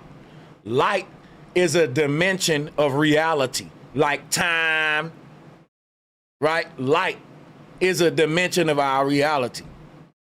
And what the Ankh, if in other words, if humans couldn't generate electricity and generate light on Earth, we would de-evolve to a different kind of primitive species, because our access to electricity and light is what made us, quote unquote, gods, right? And this is why the word God is equivalent to wise man or tech leader. Let me close some of these tabs we don't need anymore. You see what the Pharaoh holding? The Pharaoh holding an oscillator, and people understood that the Pharaoh wore the title of God, and they think that that meant people was worshiping him. Nope, nope, nope, you're wrong. God didn't mean back then what it means today. That's right. We've been dumbed down. The word God back in Tartaria just meant a wise man. It was no different than us saying he's a nerd or a technological person. That person understands how reality works. The gods in the ancient world were literally the smartest people in society. In other words, in Tartaria, your knowledge about reality dictated your status in society. So when you was talking to a pharaoh or a chief or a person that would have wore any term equivalent to God, you were literally talking to the smartest minds in that area. Like you was dealing with Elon of that time, or I don't want to use Elon because he's not really smart. No one today is smart. Today, the world is ran by thieves and pirates who are acting like they smart when they just stole concepts and knowledge from ancient people and reverse engineered it. All right, so there you go. It's one thing to play smart. It's one thing to be smart. People who play smart will tell you that they invented everything around you. But if you point to some of this old stuff that the ancient people built, they'll say, we can't reduplicate that. Stupid. You so smarter than these primitive old ancient humans, right? You invented all these new gadgets by yourself. Look at you. But you can't recreate some old, outdated, primitive shit. That don't make no sense to me.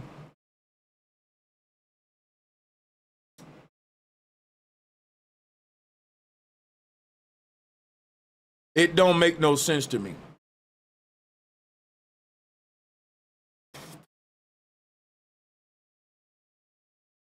You can't make the stuff better than the people who invented it. It's like this, folks. Let's say Henry Ford invented the car. And he perfect the car, get everything working right.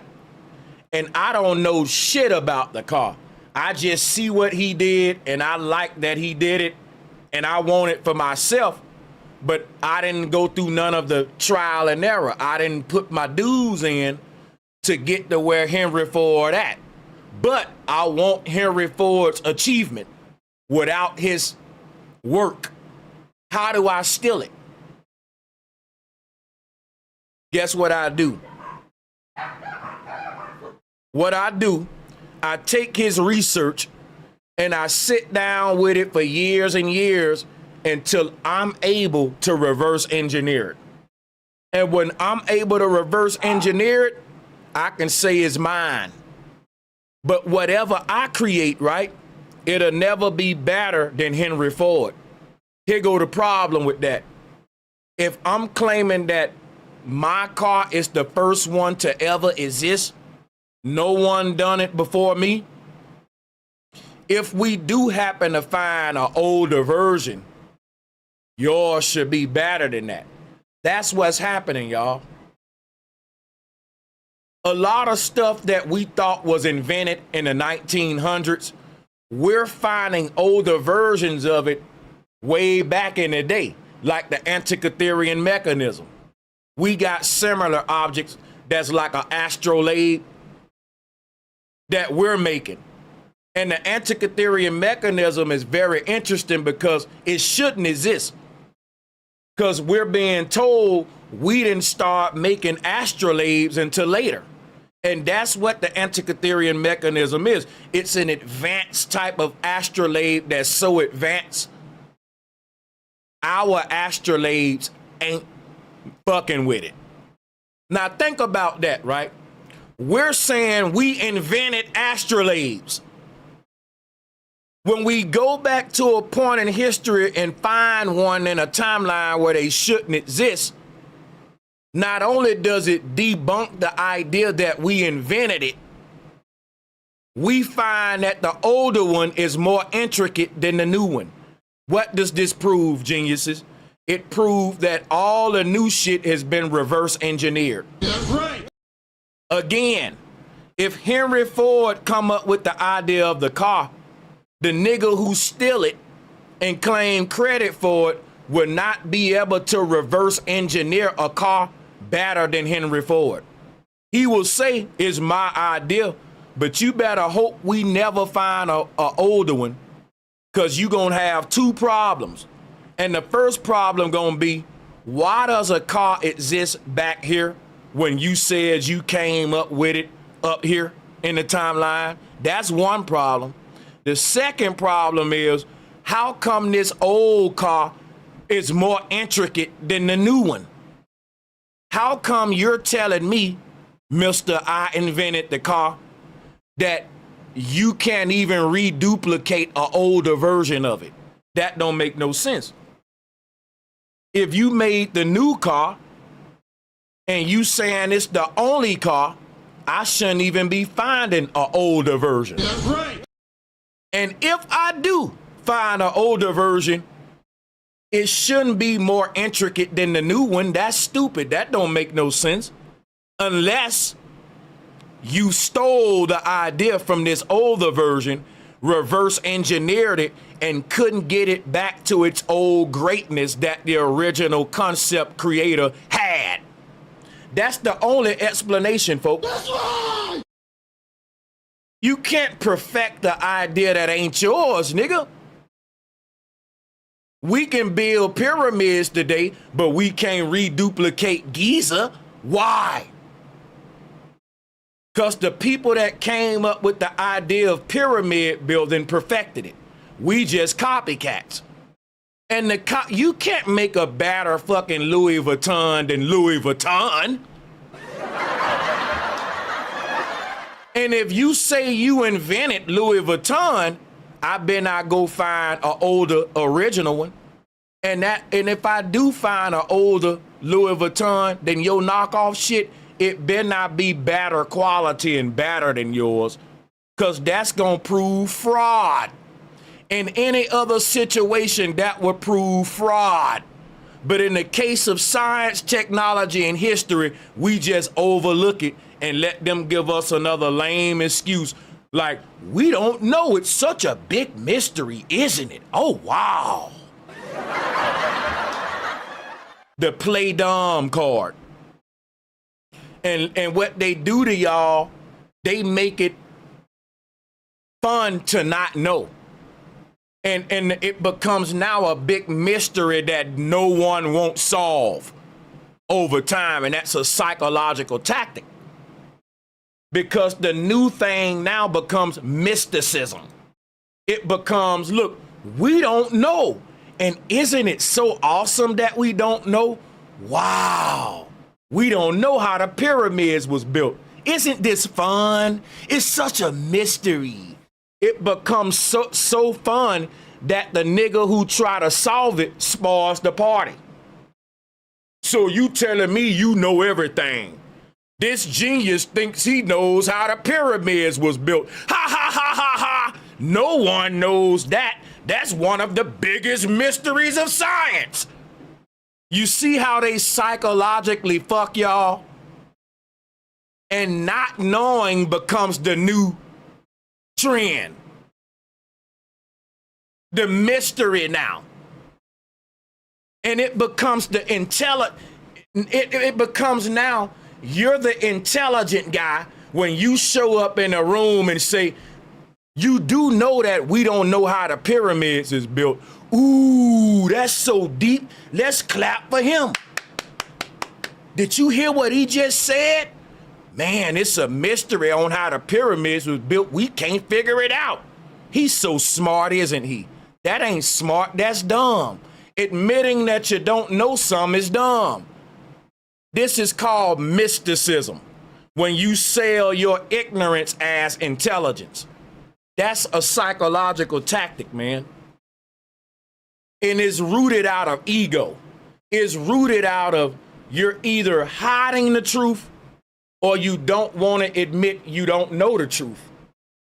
And in your failure to admit, right, we're wrong and we don't know how the ancients did this because they were smarter than us, which is what that conversation should lead to.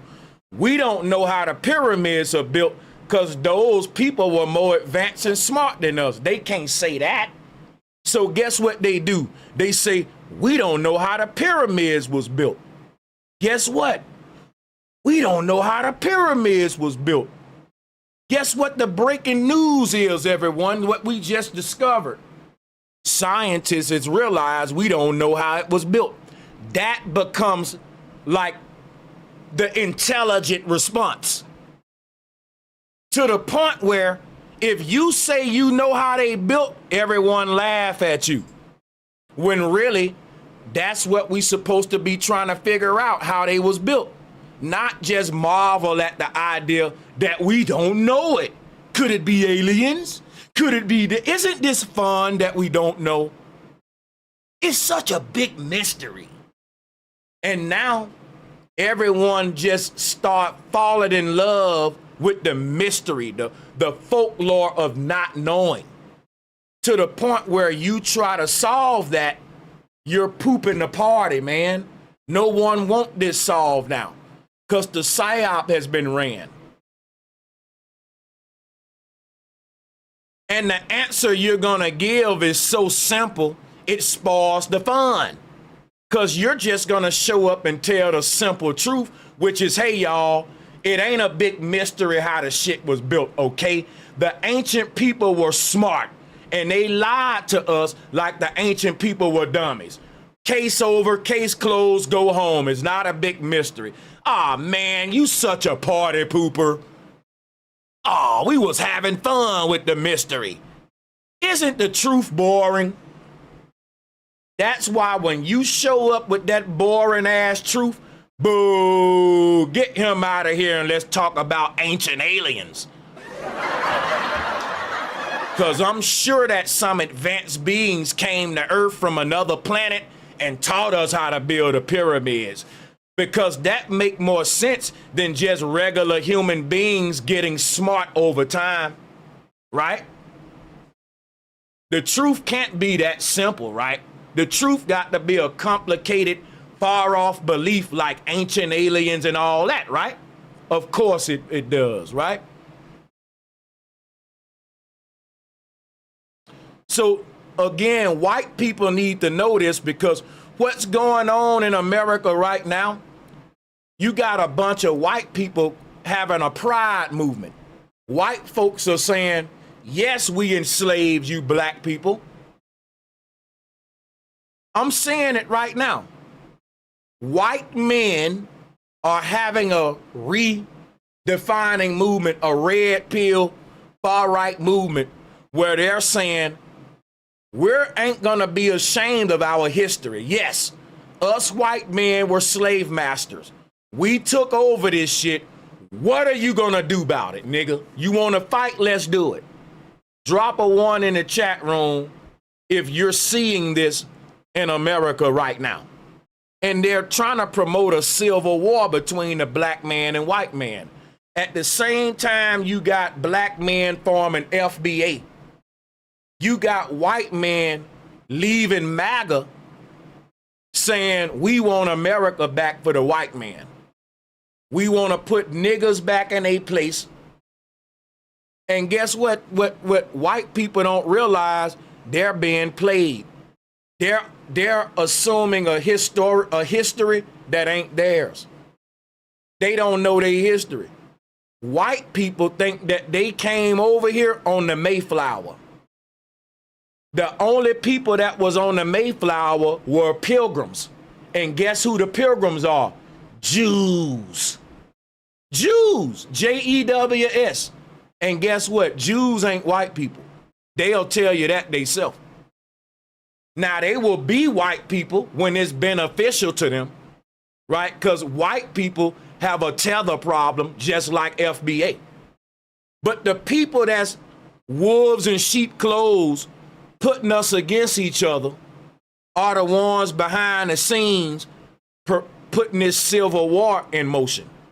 And why black men and white men arm up to kill each other, our military is dying for Israel right now. Our troops are fighting overseas for Israel's benefit, while Israel got blacks and whites divided right now so that we don't point out the real enemy that we sacrificing our children to. It ain't just black children in the military dying. White boys and black boys are the main percentage that makes up the American military, because them the slaves.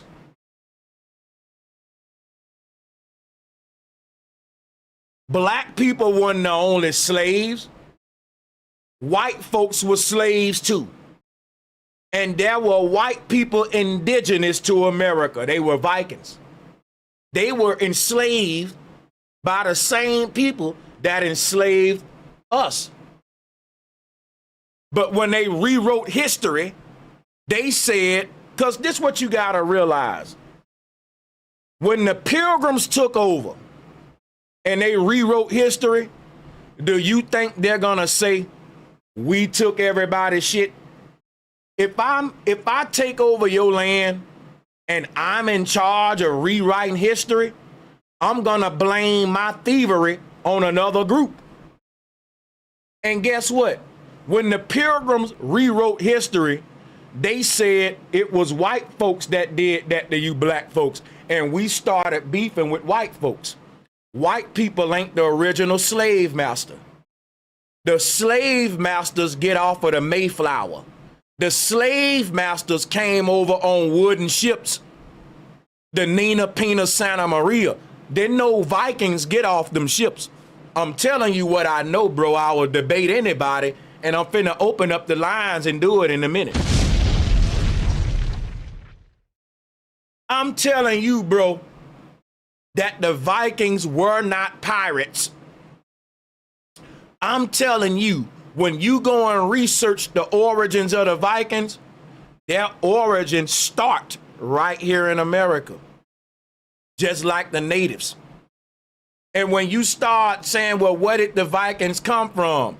Then guess what happens? This is where it get interesting. The Vikings tell their own origin story through their cosmology. And guess what the Vikings say? They come from the North Star, Polaris. Guess what the Dogons say? They come from the North Star, which is Amma, the central star, the dog star. They personified as their great mother because it's a portal, it's a womb. So people would turn it into a woman because it's a hole that gives birth to you.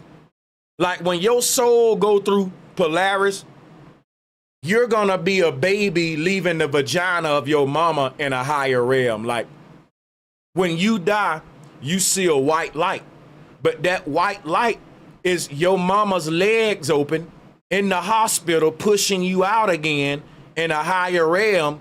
The ancestors said all points in time are connected. And if you don't know what that means, I'll give you an example. Have you ever been dreaming? And I give you my own experience. I've been dreaming that I'm falling. And the moment I hit the ground, I wake up in my bed, but not just any kind of wake up.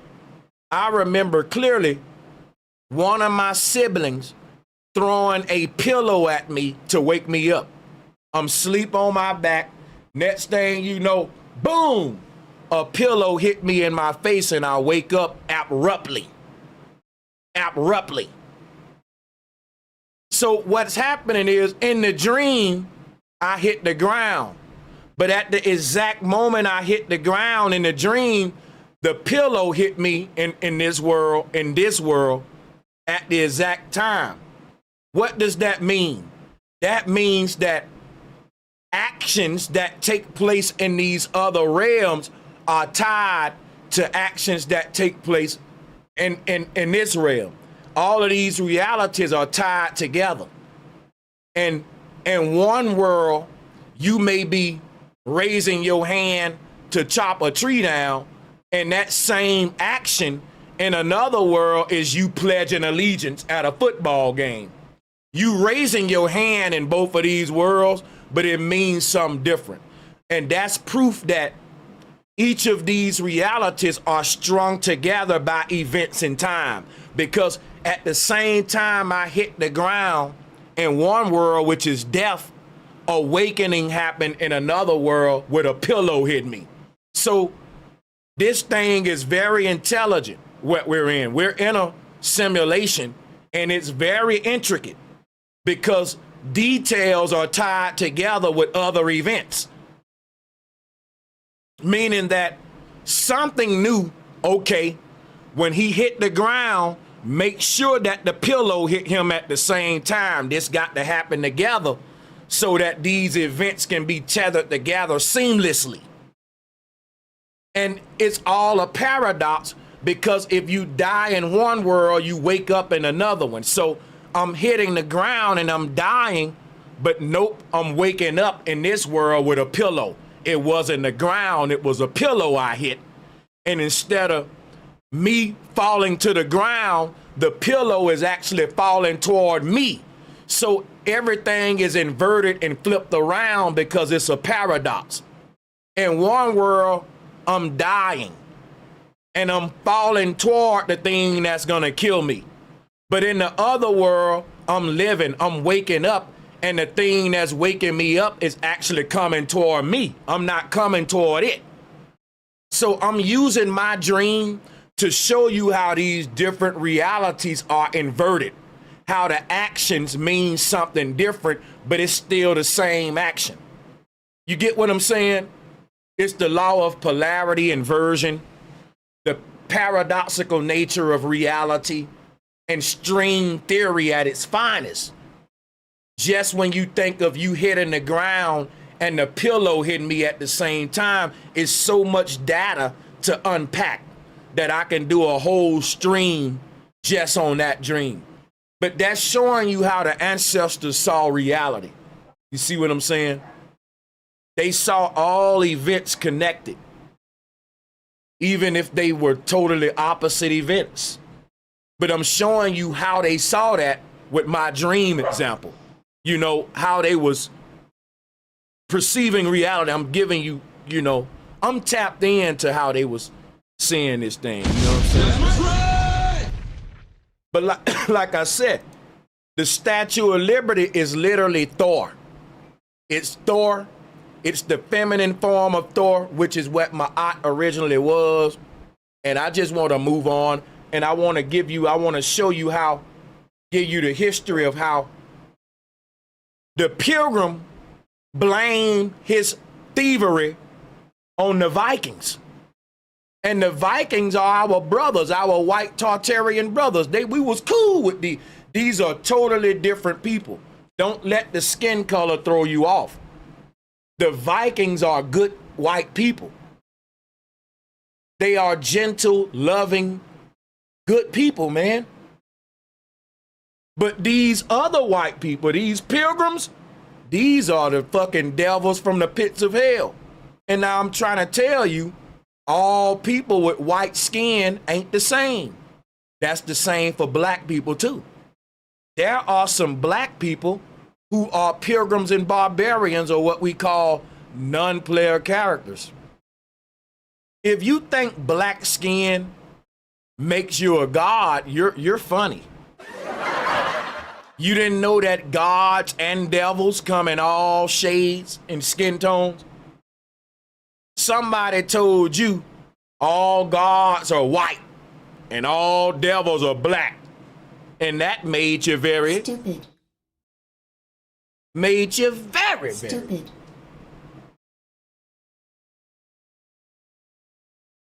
You should have known how simple that sound, that it was Stupid. devil's black, God's white.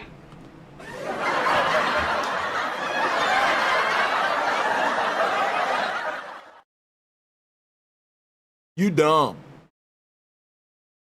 Devils come in all colors. Angels do too.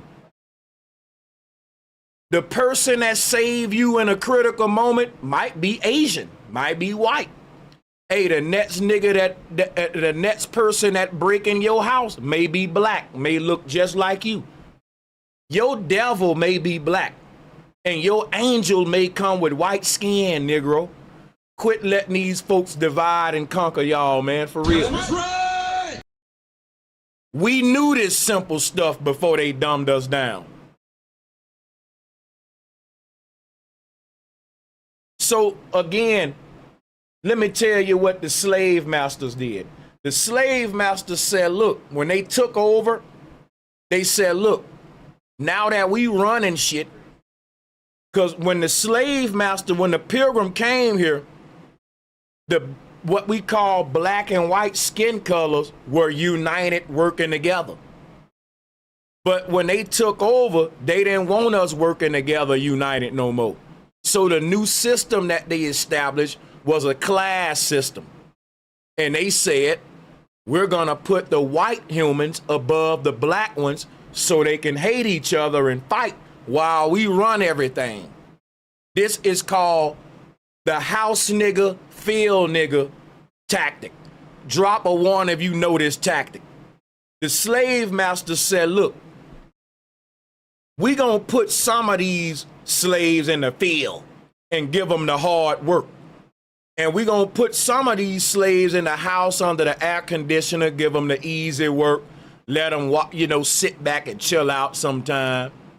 That put resentment among the slaves, and the slave masters benefited from that unequal structure. It kept them fighting at the bottom and not trying to break free. You see what I'm saying? So what I'm telling y'all is that the Vikings became the first house niggas. When the Pilgrims conquered us, they told the white Tartarians, y'all gonna rule over the black Tartarians. But before that, we never even thought to rule over each other. This was silly. We never even would have thought of that. We was living together in harmony. Didn't even know skin color, man. We weren't thinking about that. That's right. They corrupted us with the new system. Because you got to think this is generations after the reset. They done took over. They done squatted. Now they're raising baby Tartarians. What are they teaching these new Tartarians? How to be a slave and how to hate their brother and be divided. That's what they're doing. How to love the slave master and hate each other. That's what they teaching us. And the Pilgrim is making white people in charge. And guess what? White people over time becomes what we call the fiat government. So if you look at America today, what do you see? You see our slave masters ruling with the house niggas. Who are the house niggas? The White House niggas. I told y'all I'm that nigga. Get my likes up. But now that's a bomb. Get my likes up. I'm telling you some deep shit. The house nigga is deeper than just a nigga in the house with master. It's the White House. The seat of power is symbolic, man.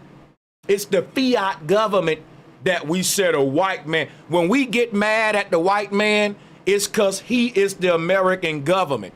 He the president, he the senator, but guess what we don't know? He's still a slave.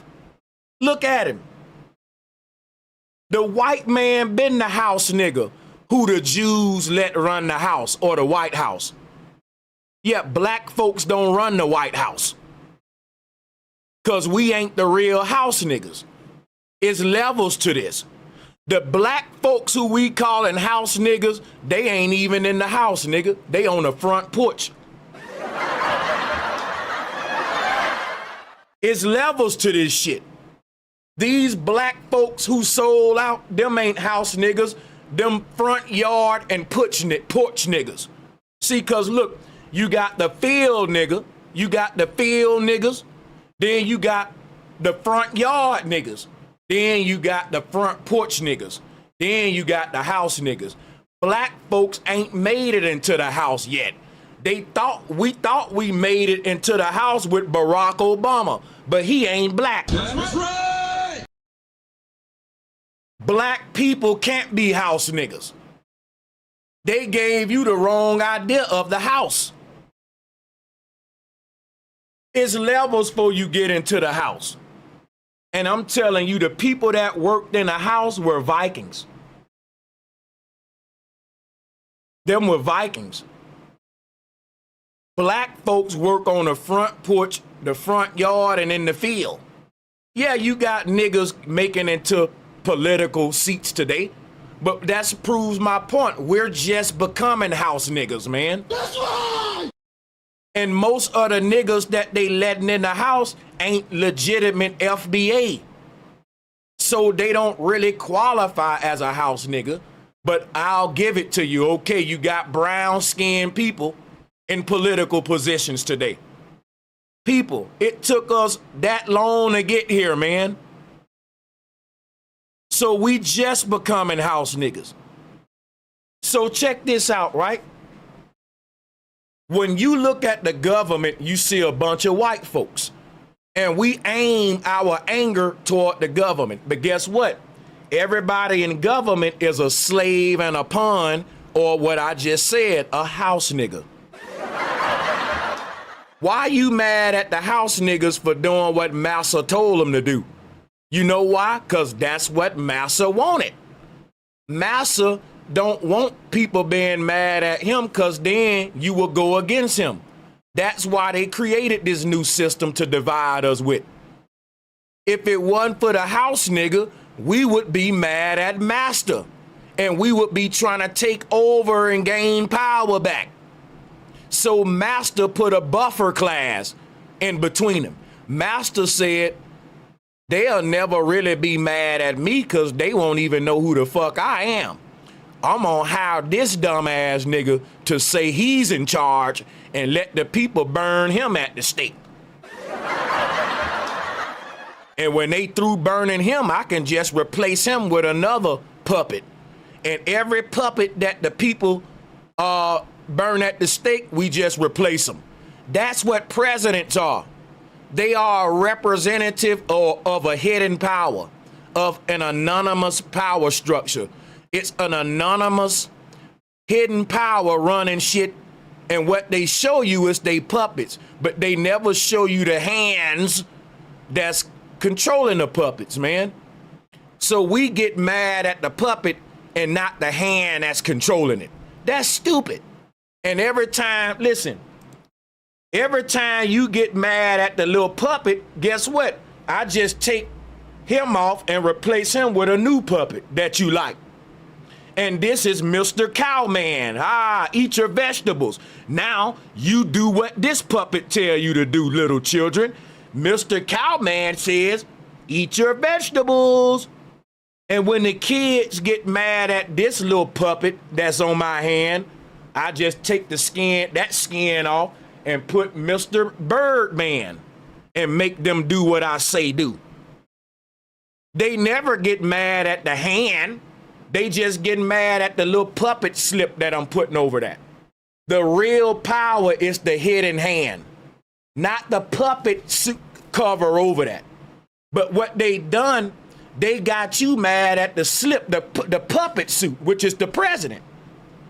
You don't see the companies and organizations behind him like the World Economic Forum, like Project 2025. You don't see these private, powerful groups that's influencing people that's supposed to be working on our behalf, but they ain't doing what the people want them to do. They doing what the puppet master, they got a hand up their ass.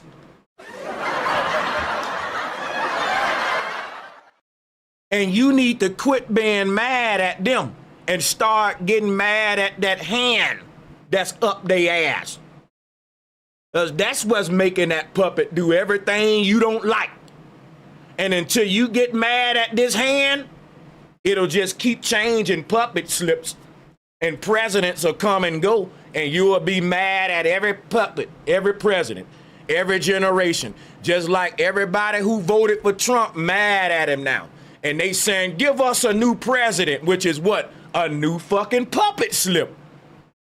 That ain't gonna get rid of the problem. You ain't questioning the hidden hand that's controlling everybody in that damn seat. And you keep getting mad at white people like a fool. When white people are slaves too. They in the same boat niggas in.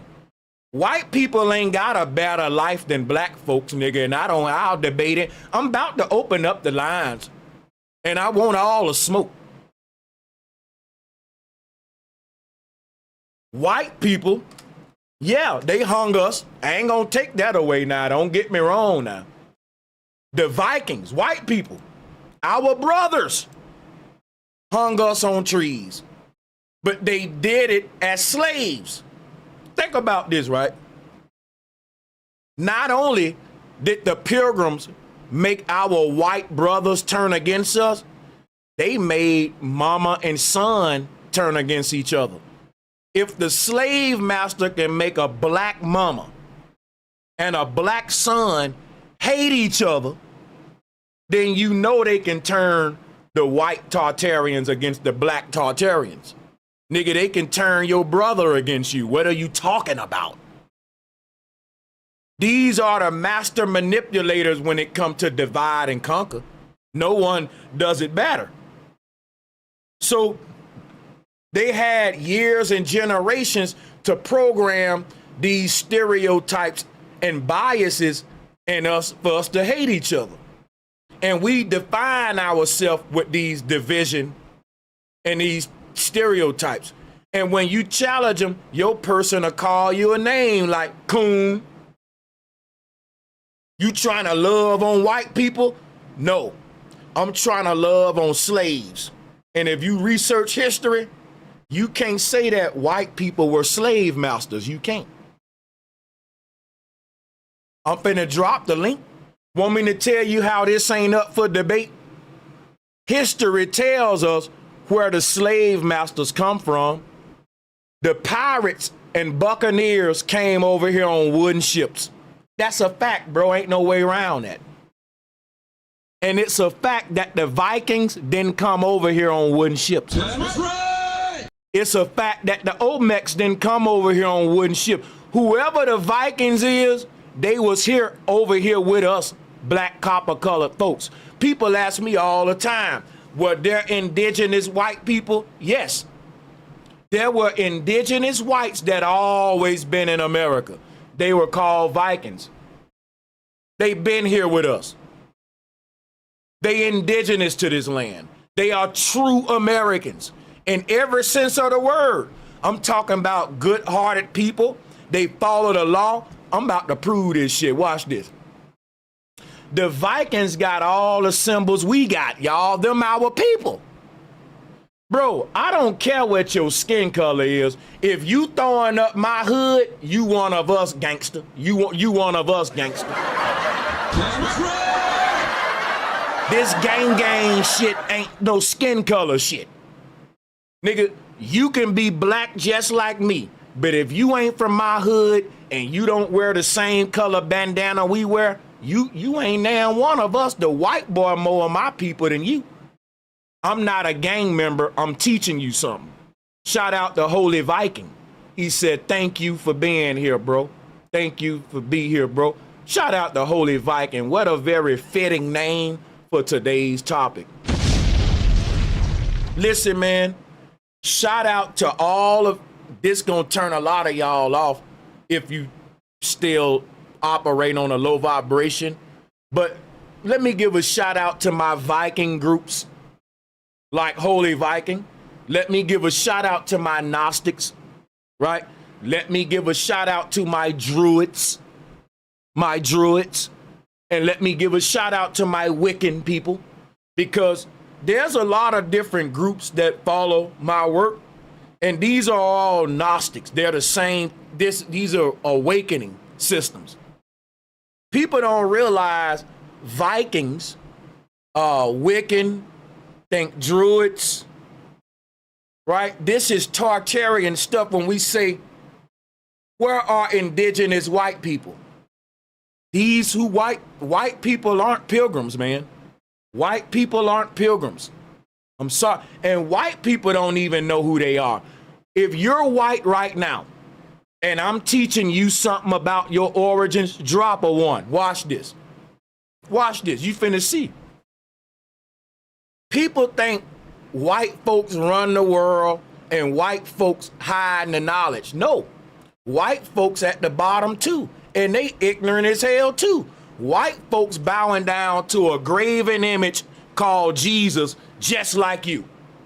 And they don't know who they are either. The people we need to aim the energy at are called Zionists. And they got us fighting each other now, because guess what's being revealed? We all been sold out to Zionists. Why? Because look, all the white man in America is saying, fuck Trump, because he sold us out to Israel. Black folks been trying to tell you white folks, right? Because think about this. We was trying to tell white folks, Trump don't care about y'all. Trump care about him and the Jews. Black folks was telling white folks that. But who are white folks? The white folks we're talking to today, those are the children of Vikings. And they was indoctrinated just like us. So all of the white folks today, they think they're better than us, even though they at the bottom. And it's hard for black people because we got to teach these white folks, man, y'all motherfuckers don't run nothing. The people who really run it just giving y'all crumbs so y'all can be a buffer race for black people. Because if black and white people work together, it's over for Israel because these are the main two dominant groups in America, black and white people. And that's because it was our land before they came. It was full of Vikings and Olmecs. Them the same two races that run America now. Hip hop and country music define America. That's right. I'm going to say this one more time. Hip hop, R&B, neo soul, all that, and country music, those two are the dominant music groups in America. If you come over here with white skin, you get into country. If you're a tether and you come with black skin, you cosplay with hip hop. Everything that's happening to black people is literally happening to white people. You got folks acting like you and acting hip hop. And then you got white dudes coming over here acting like Vikings. You ain't no Viking. You're a pilgrim.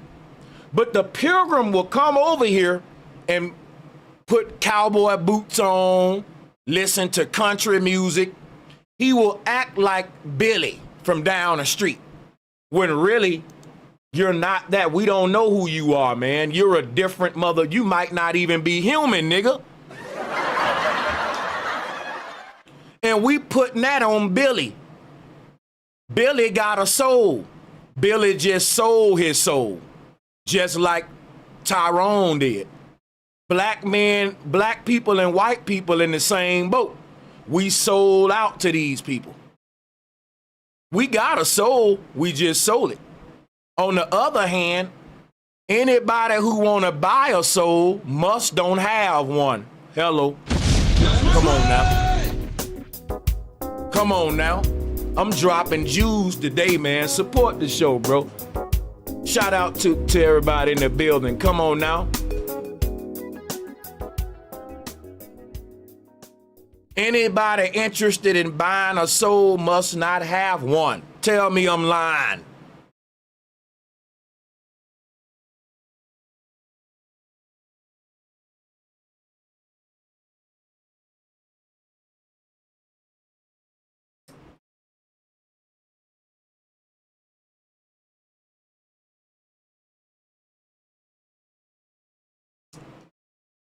The Bible warned us to save ourselves.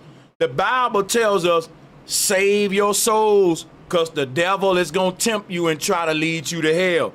The Bible don't say Jesus going to save you from the devil. The Bible telling you to save yourself. That's in the Pilgrims book. They took ancient stuff and reinterpreted, but they didn't rewrite everything. So you can still see the old interpretation behind the new interpretation.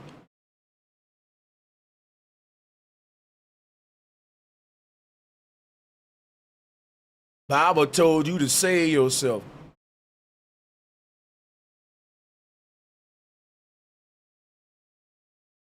Because think about why the Bible told you to save your soul. It's like your parents telling you to save your money. Because our ancients knew there are some people on this earth without a soul. What is your soul? It's your likeness. It's the thing that makes you you. Put it this way. If every human were to not have a soul, we would all look different, but we would all act the same like a robot.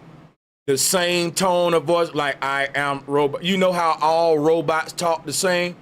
Wouldn't be what you call individuality or uniqueness. Your soul is your likeness, your unique essence. Shout out to Mr.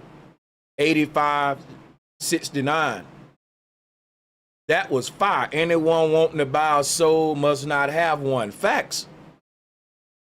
Post it and put my name under there. Put, when you quoting somebody, put the little dash, put Sanchez the syncretist. That's my quote.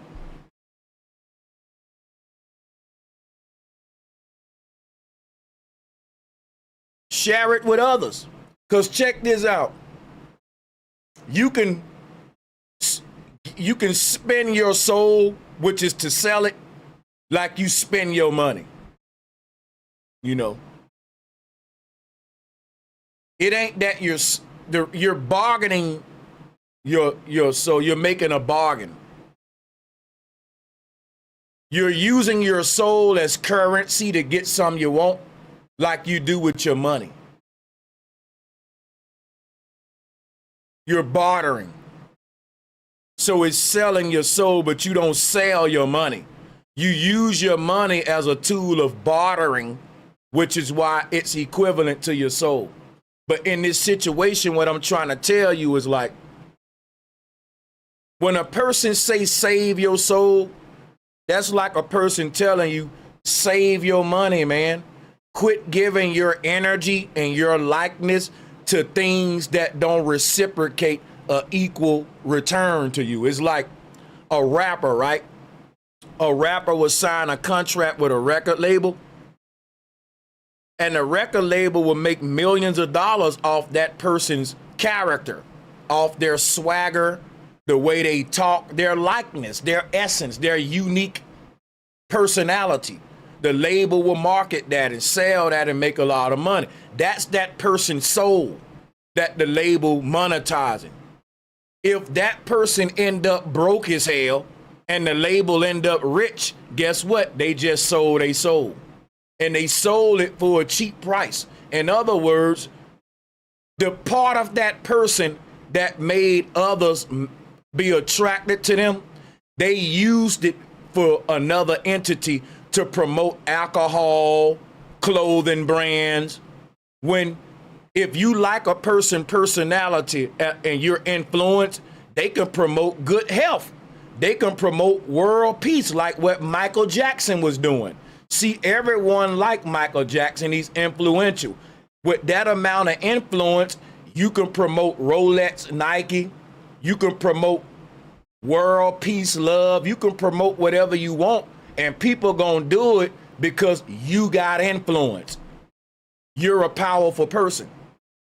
So if you take your influence and your personal frequency and use it to promote things that don't serve really what you're supposed to be here, pushing, that's simple. You selling your soul. And they created a system today. What the Pilgrims did in this fiat system is a system of soul selling.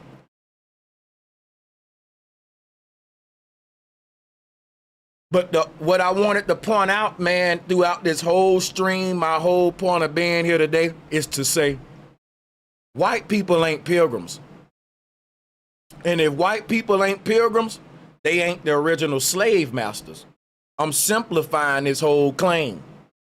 We know who the slave masters are because they just showed up on wooden ships. Guess what? The people who showed up in America and colonized this place over time were pilgrims. And guess who the pilgrims were? The guy on the oatmeal box. And guess who the guy on the oatmeal box is? These people, look. And they don't identify as white. You know why they don't identify as white? Because they're not Vikings. They're not Vikings, bro. These folks know who they are. And they know they're not Vikings. They are a new group of people that were born out of a reset. They were building mud huts. And now they got on nice suits and stuff. but they were boiling grits and living in mud huts. That's who these people are right here. They're pilgrims. These people right here are squatters who have claimed ancient buildings, ancient like cathedrals. They are a real estate scam. They popped up after world reset, claiming land and ruins, and they was founding fathers, meaning they found these places. They came up from under the ground and colonized the surface. They are colonists. Where do they come from? I told you, under the ground. These people are the only, listen to what I'm about to say. This the only group of people in the history of Earth that don't have a land you can trace them to. And people think that I be tripping when I say that these people ain't human. Let me show you why I say that. You know why you can trace everybody to land? Through birthright. Because you were born through a vagina. That's why. Birthright. If there's a group of people on Earth that can't be traced back to a land, that's like saying y'all are some damn clones, some incubator babies. Where is your land? Every fucking human, right? This is just a fact. Like, think about this. What if I gave you a tree and you ask me where the tree come from and I say nowhere? That'll be stupid, right? I can't give you a tree in a pot and you say, hey, what country did this kind of tree come from? Because all trees originate from somewhere. So if I give you a plant in a pot and I say, well, yeah, this come from the Amazon. It's called a such and such, right? Now watch this. If I give you a plant and we can't really trace it to any spot on Earth or find any other type like it, we might be dealing with an alien motherfucking species. I'm just saying, nigga. That's when you start looking at other theories. We would do this for anything else in nature, but we won't do it for a group of humans. If we found a plant like that now, we would say, well, what if it come from? People would entertain that. But what I'm saying, I don't think they're aliens. I believe there are isolated groups of humanoids living in the inner earth. I think that the interior of the earth, under the ground, is just as big as the surface space. Yes. I think there may be hollow openings underground the size of Texas, even up to the size of entire continents under the ground. I believe that when we go under the ground, the physics gets way more different than we've been taught, and that there may be more real estate beneath the earth than above it. Me personally. Now, we know that there are networks of underground military bases that's been there since, they said that, for example, Roswell was made in like, back in the day. A lot of these underground bases were made back in the day. And I'm like, bro, we wasn't at that level of technology yet. Our sewage systems was built in the 1900s, 30s, 40s, 50s, and they already need to be rebuilt now. That ain't even 100, 200 years, and we got to redo the whole infrastructure. That's primitive. That's horrible. Now, check this out. If our sewage systems are primitive, and you're telling me we dug out the tunnels in Mexico are ancient. Even the cartels will tell you that. Who made them? The time that Mexican people would have been carving these tunnels, and they go from the bottom of southern Mexico all the way up to Canada. The Mexican tunnels go all the way into Texas, all the way up to California. Guess what? The underground world on the West Coast is crazy. That's why so many earthquakes on the West Coast, because it's a lot of hollow places under the ground, like Area 51. Like when you go to the Grand Canyon, the original ground level was at the bottom of the Grand Canyon. When you on top of the Grand Canyon looking down into the canyon, you're not standing on the ground. The ground is at the bottom of the canyon. So what is this shelf we standing on? See, because when you start getting on the West Coast, there's a whole shelf. If you live on the East Coast and you travel from east to west, your ears start popping in Texas and Oklahoma. You're gradually raising in elevation. You ain't traveling flat. But the incline is so small, you can't tell that you're lifting thousands of miles into the air. By the time you in Utah, guess what? You're 2,000 miles above sea level, meaning you ain't on the ground, you're up in a mountain. We've built cities on the top of big mesas. You hear what I'm saying? So when you're traveling from east to west in America and you're ascending slowly, you're leaving the original sea level or ground level. In other words, when you look down into the Grand Canyon, you're looking at sea level. That's the level that the Pacific Ocean is on. So that's the true ground level, folks. So what are you standing on top of? That's the question. Is it the ground? No. Now listen, when you go into the Western architecture, and I'm gonna show y'all some images now, when you dig up under these buildings, you find that there are 10 floors hidden.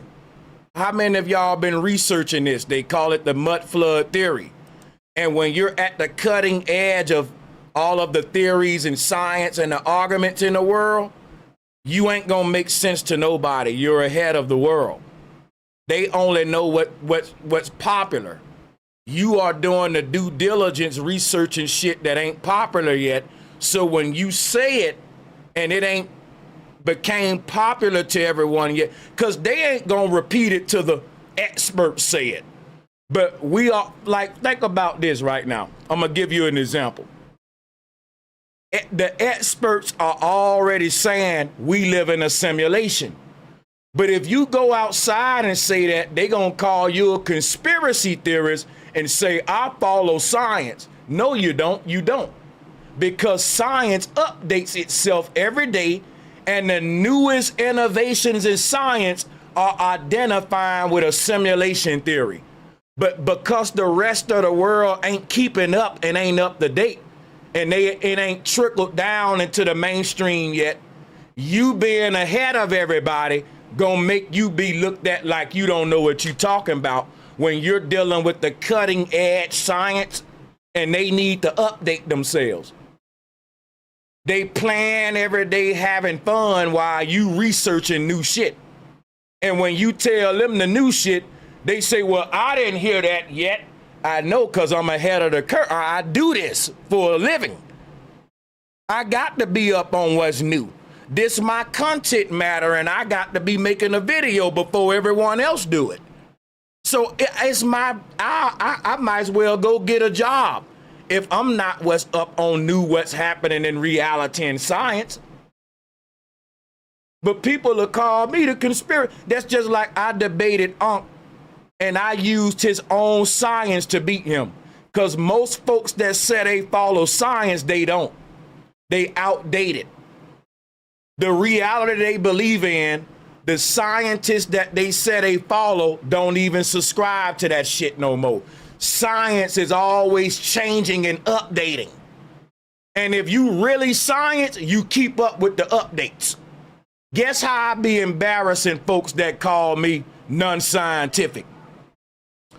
I bring the new updated science and get them to disagree with it.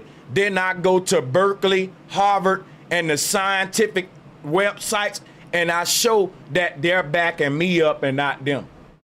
And they feel dumb. You think you dealing with science. Science is now having to admit that we was right the whole time about the simulation. They just, next they gonna be telling you the earth flat. Because right now, science is trying to fit the simulation theory to the heliocentric model, and it ain't gonna work. The moment they gotta admit we in a simulation because it's the only viable explanation, it obliterates that whole model and proves flat earth. Flat earthers are just people who are ahead of their time. We're going back to the truth that we lost when the barbarians took over. They believed in the globe. Who taught you about a globe? Freemasons. Isaac Newton was a pilgrim. Copernicus, a pilgrim. Let me show you. I ain't gonna lie on him. I ain't gonna lie. Everyone that taught you about the globe, they were Freemasons. They weren't scientists. Your whole reality was given to you by Freemasons. Let me show you. Can't make this shit up. Look. Why does Isaac Newton look like a goddamn founding father of America? He dressed like George Washington with a wig on. Look at him. Everyone know what the founding fathers dressed like. They wore wigs and they wore tights and they wore this Jewish garb that we see here. He can go right on the oatmeal box and it wouldn't skip a beat. These are pilgrims, man. How come pilgrims giving you your whole reality? Everything you think about yourself and your world come from your slave masters. How the people who we taught everything about the stars is now teaching you about the stars. How the people we gave the knowledge of resurrection to is now teaching your ass resurrection. You see what the pilgrims doing? The pilgrims came to our land. We taught them everything, and then they took over, corrupted the knowledge, and they reteaching it to you in a corrupted form. When the pilgrims came to our land, the Mayans was already making predictions with their calendar. How the hell Newton telling them something about the stars when he building a fucking mud hut? Let that sink in your head.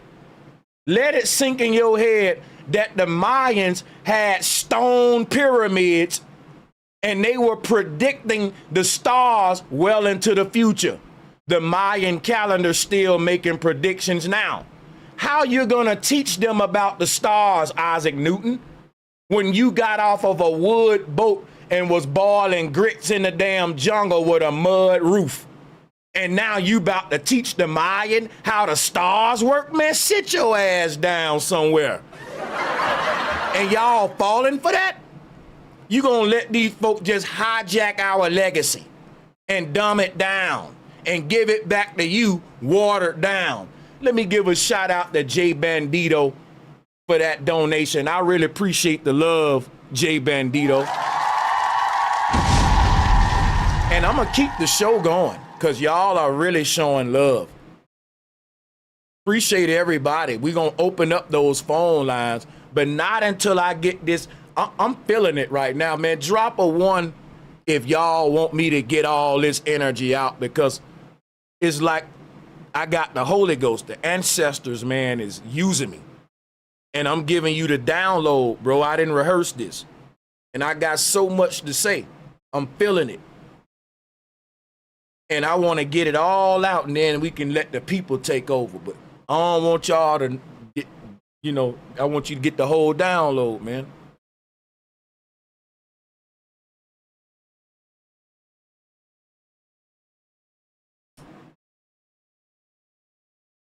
I researched this, and I said when you research it and you dot your I's and cross your T's, I don't want to really organize it into like some sequence lecture, because as a syncretist, I teach better when I'm able to skip around. I don't like to do chapter by chapter because everything tied together. This tied to that, that tied to that, and I got to skip around and come back here, go over there to make everything make sense.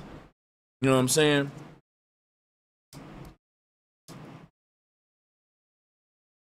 So sometime I outline it, sometime I don't. Because there's so much shit to connect, so many dots to connect. Like with this one, I just had to skip around. Because think about that. It don't make sense that think about who Newton was. We forget the problems we make. We're forgetting who is who.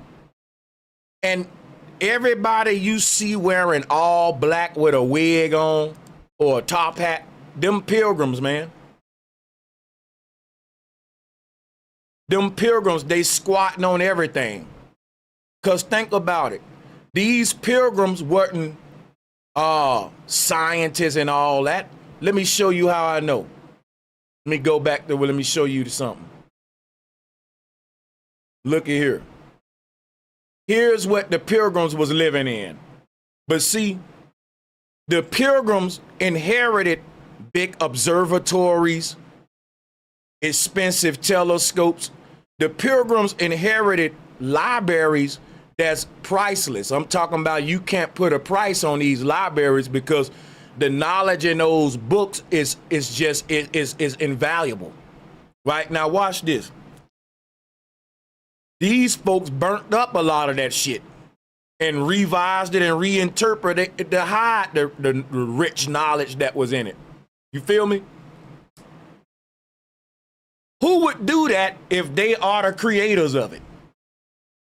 Think of, why would I burn my own libraries? Why would I water down my own knowledge and make it in a dumber way? Why would I do that? That lets you know these folks ain't who they say they is. How do you get a bunch of pirates on a wooden ship with mud huts all of a sudden saying we're the best astronomers, technicians, doctors, lawyers? Wait a minute. Y'all are now at the forefront of all the fields of society. Y'all are number one in medicine, law. No one's smarter than y'all. Everywhere we look, y'all, we find pilgrims. Isaac Newton, astronomy, right? So we got founding fathers on a political level. But at the same time, you got founding fathers in astronomy, medicine. The whole world is being reset, y'all. And these founding fathers in every aspect of life are imposters. They are vagabonds that come from mud huts claiming a legacy that ain't theirs. That's where Newton is. And even if you go to medicine, right, you will see these same pilgrims. If you go into some of the early pilgrim medicine practitioners in the colonial America, they gonna have on a black robe with a white wig. So think about this, right? I go to the doctor, he dressed like a pilgrim. I go to the food place, a pilgrim is the chef. The governor is got a wig on and a black suit. The science teacher, the medicine man, every fucking body look like this, y'all. That don't make no sense, right? How come one group of people running every aspect and they can't even build a good roof on their house? Think about that. How you got this group of people saying we're the smartest at everything, but they live in a house that look like this? Let me show you this shit, man. This don't add up. You got to understand what I'm telling you. What's going on here? These folks weren't number one at nothing. They were dumb. They were squatting in medical facilities that was ran by an ancient civilization before them that was wiped out. There were libraries, cathedrals, huge, big-ass Victorian buildings that these people squatted in and claimed. And it's one thing to squat and claim something. It's another thing to say, I built this. I'm the architect. Okay, I'm going to look at what you actually built when you got off your ship. Now, when you got off your ship, you was building mud huts. How come this? What I don't get is this. How come you live in a mud hut, but you saying you built this church cathedral? This is what the Pilgrims did, y'all. I'm telling you, the Vatican is a scam. They're an old world real estate squatters group. They are founders, not builders. They squatted. If a motherfucker find my house, he didn't build it. You feel me? They want us to believe they built all of these stone structures in America after they enslaved us. So the Pilgrims came over here, right? Let me get this straight. Let me show you what they said now. The Pilgrims said when they landed in America, we were living in mud huts and we were eating slop. Right? This is what the Pilgrims said when they got off their wooden ships.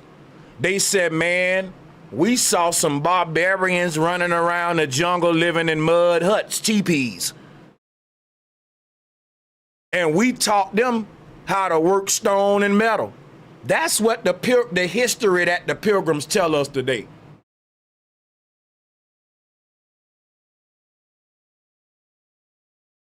When the Pilgrims got off their ship, they met the Vikings, y'all.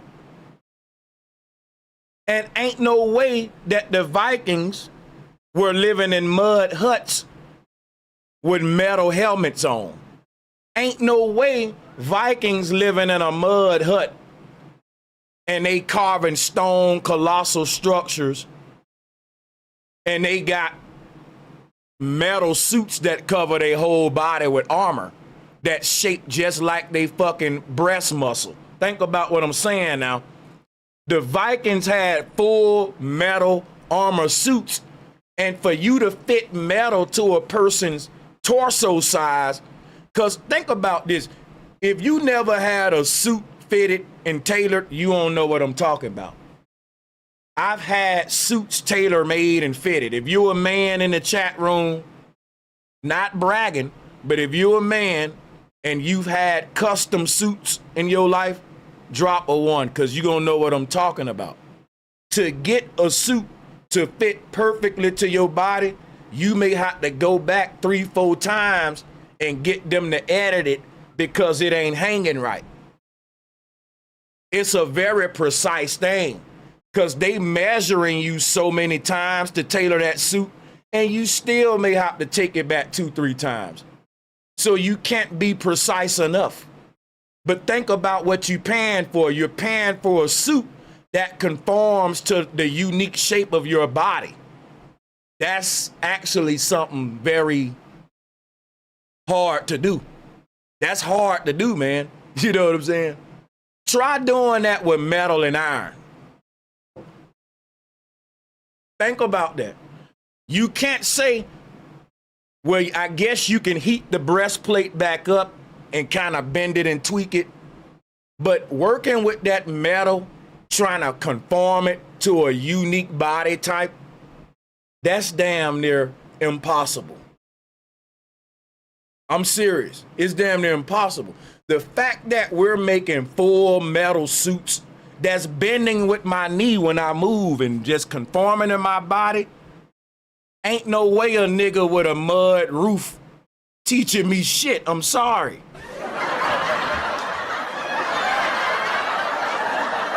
I'm sorry. It's just bananas. It's ridiculous to even think about that.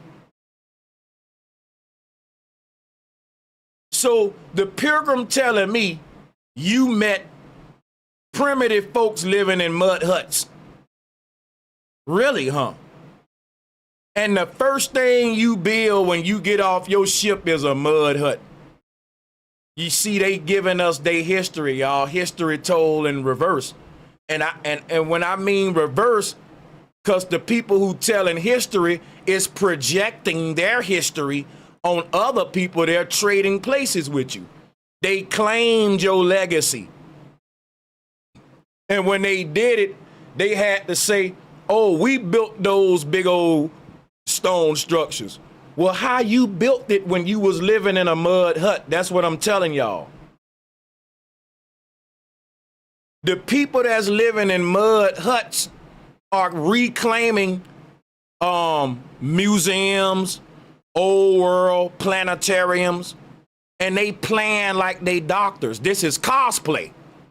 Isaac Newton didn't know shit about the stars. You gotta think, man, after the reset, these pilgrims are like barbarians and vandals squatting on everything they can find. And Isaac Newton is like the pilgrims that's cosplaying in our old observatories. Just think about it. You had pilgrims that was squatting in like old medical facilities, playing the roles of doctors and shit. The people that's getting everybody sick when they show up is claiming the legacy of healing everybody. Come on now, people, everything is backwards in history. When the pilgrims show up, we start getting diseases and smallpox, but yet if you let them tell history, they the ones introduce us to medicine. Cause remember, we're just dumb jungle dwellers. We don't know nothing. We like a monkey. So these gods show up and they give us medicine, y'all. You can't be giving us medicine and smallpox at the same time, nigga.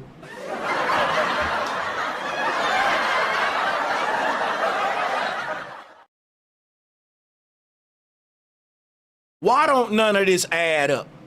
Because these people are cosplaying like the gods when they are pirates and vagabonds.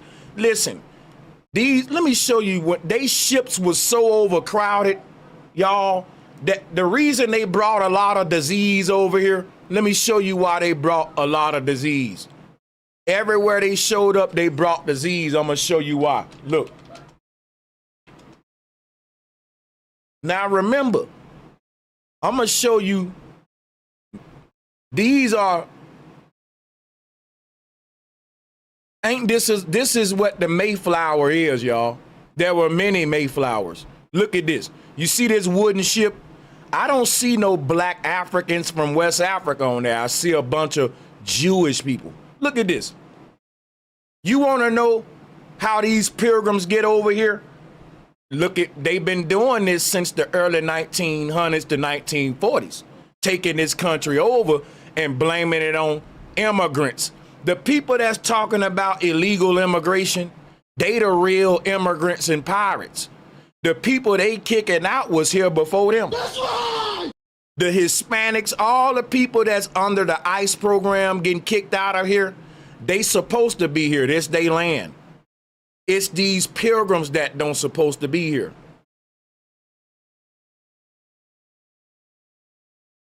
And it's crazy because they run this shit and they the biggest enemy to this land. And they are a hidden power operating as a religious institution that we call the Vatican. The Vatican is the mother of Zionism. But check this out, right? What is the Vatican? It's the literal interpretation of the ancient system, turning Isis to Jesus. No one worshiped Isis. She was just a symbol that represent balance. No one worshiped it because we didn't worship graven images. We made those symbols to teach and to use to teach about other stuff, not for you to take them literally. So the literal interpretation became the church or the Vatican. And the people that own that literal interpretation are the pilgrims. That's how they rose to power, by convincing everyone of the literal interpretation. And by convincing everyone with that, you believe that God promised them your land. So if you want to know how they get in power, it's through a religious takeover. We are in a theocracy. That's how. It's because when these people land in your land, over generations, they redefine who you are and your culture. They are slick. They know how to do that. You don't even see it happening. These are the people that gave us hip hop, y'all. They started the hip hop industry, and we've been lost ever since then. Hip hop is a false culture. It ain't really who we are. It's a false pseudonym we're cosplaying as to be a pawn to these Jews. It's a tool of extracting our wealth from us.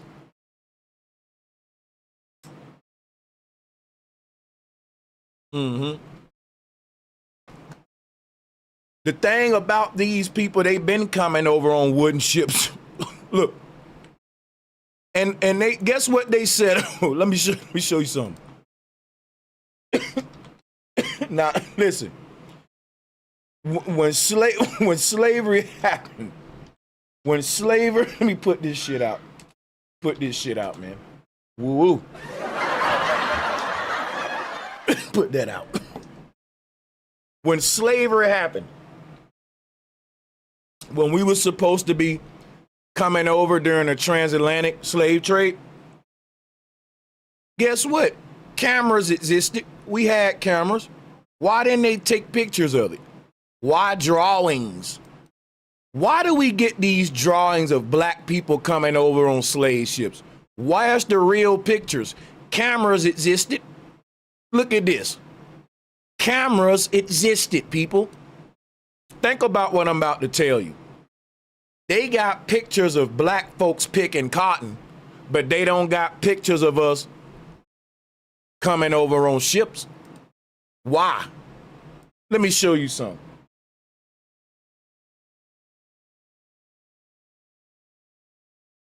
Listen, history is a lie, y'all. They got real images of black people picking cotton. Look at this. These ain't no drawings. That's real. Guess what? The same technology we had to take of slaves in the field. Guess what? Do your research and prove me wrong. We had cameras during the time of the Mayflower. We had cameras during this time. They was big, ugly cameras that you crank up and it got I researched it. They were ugly and bulky, but we had it. Now, a person may say, who want to take a picture of something like that, man? Why would they take a picture? Why would they take pictures of them hanging us? What about all those horrific pictures of them hanging people, beating them? They got graphic images, man, that you can pull up. These are real images. So miss me with that. Well, why would they take pictures of the trip over here? They had cameras, that's why. Why wouldn't I take one picture on the ocean, on the beach shore, not one picture of a slave getting off a ship, but I wait till they get in the field and start taking pictures. Everything before that is drawings. That don't make sense, do it? Now, during the same time that we were supposed to be coming over here on slave ships, guess who was coming over here? These people. Look, now watch this. I can give you real images of these people coming over here on overcrowded ships. Look at these ships. They're overpacked past their capacity. These ships were so overpacked, people were sleeping out on the deck, y'all, on pallets, just like what you see right here.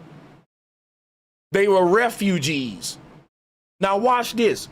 These ships were so overpacked that the women on their menstrual cycles, you know that was nasty. You gotta think, this ship ain't got but like 3-4 restrooms.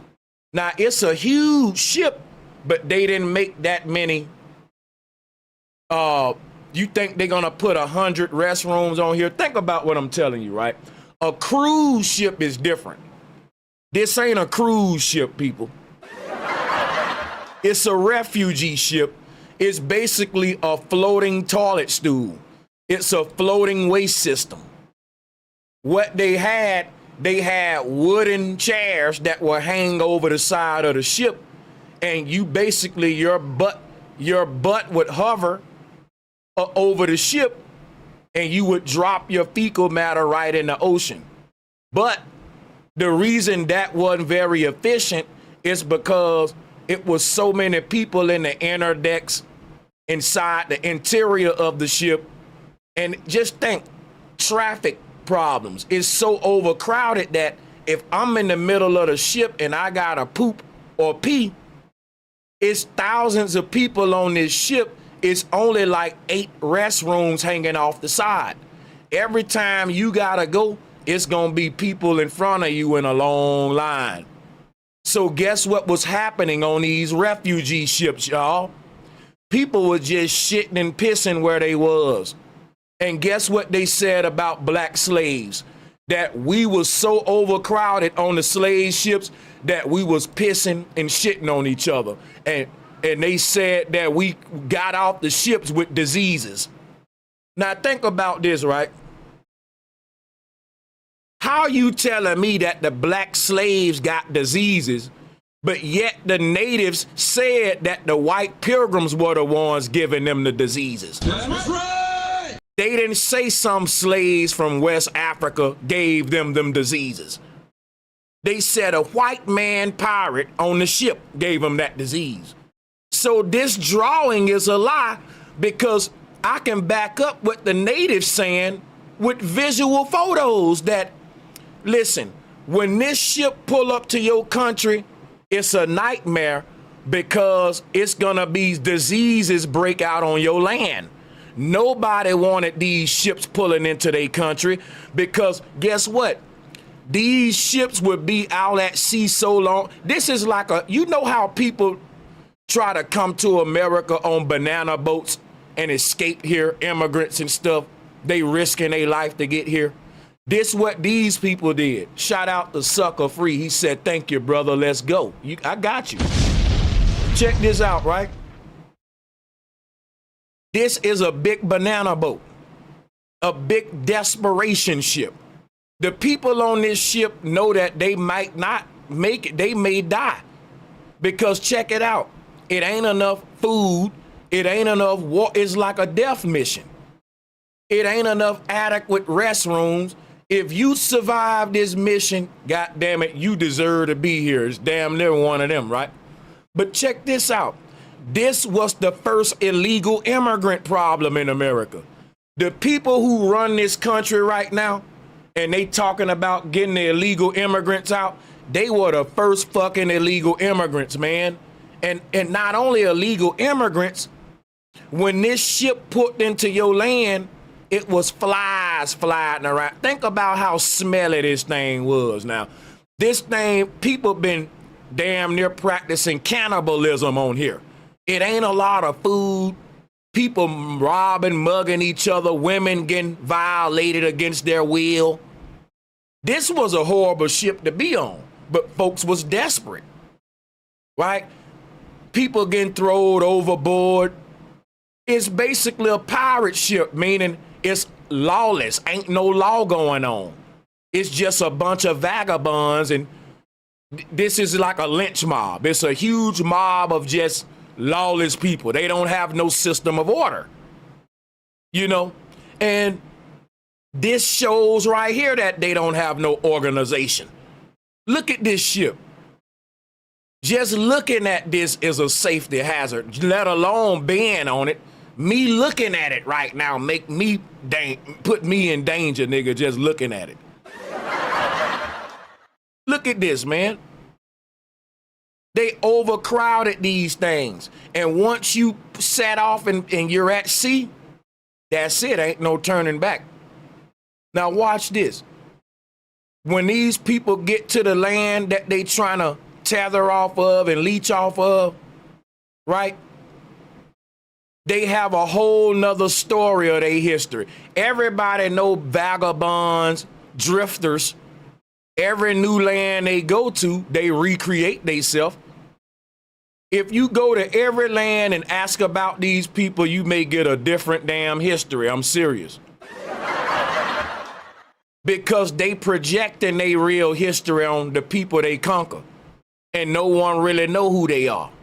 They forging a new history, and their history justify them taking over your land when they indoctrinate you with that new history they forging in a form of religion. because the Bible ain't a history book. But if you take it as a history book, which is what most of the world doing when we take it literally, which is why your president swear in on it, right?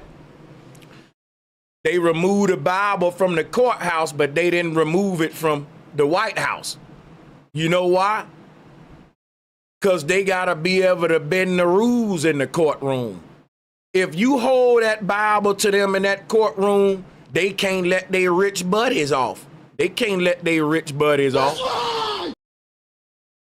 They got to have loopholes in the legalese system. But why do they want to give us the Bible in politics? Because it's perfect there.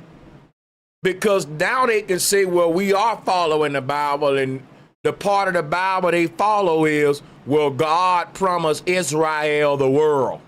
But they don't want to follow, thou shalt not kill, thou shalt not steal. In order for God to give Israel the world, we got to kill and steal and disobey God. So what's going on here? Again, there's two different powers in the Bible, the earthly authority and the true God, which is within you. And what that is, if you're a soldier in the military, your spirit is telling you, I'm wrong for killing these people because you don't feel right. That's why these veterans got to get PTSD medicine, all that killing they doing for these damn folks that don't care nothing about them. It drive them crazy. Everybody they killed, they see them faces every night in their dream. You can't just go and kill strangers and think you gonna sleep good at night. If you do, you ain't got a soul. The fact that these white boys come back like a lot of them be grieving, show it's guilt in them too. So watch this. Your soul know you wrong, but you know why you do it? Because you say this is for my country.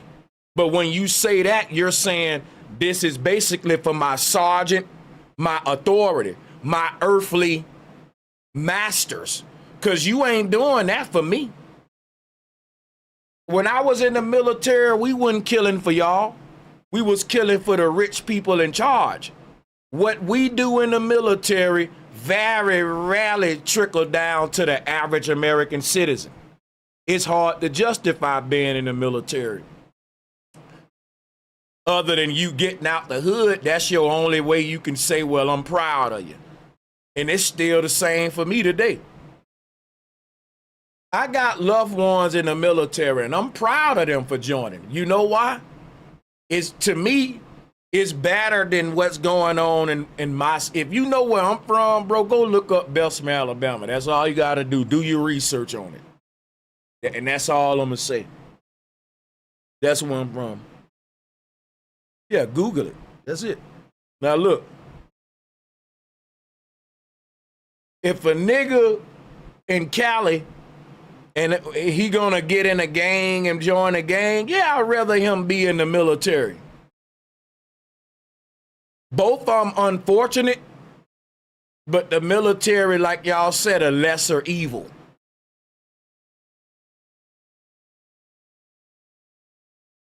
Because he can be in the military and cook food. He don't gotta kill people. He can cook, he could be a mailman. But if you in a gang, you gotta kill people. And which people? Your own people. So the point that I'm making with this is that everything we do in this country is not for the people, it's for the powers. We're all servants. But look, who is the people in power? Here they go. This is how they came here. What if you knew, what if you found out that the people that run America just got here? Just got here. They just got here. And it didn't take them nothing but 300 to 400 years to take over an empire. That's damn near overnight, my nigga.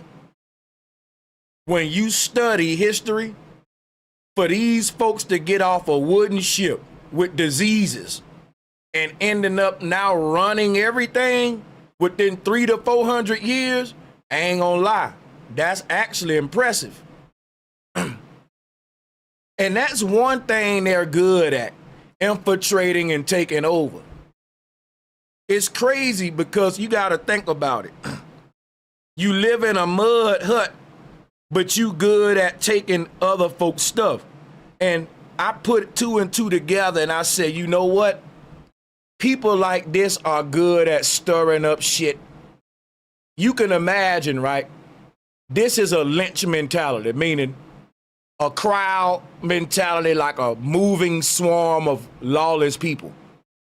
If anybody in a group become the weaker one that the group go against, they'll throw him overboard or lynch him and crucify him. So they do this to their own too, because it ain't like they have a legal system. They just a moving mob. And that's how mobs work. So it's hard for me to explain how law work, but it's like a lawless system. Is the lack of law, I mean, but it's like crazy because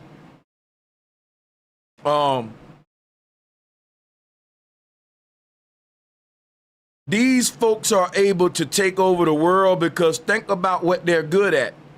Divide and conquer. A lynch mob behavior.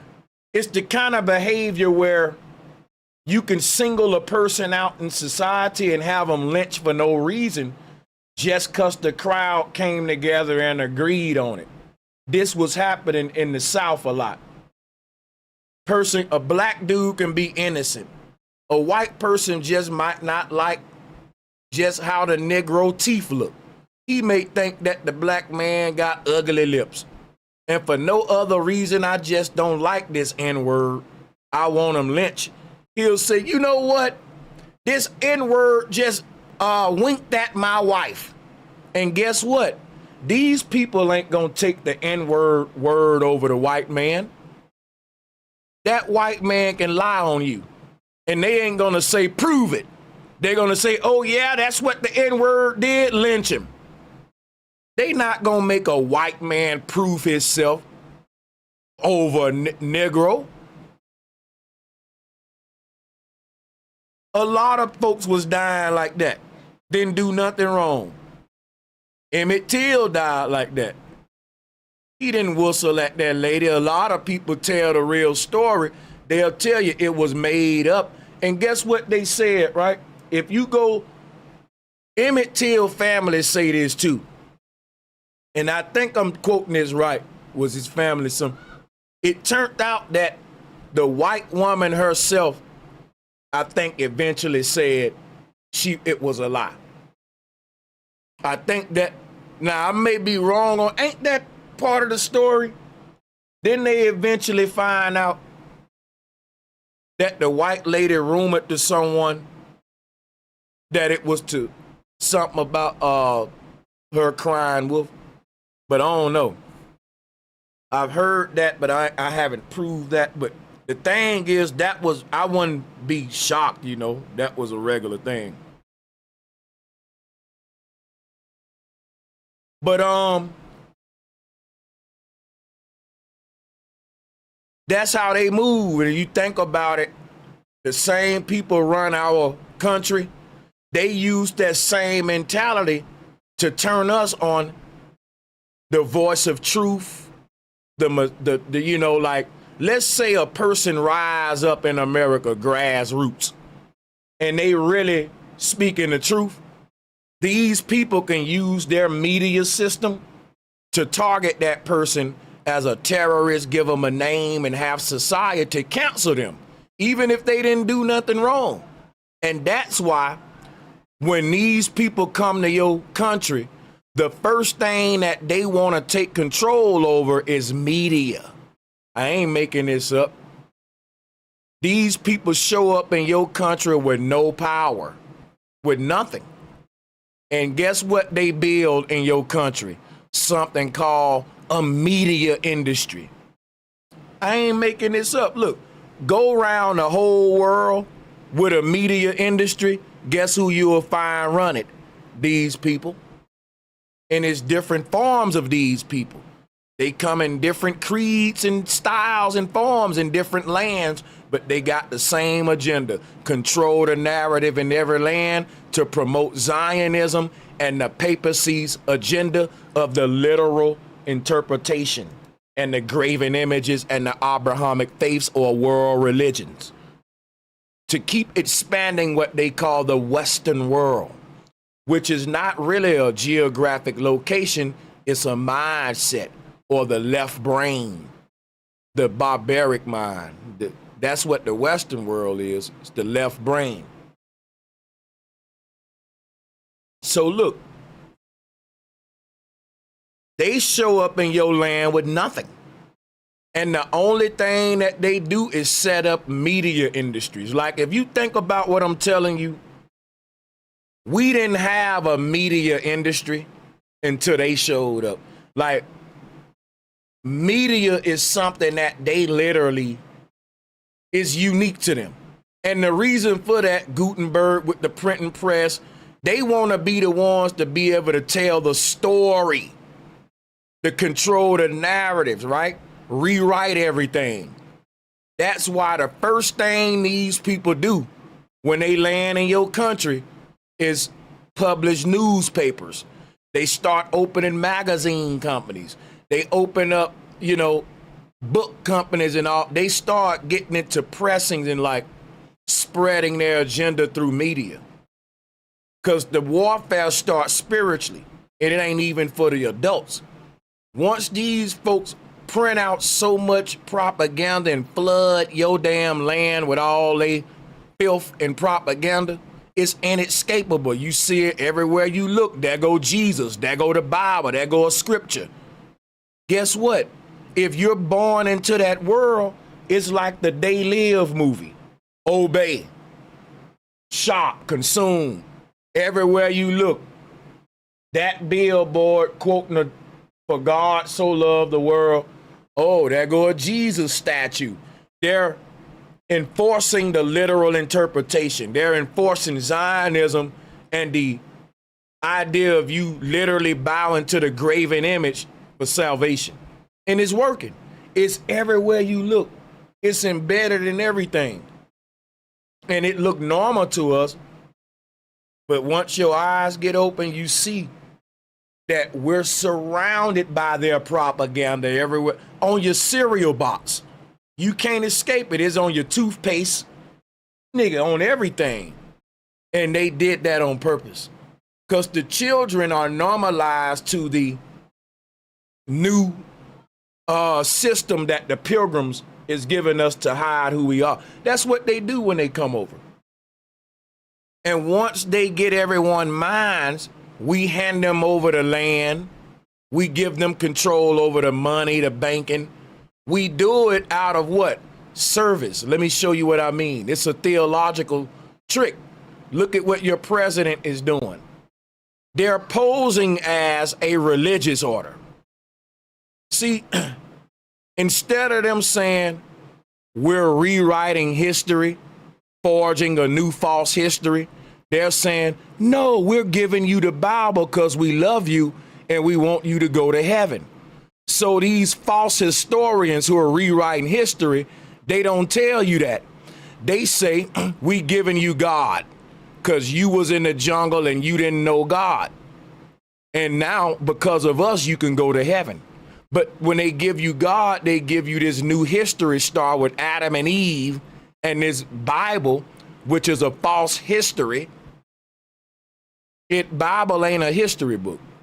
Now, you can get the real history from the Bible, but not with the literal interpretation. They giving it to you with the literal interpretation. And that makes you say, I agree with Zionism. The children of Israel is building a kingdom on earth, and God sanctioned it. So, yeah, let's go take them people land because it ain't their land. It's the promised land that God promised to these guys. And that's the whole world religious trick. And they got your president agreeing with them. So you have for example, anybody in office got to become a Zionist because Once you get this high up in power and become a house nigga to where you're in the house, the White House, guess what? You got to do what the master, think about this. The script is this. Once you in the master's house, you become like really a puppet on a stage. Because you're in it, the master can't speak directly to the slaves. He do it through his house niggas. Let me show you how the master work, right? So when you're a house nigga, you just a drone for the master. Because the master may say, tell the slaves to do X, Y, Z. And then the house nigga go out there and say, hey, everybody do X, Y, Z. He don't go out there and say, hey, y'all, master said do this.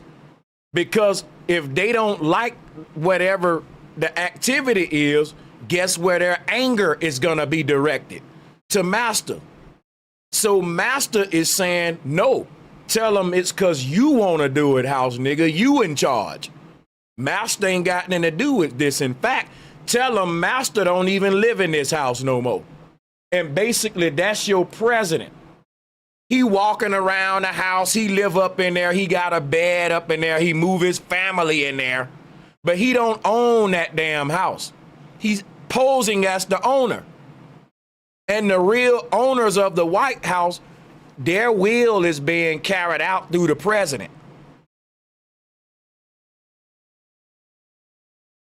So it's a fiat system of power to where everyone gonna get mad at the house nigga because the order coming from him.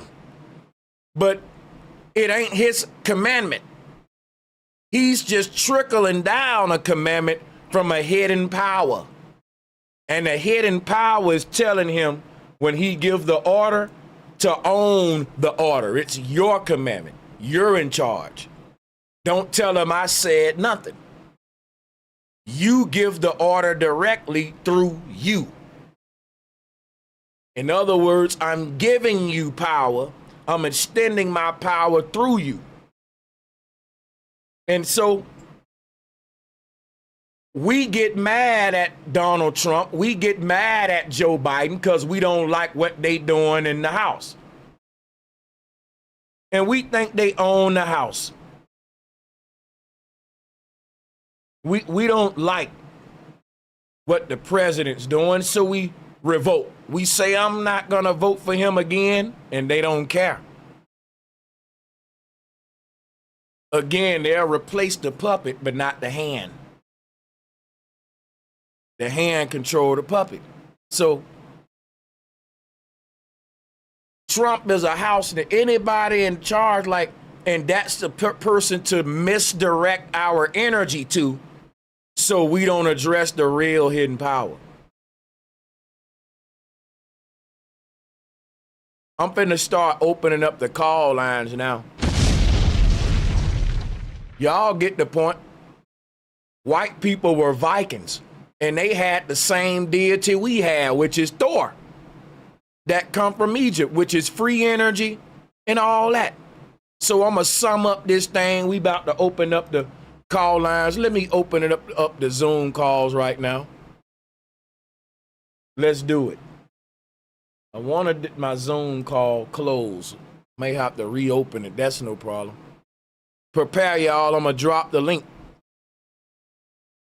I'm gonna drop the link. Come on up. But you get the point. While people come on, I'm just summing everything up. White people aren't pilgrims, y'all. They're not. And white people became the first house niggas. And that's why we hate them. Because we think, man, white people run everything. Nope. White people, it's so crazy that white people think they run everything. Even a white dude in a trailer park is happy, even though his life ain't good. He living vicariously through the white people who have sold out, who sold him out, and black folks doing it too. We're all living vicariously through our sellouts who've already integrated with the enemy.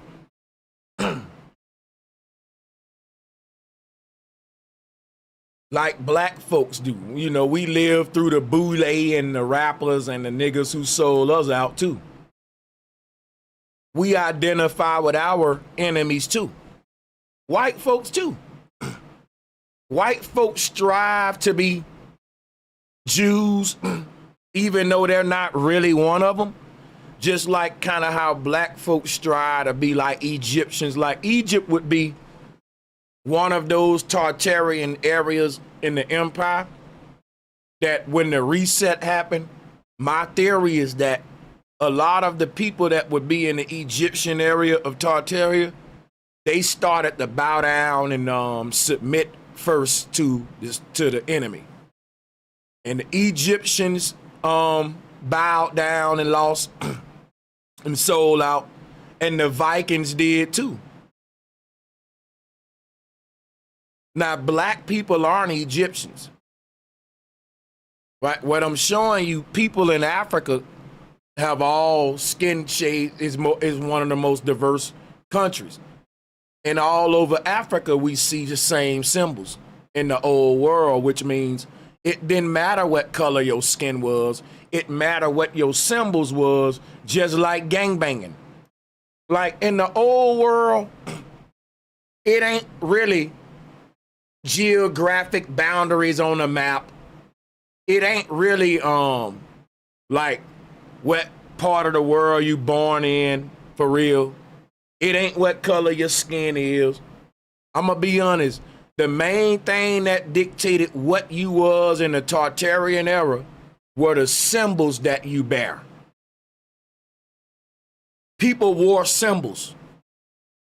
They had symbols, and it was very advanced, like damn near advanced symbols, like with the gangbanging. You may not, the symbols were so advanced, we're just decoding them today. Just like gang symbols and stuff written on the wall with tagging and graffiti.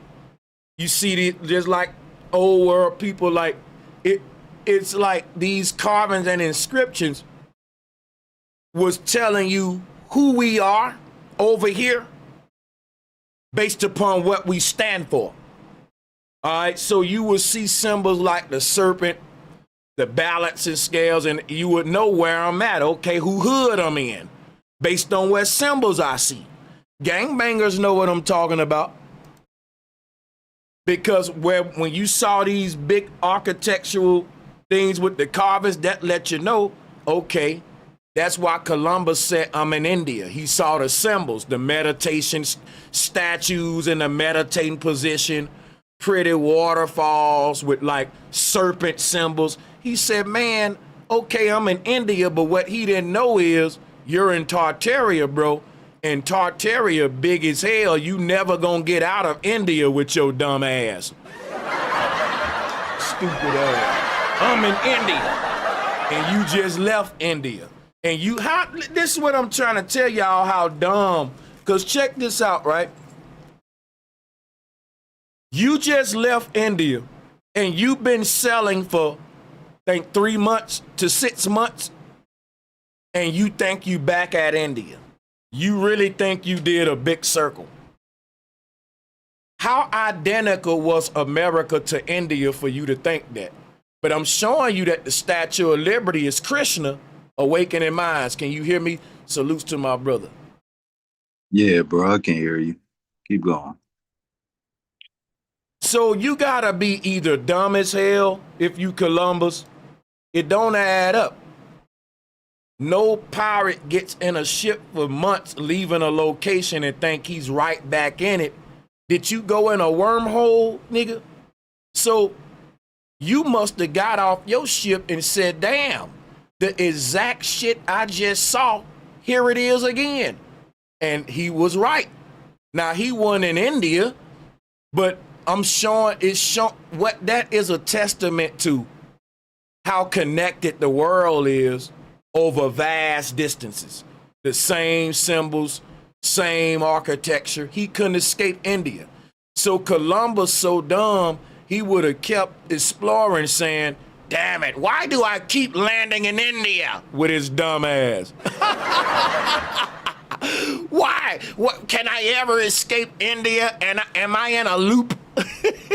Like, you got to be a dummy, because guess what? The barbarians didn't know how united and connected the world was, which is proof that this shit was new to them, which makes me wonder, who are y'all? Where do you come from? You don't have an original land, and you are coming into a world as if you just landed out of space, nigga. And we know y'all ain't from the heavens. So I say they rose up from the pits. These are underground humanoids from underground laboratories that they never wanted to reach the surface because they would blend in. This was a way to quarantine, because think about it. What do I think they doing at Area 51? Now, a lot of folks will say they hide aliens under the ground. Nope. Aliens is the throw off. They want you to think that. They're fucking cloning and trying to do Frankenstein and make humanoids. It ain't just AI robots. They want organic humanoids. And I believe they've been succeeded. And I believe where a lot of people saying a lot of these underground military bases are hiding aliens and UFOs, I believe they put that out there to throw y'all off, because they are hiding the fact that every human we see on the surface ain't the same.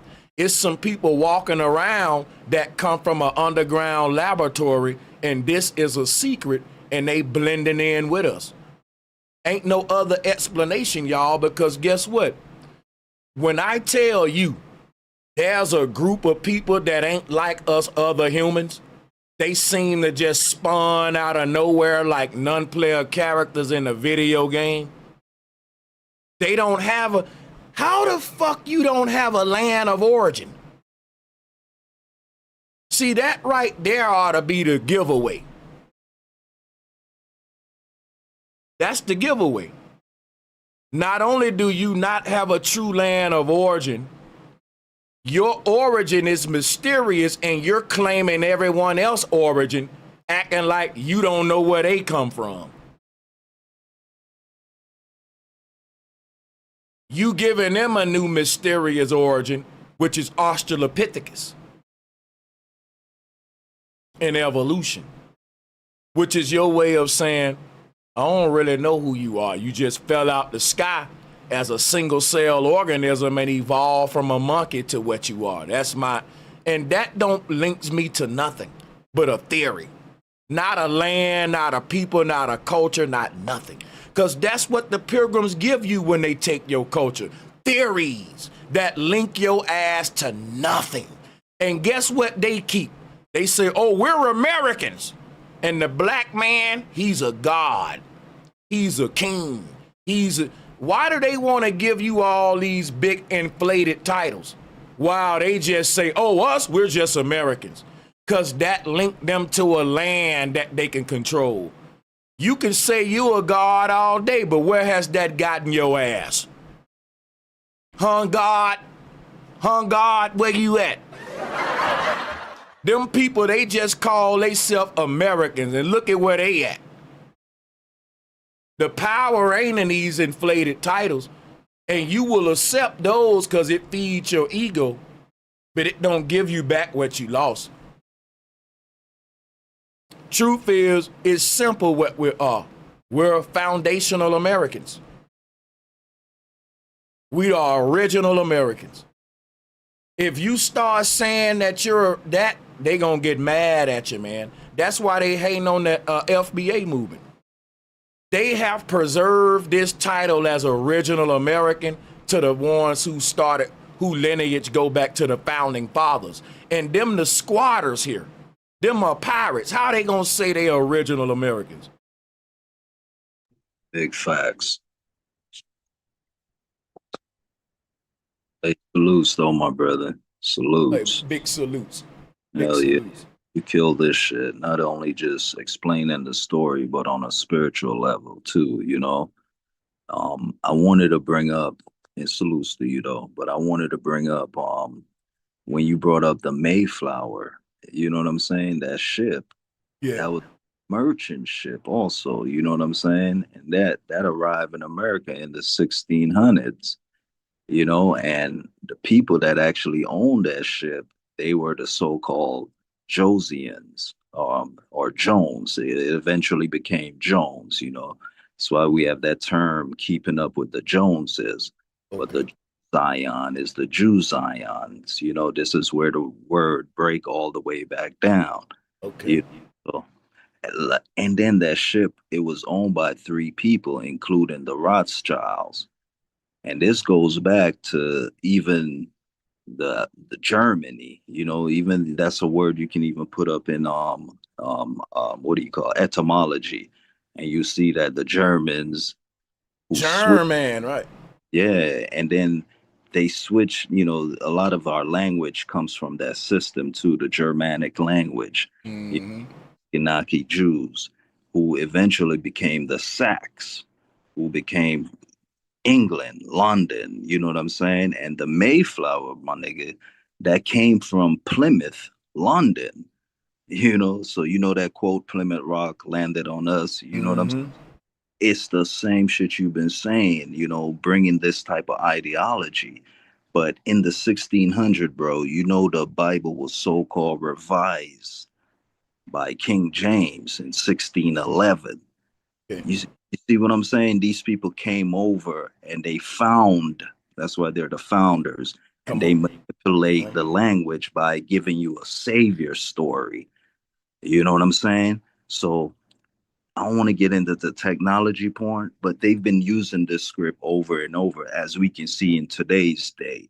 You Oh yeah. know, they're claiming like, oh, we're the ones that need saving when you're the ones that perpetrate this bullshit, you know, and then using the lands that you conquered on, tricking the people, using their old knowledge back into your technology to keep enslaving mankind. So even that picture you pulled up with all the slaves, all those people on the ships, you Yep. had it the tabs real quick. I just want to show you something that a lot of people miss. The one with the ship, real quick. Yeah, with the fake Mhm. drawings. I got you. I want to show you the banner on the ship though, with all the Jews coming over, the JEWs. Is this the one you talking about here? Nah, the next one, because you kept going back from that one, the African one, back to the one with the white people Yeah. on it. And you not Close it, white Lord. people, but the Jews on it. I just want to show you something real quick. Got so much shit open. Nah, no, my nigga, you've been killing this shit. But I just want to show you the writing on the banner of all the people on the ships. Yeah, right there, bro, right there. So this was actually 1947, but it's not that you're wrong. They've always been using this shit. You know what Oh I'm yeah. saying? So this is I when know they were. I know it's the Mhm, 40s. So they were. This is when they were given the land in Palestine. And if you read the banner, damn, let me see it again. So the banner is saying the Germans destroy our families and homes, don't you destroy our hopes. You see what I'm saying? Like they Mm. always come into the land as the people that's needing saving. When this shit is See propaganda. the reason I brought this up though is because what I was bringing up the 13 colonies in Britain to show Hmm. you saying what I'm saying, because it's like I was showing how, okay, we running from Britain. Britain is bullying. America is the new hope for these folks that's supposed to be getting oppressed by Britain. And they tell this same damn story right here. Over, bro. But that's what I was saying. It don't matter which one you bring up. They keep doing the same thing, but every time, you know what I'm saying. But yeah, you Oh, got yeah, it. bro. With you. Every time, bro. And like how you brought up the house nigga situation, whether it's a black or the white man who's been let into the house, to everybody else in the field, that nigga was saved. Mm-hmm. So he get all the information from Massa and come back to tell you his, you know, like what Master told him, but to put it in his terms. Come This on. is the nigga that would bring you the King James Bible as well to the rest of the people in the field. You need to do this to get where You I'm at. got me. You know what I'm Now, saying, bro? you see, and I'm so glad you brought that up because they, you know, when they said, well, they gave us the Bible too, but we know that the master wasn't preaching the Bible.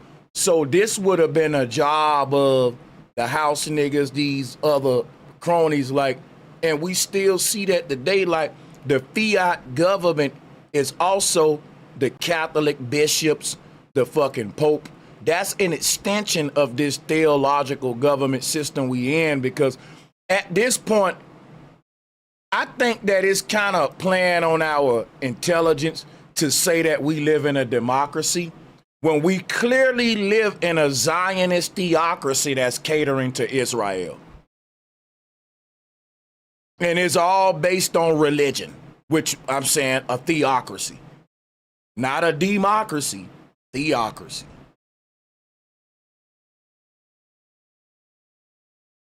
Shout out to my sister Demi joining us, Awakening, and we got RG the artist joining us. And I'm gonna drop the link again because we want more people to join, man. I've been looking forward to talking to different people, man. Hit the link. We want to hear from everybody. Right. I just wanted to back you up with that religion, the Pilgrims bringing that shit. That was the 1611. You know, that was when the Bible was revised. The Pilgrims, they came in 1620, even though this has happened already in the 1400s, bro. Because, you know, even Gutenberg, the printing press was invented in the 1400s. And my thing is this. They say, you know that the first Bible was printed by Gutenberg. That's what I learned when I was in the Pan-African community. Then guess what? It's like, okay, that's the first Bible that was printed, but the Bible wasn't on paper at first. It was carved in stone, and people missed that part. Because what happened is that's what they used to say, well, they gave us the Bible. Gutenberg didn't give us the Bible. The slave master didn't give us the Bible. We gave them the knowledge of resurrection, and they corrupted that and start using their media outlets to push the new corrupted form that we under today. Damn right. Damn right. Even the technology. You know, these niggas, they come over here talking about building shits and woods and mud and shit when they seen the people enlighten themselves and using metal, using fire, water, using the elements, you know what I'm saying? And they come back with their paper system. But that's what the Romans do, who were the Greeks, who were the fucking Greco-Egyptians. All of this shit is still the same shit that's going on today. This paper currency bullshit. Yeah, that's The it. pop- That's it. Mm-hmm. But I definitely want to hear from others. I just wanted to share that too, though, man, because you spot on, boy.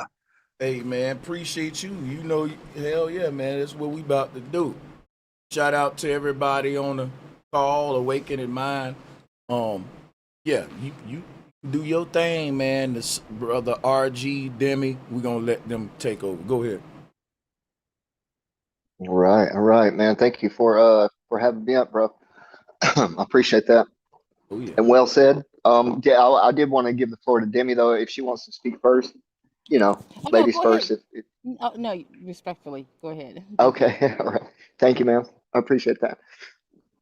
Um, Man, do you want to stick specifically to that, or do you think I could speak on you know how I don't know your thoughts on this or the panel's thoughts on this, but how there seems to be 4 to 5 eras that are that use different elements, like you're speaking on the elements, like some of these people did very symmetrical, like diorite or amorite, like these really hard stones, and it seemed that they were polished to a very high standard. So Oh even yeah. today, that's super hard to do, right? Like that's Oh, I'm glad. Damn it. You know what? I can yeah. show you Viking stones that's just like that. Go ahead. I'll pull them up for Mhm. you while you talk. Okay. Yeah, yeah. And So it seemed to be like, that went on for a little while. I don't think anybody knows specifically the exact amount of years it went on, but it seemed to be like the first or the furthest back we can dig up or show proof of. And then it seemed like everything was buried almost. A lot of people like to use the word buried, but I just say it was covered through uh, natural weather pattern kind of destruction, if I could say it like that. But and it seemed to be. I don't know if they were these resets were exactly timed the same, but it does seem that there's evidence of we may be like a fifth generation, if you want to say it like that. And then just to land, just while you're showing that, so these stones that you see in like carved in the walls of Egypt or just all around the world, really, you see these animal-headed beings with wings have these like egg-shaped, pinecone-shaped, stones that they would Yeah. point at each other or point at certain directions, and then they would hold what seemed to be a stone bag in the other hand. Now, if that's a way to close the loop of conductivity, or if they had better use of their telepathy, and that played a part, I'm not sure. But I did want to say this. I don't know if y'all know, but in Hidalgo, Mexico, so it's near the border, close to Texas. But in Hidalgo, Mexico, they're digging up these very, very, very old The- statues, and and and some. Uh, nah, go Go ahead. I ahead. understand what you're saying. And bro, stay Mhm. right there for a minute, because I want to show you that rune system right there, the Vikings writing system, the alphabetical system too. Because, all alphabets, they're following the laws of nature and the aspects of nature's all Mhm. system, alphabets. So even the rune system, if you rotate it 45 degrees, just like how you were talking about George Washington standing at 45 degrees, even the pharaohs, their foot is a 45-degree triangle. So each writing system is a rotating 45 degrees. From Aramaic, you rotated the letter, you get Yiddish, which became Hebrew. You see what I'm saying? It's all Mm. following the cycle. And Just like so you're showing That's how interesting. Yeah. you're showing how this false god of the Bible took the well, I may be kind of, you can correct me, I might be going way more than what you're saying, but I'm just saying I thought about how like there was one language, one writing system we share all throughout Tartaria, but it's like you're telling me they skewed that system all around the world by 45 degrees to give you yes. different Like a new languages. alphabet. And Yeah, that's language. what the God of the Bible did to create new. And that's a real scientific, like, because when you go to research in Tartaria, people already have put up the long list of pilgrim social engineers that was researching phonetics, all this stuff, linguistics. They was really getting scientific with manufacturing new languages in like the 16th. I watched a crazy video, y'all, and I'm gonna actually do a stream on this thing, man. But the concept of new languages wasn't overnight. It's a process that took place, and it's like this. From to my understanding, it's like um dialect. It's really like we don't really speak different languages. We speak one language everywhere in the world, but it's in a different dialect. So like Like pronunciations too. Yeah. Yeah. that, because like if you go to New York, a guy will be like, "Yo, what up, shorty?" But if you go to the South, it's gonna be shouty, Shawty. you Yeah. know? So it's like if this dialect morph too hard, shouty may be indistinguishable in this place from that or that place. Because think Yeah. about this. How far do I gotta travel to shorty just to be something that don't even resemble some I know anymore. Because if I can go from New York to down south to get it to be shorty to shorty, let's keep going and see what it is now.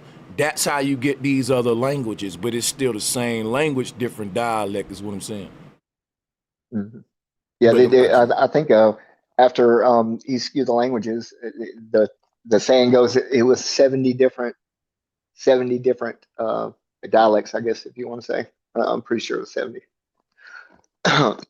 But I just want to say this, just where I can just kind of piece together and connect to what y'all were saying, to what I was trying to get at with them digging up these remains and statues and different it was it at the depth they were saying it was like the second, not the first, but like the second go around at the merger between human and um, like whatever other kind of being you want to look at. But anyway, the statues looked like what we would call aliens nowadays, like big-eyed, like slick heads.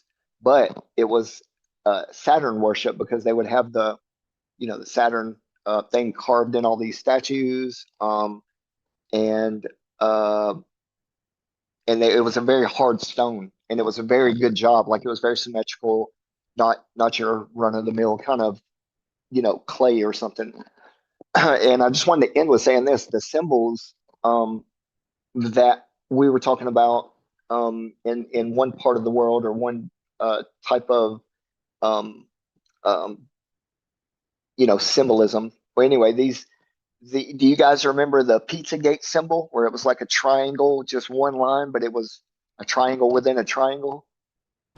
Yeah, I'm sure already, y'all remember that. well, The yeah, I got you. pedophilia, like Yeah, triangle, like yeah. dang, bro, So it why was you do me like that, bro? Not only did he hit me with the PG word, then he didn't even hit me with a PDF file behind it. He said that thing out. And it's like, okay, brother, that's one of these ancient symbols too, I'm guessing. Huh? I didn't mean to do that, but you gonna make me work now. Now I gotta go cut that out. But see, again, I can't blame y'all because y'all don't read the guidelines. It's my channel, right? Certain stuff is weird with the algorithm that you bring up. But I don't really got a channel where we got to go into all that. RG, I didn't mean to mute you, but yeah, okay, I'm pretty sure we could find ancient symbols in Nambla, all that, but I ain't looking over there right now. I want to expose that whites ain't pilgrims, man. But I feel you and I appreciate you, but I don't want to, you know what I'm saying? Go down Yeah, that I with got the you, bro. My bad, algorithm, man. man. Yep. Gave me Yeah. a I double won't go whammy. there. I'll send you some links though on that, where you can see what they did and all that in that part of the world. See what I'm talking about. Yep. Yeah, I got you. Appreciate you. Ain't mean to kill your wisdom, but salutes to the panel. Strong wind. Your mic's Hey, unmuted, so I'm gonna just say welcome to the show. How you doing?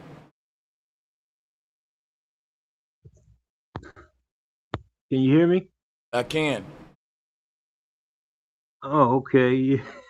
Let me mute my mic. I didn't know it was Oh unmuted. well, I wanted to hear you. I wanted to see, if you wanted to share something with us. You'd have had a reason for calling in or whatever. Salutes to you.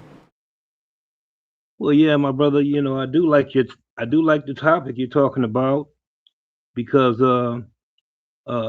you're pointing out a serious, valuable point, and I have to be frank. Not everybody on the planet lives in human bodies. Okay, and so we need to be conscious of that every time we go out in public. Okay, because we don't know who we dealing with, and uh, people that look like us will sometimes we ignore who we are, and we're pretending to be something that we're not. So we need to pay attention to that too. Okay, we act like we're soulless, but just know that the so-called white man, he's soulless. He's a Cabbage Patch baby. He's a clone. So I'm letting you know, I used to be in the military. I lived with him. So, I'm our people aware of what's going on out there. We have to be able to distinguish the fiction from the nonfiction. Okay, we are nonfiction. Everything out there is fictional, along with television. So every business that we dealing with, whether it's McDonald's, United States Corporation, they're fictional. And so it's like a monopoly game. They've given us legal fictions, and they've educated us to become that legal fiction. But we have to become that game player and not become the legal fiction or that idol on the game board. But we have to learn how to control that legal fiction, that idol, and not become the idol. Because when we become the idol, then we have to concern ourselves with self-control. But when we are the game player and we're controlling the idol, the fiction, now, we don't have to worry about self-control because we are the controller of our fiction. Okay, we ain't got to worry about controlling somebody else's fiction. We just need to worry about controlling the fiction that they have put on us. Okay, or replace that fiction, create your own fiction. Okay, because we live in a fictional world. This is fantasy. So, that's why you got people out there lying, living a lie, hypocrisy, because it's fictional. They figure everybody's doing it. They can pretend to be something that they ain't. So, I'm gonna shut it down right there and go back to listening. But thank you for your attention. No problem. Appreciate that. And I just want to go to another caller before I go into anything. Austin Franklin, I want to go to you next. Thanks for joining. Austin Franklin, how you doing? Yo, Sanchez, you can hear me? Yeah, we can hear you. Yo, I'm listening, man. Y'all can cook. I'm gonna butt in a minute, but I like the topic, so I kind of just want to play the background, listen for a little bit. Okay, Awakening Minds, you had anything else, man, for us? I do, but let me hear what Lady Demi got to say real quick too, bro. Okay, for sure. Yeah, lady. Thank you. Peace and love, everybody. Well, I just wanted to ask: is the Celtics part of this? This genre of people? The Celtics is, to me, because St. Patrick is supposed to be a Celtic, right? So what I'm understanding is that a lot of different white groups took the Vikings information, because when we talk about the Vikings, those are whites that's indigenous to America. The question would be, can we find whites everywhere we find Tartaria? Here's my answer. My answer is, everywhere we find advanced civilizations, we find that they are already been integrated for millennia. And basically what we gotta come to grips with, the world we live in was very advanced and very integrated for a long time before we got thrusted into this new earth that we in now, and that this shit we in now is brand new. It's literally like yesterday it was built. Because Tartaria, in my research right now, I'm saying that this empire had been around for millennia, man. Millennia. And long enough for blacks, whites, and Asians, like all of these different what we would call ethnic or different races to be in harmony on earth so long, they had created advanced utopias that done away with division, boundaries, and fiat identities. Like, people didn't say I'm black, I'm white. You know, at that time, they identified by their spiritual system. You know, who you were then was like if a person say, I'm a Christian. They're not telling you what color their skin is. They telling you their value system, what they believe in, like their spiritual stances. That's how the world, that's how nations were. Like, I wouldn't even call it a nation, but that's just how shit was on the earth. People was forming groups based upon ideologies. And if you look at it, we still doing that today. Like, we form our groups based upon ideologies, not skin color. If everyone had the same amount of money, you would move around people who are thinking like you. Let's say you live in the projects. You ain't there because you share the same mind as the people there.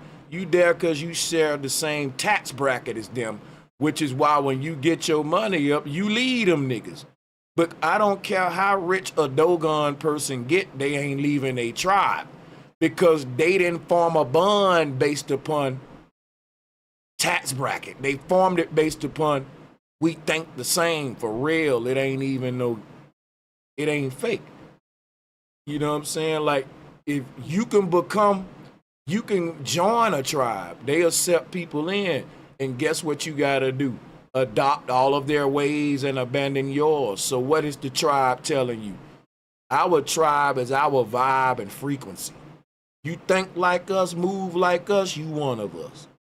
They ain't looking at your skin. Some tribes do though, I ain't gonna lie, because over the time they've learned to associate white skin with something bad about to happen to me.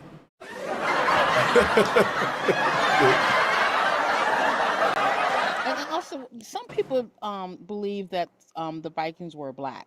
And could that be possible? I'm pretty sure. Yeah, because I said it earlier that what we call in Vikings are white Tartarians, and what we call in Olmecs are black Tartarians. So, like, the Olmec is a black Viking, and the Viking is a white Olmec. Like, these the same people, because what we've been taught is that when the Olmecs was thriving in America, it was just them and nobody else. You got all of these damn empires ruling in America separate. It's just them alone. The Aztecs ruling, then the Mayans come, then the Incans, then the Olmecs is first. It's like, is there ever a time where we get an integrated point? Why is it just this group here, they gone, now here go this group. They're gone, now here go this group. That just don't make sense. Hey, it may have something to do with the resets too, bro Sanchez. Just think No, about but that. what I'm saying now ain't got nothing to do with the resets right now. Because what the whole thing, the point that I'm making, I know what you're saying. You're saying when the reset happened, it don't get rid of these people. They're just renamed and redefined. Yeah. What happens to the Olmecs is they start calling themselves black people. What happened to the Vikings, they start calling themselves white people. The point that I was making, though, is like,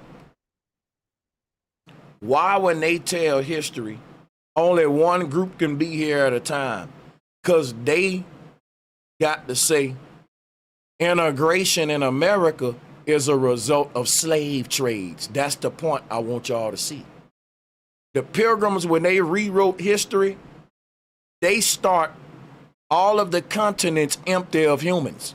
Remember now, when the Pilgrims rewrite history, they say in the beginning, the only humans on earth is Adam and Eve. Right there, they just made all the continents empty.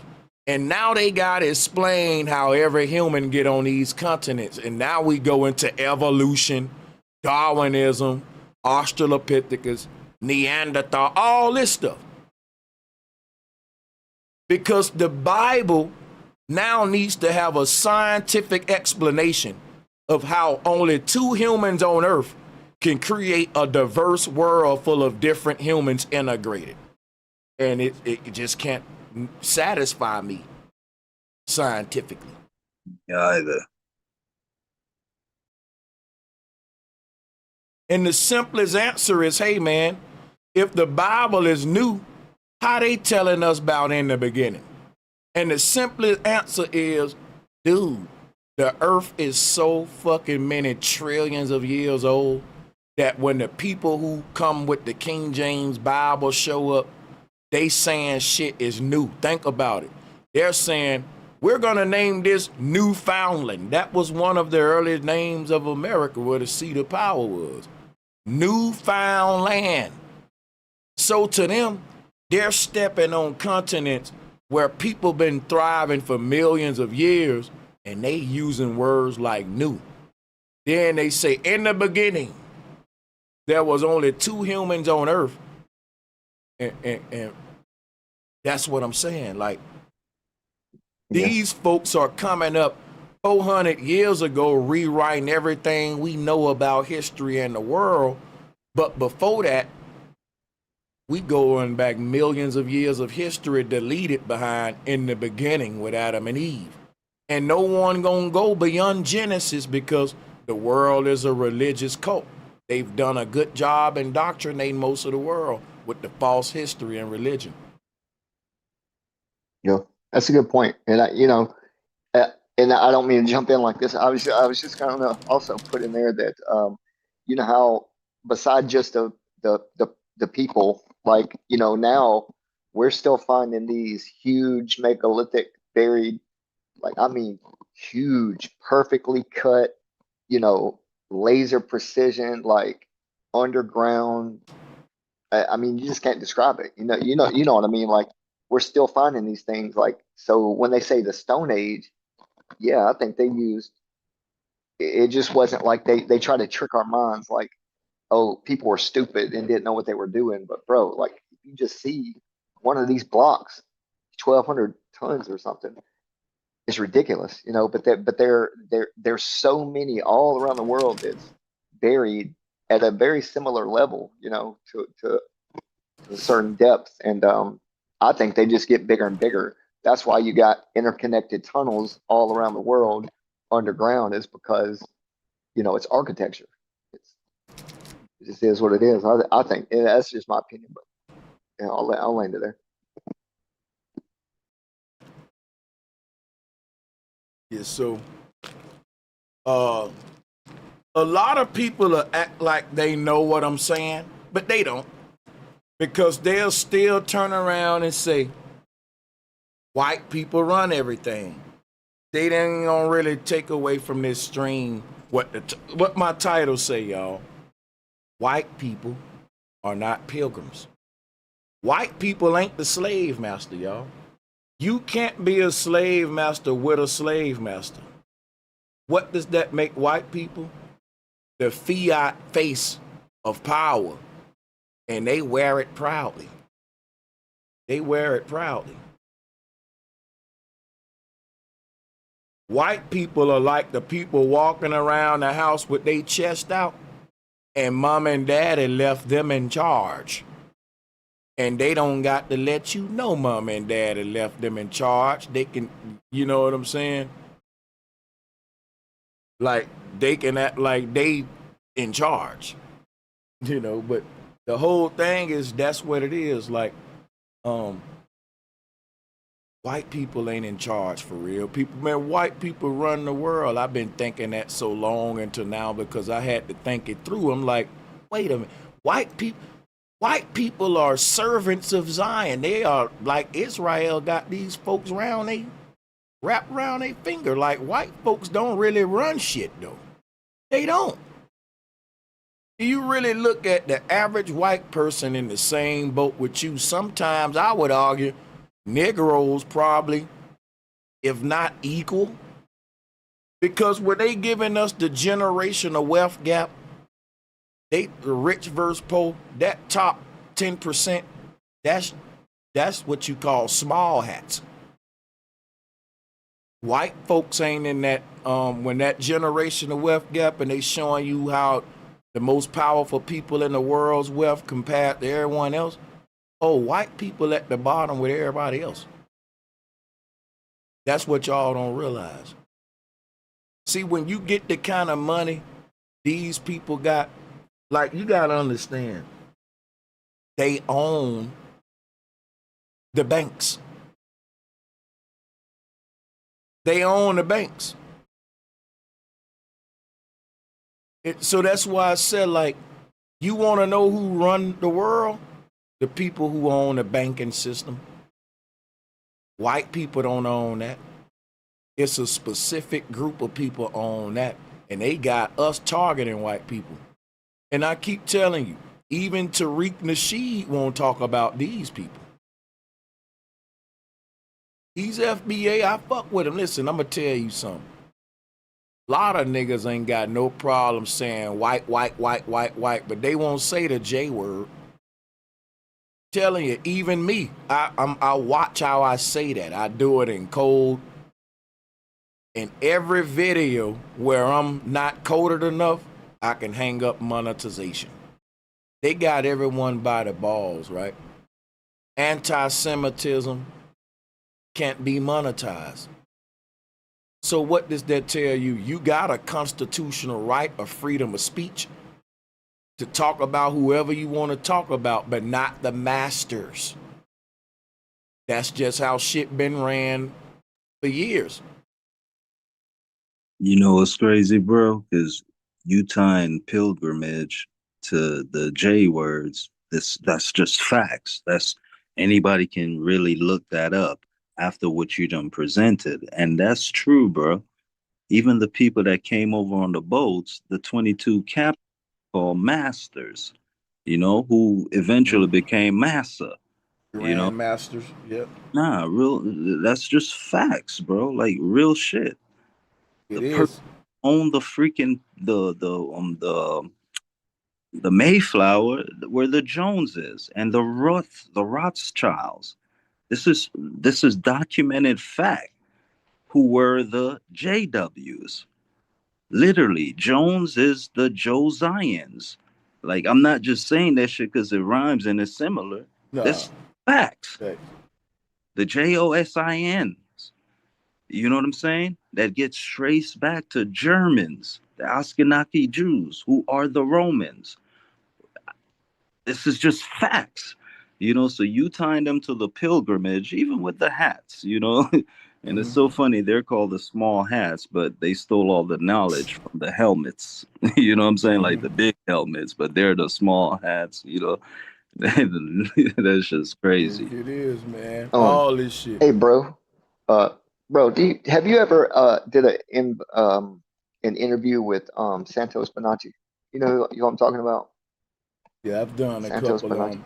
I've done a couple. Have you? with Santos. Okay. So I was looking at, Santos, he fell back for a little while, but when he had came back, he was just doing, his own thing here and there. And I was listening to him, and I don't listen to him much, but I was curious what he had to say when he came back, and what kind of revelation he had came across in his time out or whatever. And so he was talking about the real people here in America. The best he could come up with in his studies was that there's 22 families that over here in the Americas that run everything, right? And he was talking about that, it's not just white or black JEWs, right? It's majority in the Americas of those 22 families, believe it or not. I don't know, because I haven't done his studies, but he was saying, like, I don't know, 13 or 14 of the families were just, black colored families. So it was kind of hard to believe, but I know he does his. He need to I don't go know. What do you back. think He need about to that? go back in hibernation. He does. Yeah. He came Okay. up out of the hibernation with some straight bush. Okay. Oh Okay. no, Then no, I got man. you. Yeah, I though. just wanted to That's ask what happened. Oh, He I'm the sorry. truth though. I'm sorry. He the nah. truth. You Yeah. go. I just wanted to ask what happened to the Vikings. Actually, I haven't really studied too much on it. Yeah, they live in trailer parks right now, and they listen to Kid Rock, and they call themselves good old white boys in America. That's what happened to them. Yeah, and from what it was saying, like, because you kind of switching the subject, but Santos never said that. He explained those families as Italians and Romans. You see what I'm saying? So it's not just the Yeah. word. The Okay. W word is not like a skin tone or a race. It's a concept and a religion that's been enslaving mankind. You can either be black or white. You can be Vikings or Olmecs, but it's a corrupt. Yeah. You know, That you was got kind of my point Steve, was that got like the way he described it, it was kind of a 50-50 thing, but yeah. Yeah. but bro touched on that during the stream. You know that was the big point of this stream. You know what I'm saying? Okay. Yeah, Okay. just I came in late, so yeah, my yeah, bad. yeah. It's a corruption. You know what I'm saying? To lead you away from the fucking truth. You know what I'm saying? Gotcha. And I think I'm gonna go ahead and wrap this one up, man. Hold on, actually, we got Dark Kent. My bad. I see you. Unmute your mic, Dark Kent. Welcome to the show, man. Thanks for joining. I'm gonna pass the mic to you. But yeah, that's the point I wanted to make, man. Like all this blaming the white man is a psyop. They've given you. It's crazy about these pilgrims because they get in the land and they got a very interesting way of telling you who your enemy are and who you should direct your anger to without, because before you even question it, you're just reacting. It's like once they give you your history, within that history, they giving you your enemy. And it's like when you find out that everyone hating each other based upon a fake historical forged history, and that the truth is that black and white people have been getting along for millennia, and we didn't start falling out with each other until these people came. That's crazy, man. That's fucking crazy right there. That's crazy to think that the Vikings are the white Olmecs. Ain't no one ever thought of that. And the dead giveaway was the first question I asked at the beginning of the stream. I said, who can look at this thumbnail and tell me what y'all see? It stands out. And within 1 minute, people was like, the helmets. The pilgrims ain't got helmets on. And my people just smart like that, man. Like we see off the back. We'll still be here now waiting on some people to see this thumbnail. What you know what I'm saying? They wouldn't found that. And it's like, yeah, if the pilgrims are smarter than the Vikings, where them bending steel and shit at? And in the other one, I want a challenge for y'all. You can't find me a statue of Odin nowhere in the world because it's the Statue of Liberty. That's Odin. For real. For real though. And it's just so many Jews that was dropped in here. But I'm gonna get up out of here, man. I'm gonna see y'all on the next one. We gotta save some for next time. Peace and love to the panel and to the people. Peace. Love. Peace. Peace. Yes, sir. Sure. Have a good night, man. God bless. You too, man. Appreciate you too, RG. Appreciate y'all. Shout out once again to all the channel members and to everyone that helped us reach our goal, to everyone that sent in a donation.